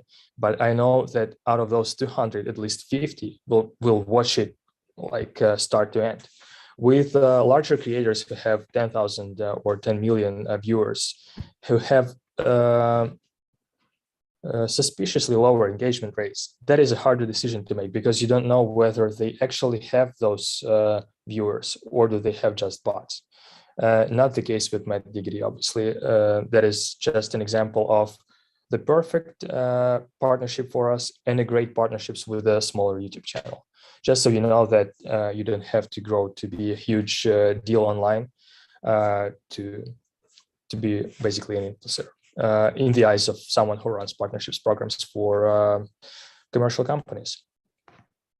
This is an interesting question, and I think a lot of you are wondering how much would you charge?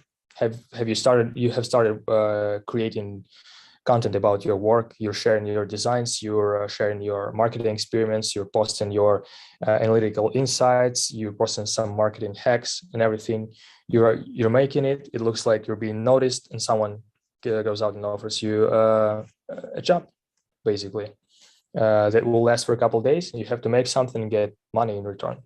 So how much should you charge? A reasonable amount for your client, a comfortable amount for you, and it has to be an attractive offer.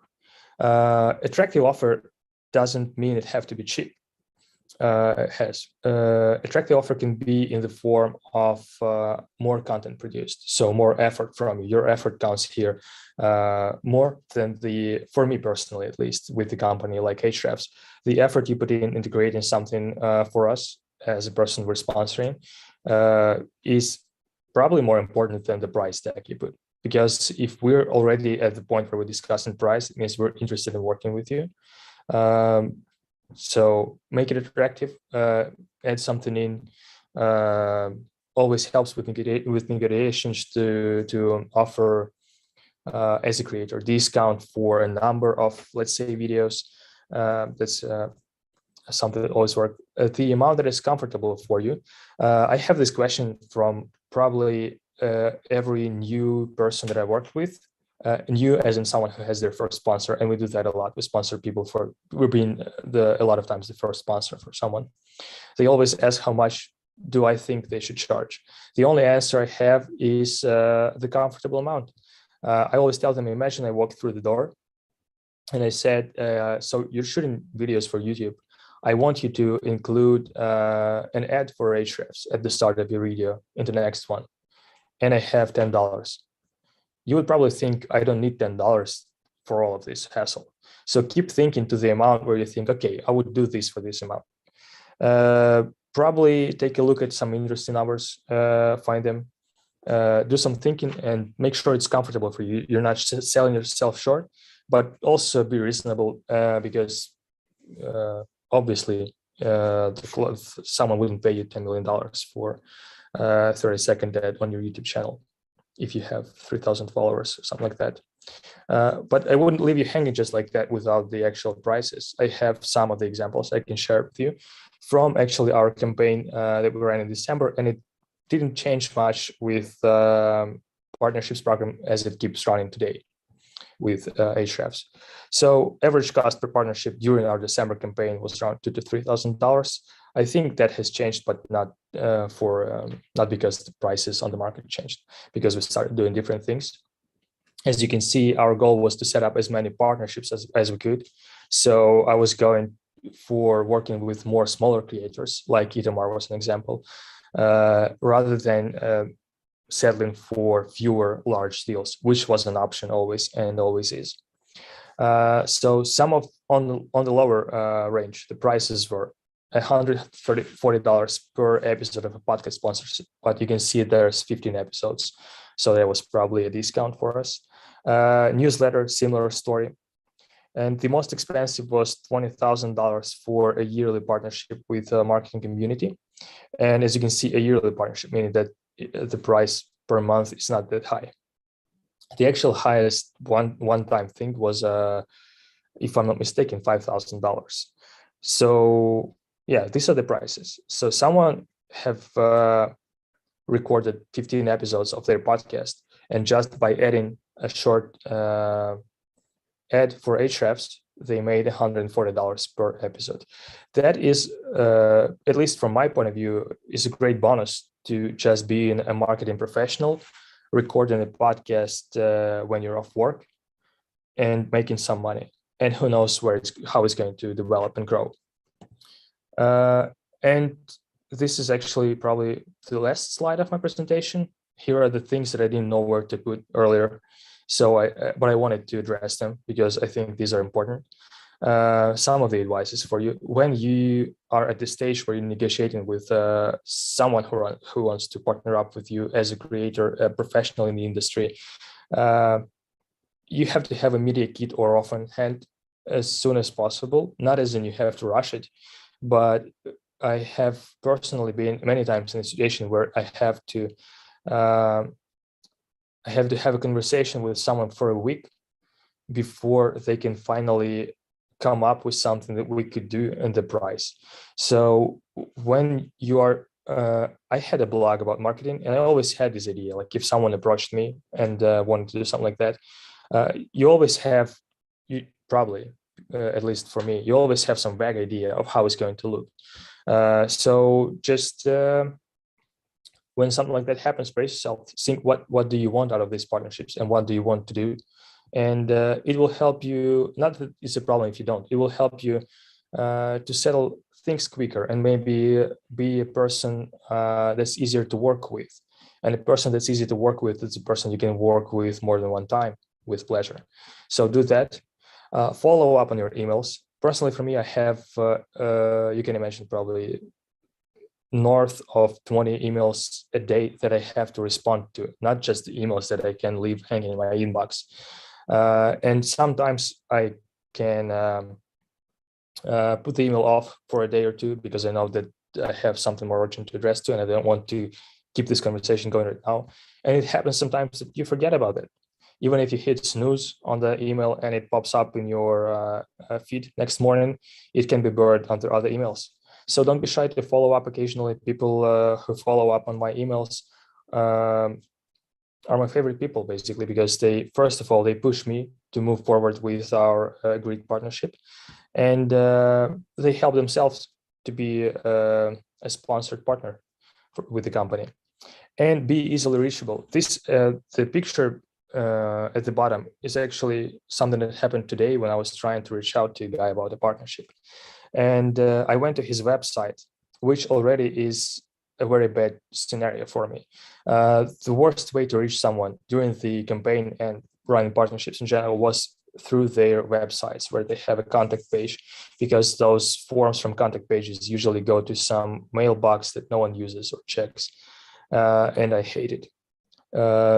Being able to find someone on LinkedIn, Twitter, Facebook, or their email on their website is the best option for me, because I can be upfront with what I need from them. And very few people turn that offer down to make money by creating more of things that they already create. So be easily reachable. There are few partnerships that didn't happen because of this. There are still people in my personal backlog I want to reach out to or get an introduction, whom I couldn't even get to start a conversation with because they have some wacky form on their website, and I'm not even sure it sends the email. So do that.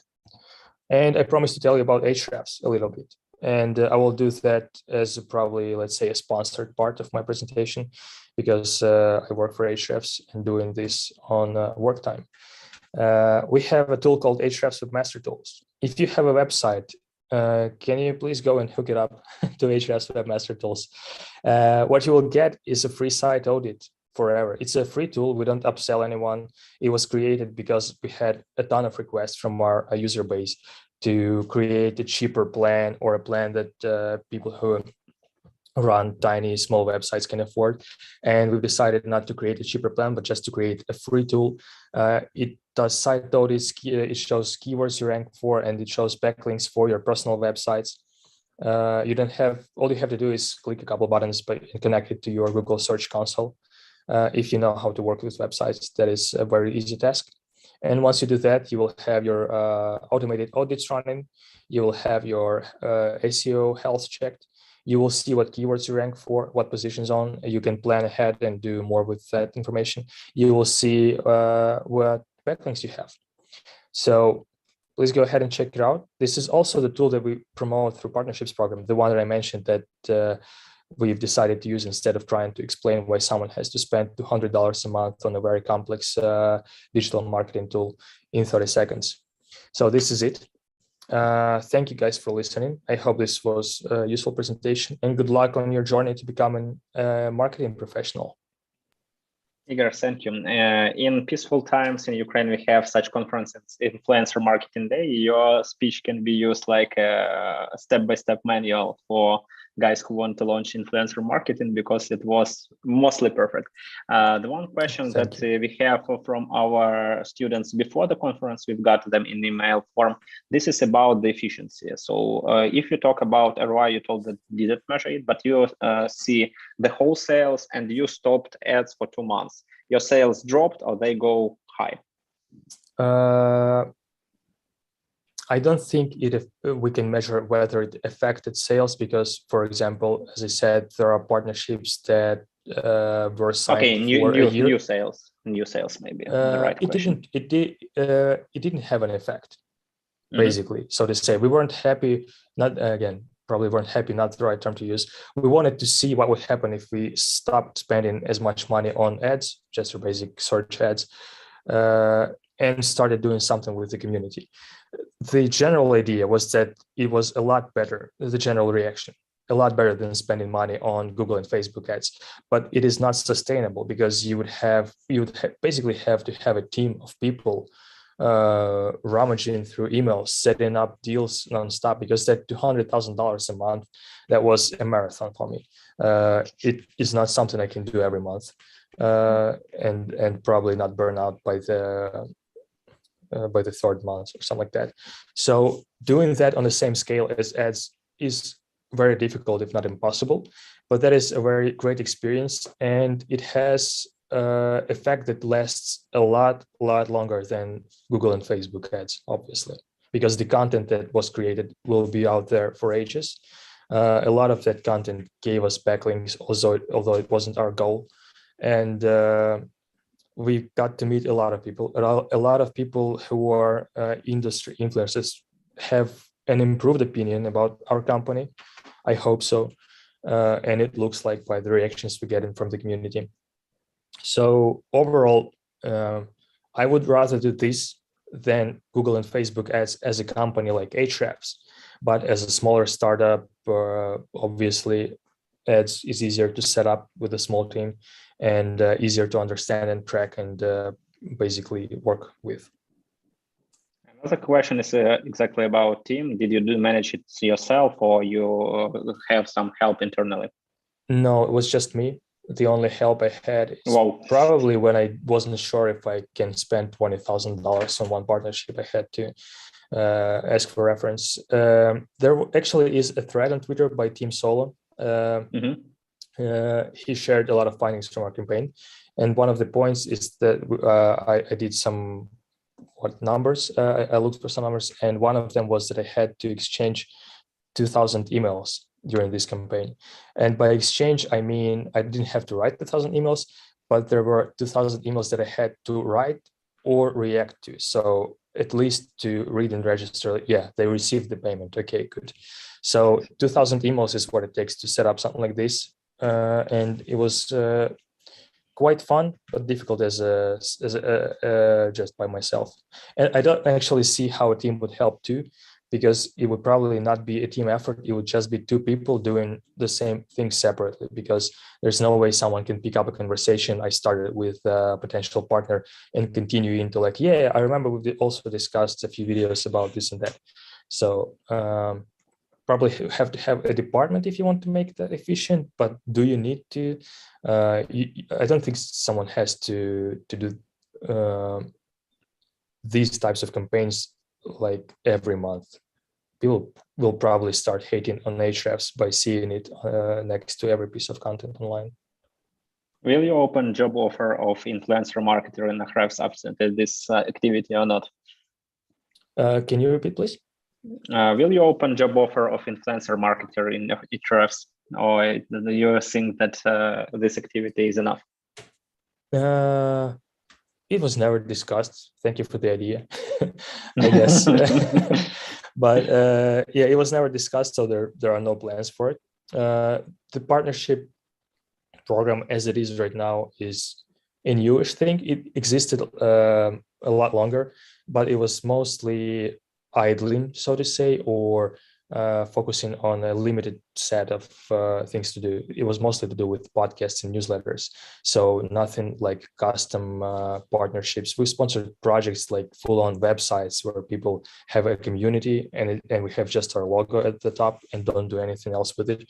So it's the new format of these partnership programs let us do anything. For example, I've sponsored during that same campaign a guy who's an illustrator, and we paid him to draw a few pictures related to Ahrefs and share them on Twitter, just as an experiment. But so as that it's quite new. We'll see how it goes. Maybe we'll have to. There were talks about growing the team, but just to help with routine tasks. We'll see how it goes. I don't know. Igor, thank you for a really insightful speech, for great presentation and answering the question. I was happy to see you on our conference. Have a great evening and see you on next our events. Thank you so much. Have a great evening, everyone, and good luck again. Yeah, bye-bye. So guys, it was Igor Grabenko from Ahrefs. Igor shared really great case study. It was really the last but not the least. It was a lot of useful information if you are going in influencer marketing, if you want to share your activities and get this story. Don't hesitate. All videos you will get with email. So my colleague will send you video of these conferences, we'll share with you presentations, additional materials, and of course, as additional value, any gifts that we will have from our partners. You will get gifts from Serpstat, you will get gifts from SimilarWeb. Of course, you have to not hesitate and go to use Ahrefs Webmaster Tool, as Igor asked you. And all these tools can help you grow your digital marketing career, grow faster, do it more efficient, because any automation, as I told in my first speech, can make you a really better digital marketer. At the end of this conference, I want to say thank you for all my team, for these guys who were preparing this conference, who were organizing these conferences. It was really great first event in our global approach. We have courses on Udemy, we have courses on Skillshare, we have our own product, educational product on skillsbooster.net, but it's just beginning. We start our webinars and online conferences, and we will move in this next step. So we will again and again try to get really great speakers who will share the experience and make it better. It was Anton Voronyuk, Chief Executive Officer of Skills Booster. Today we talked about digital marketing career and how to build it. So see you on the next hour meetings and see you on the next hour events. Have a great evening and bye-bye.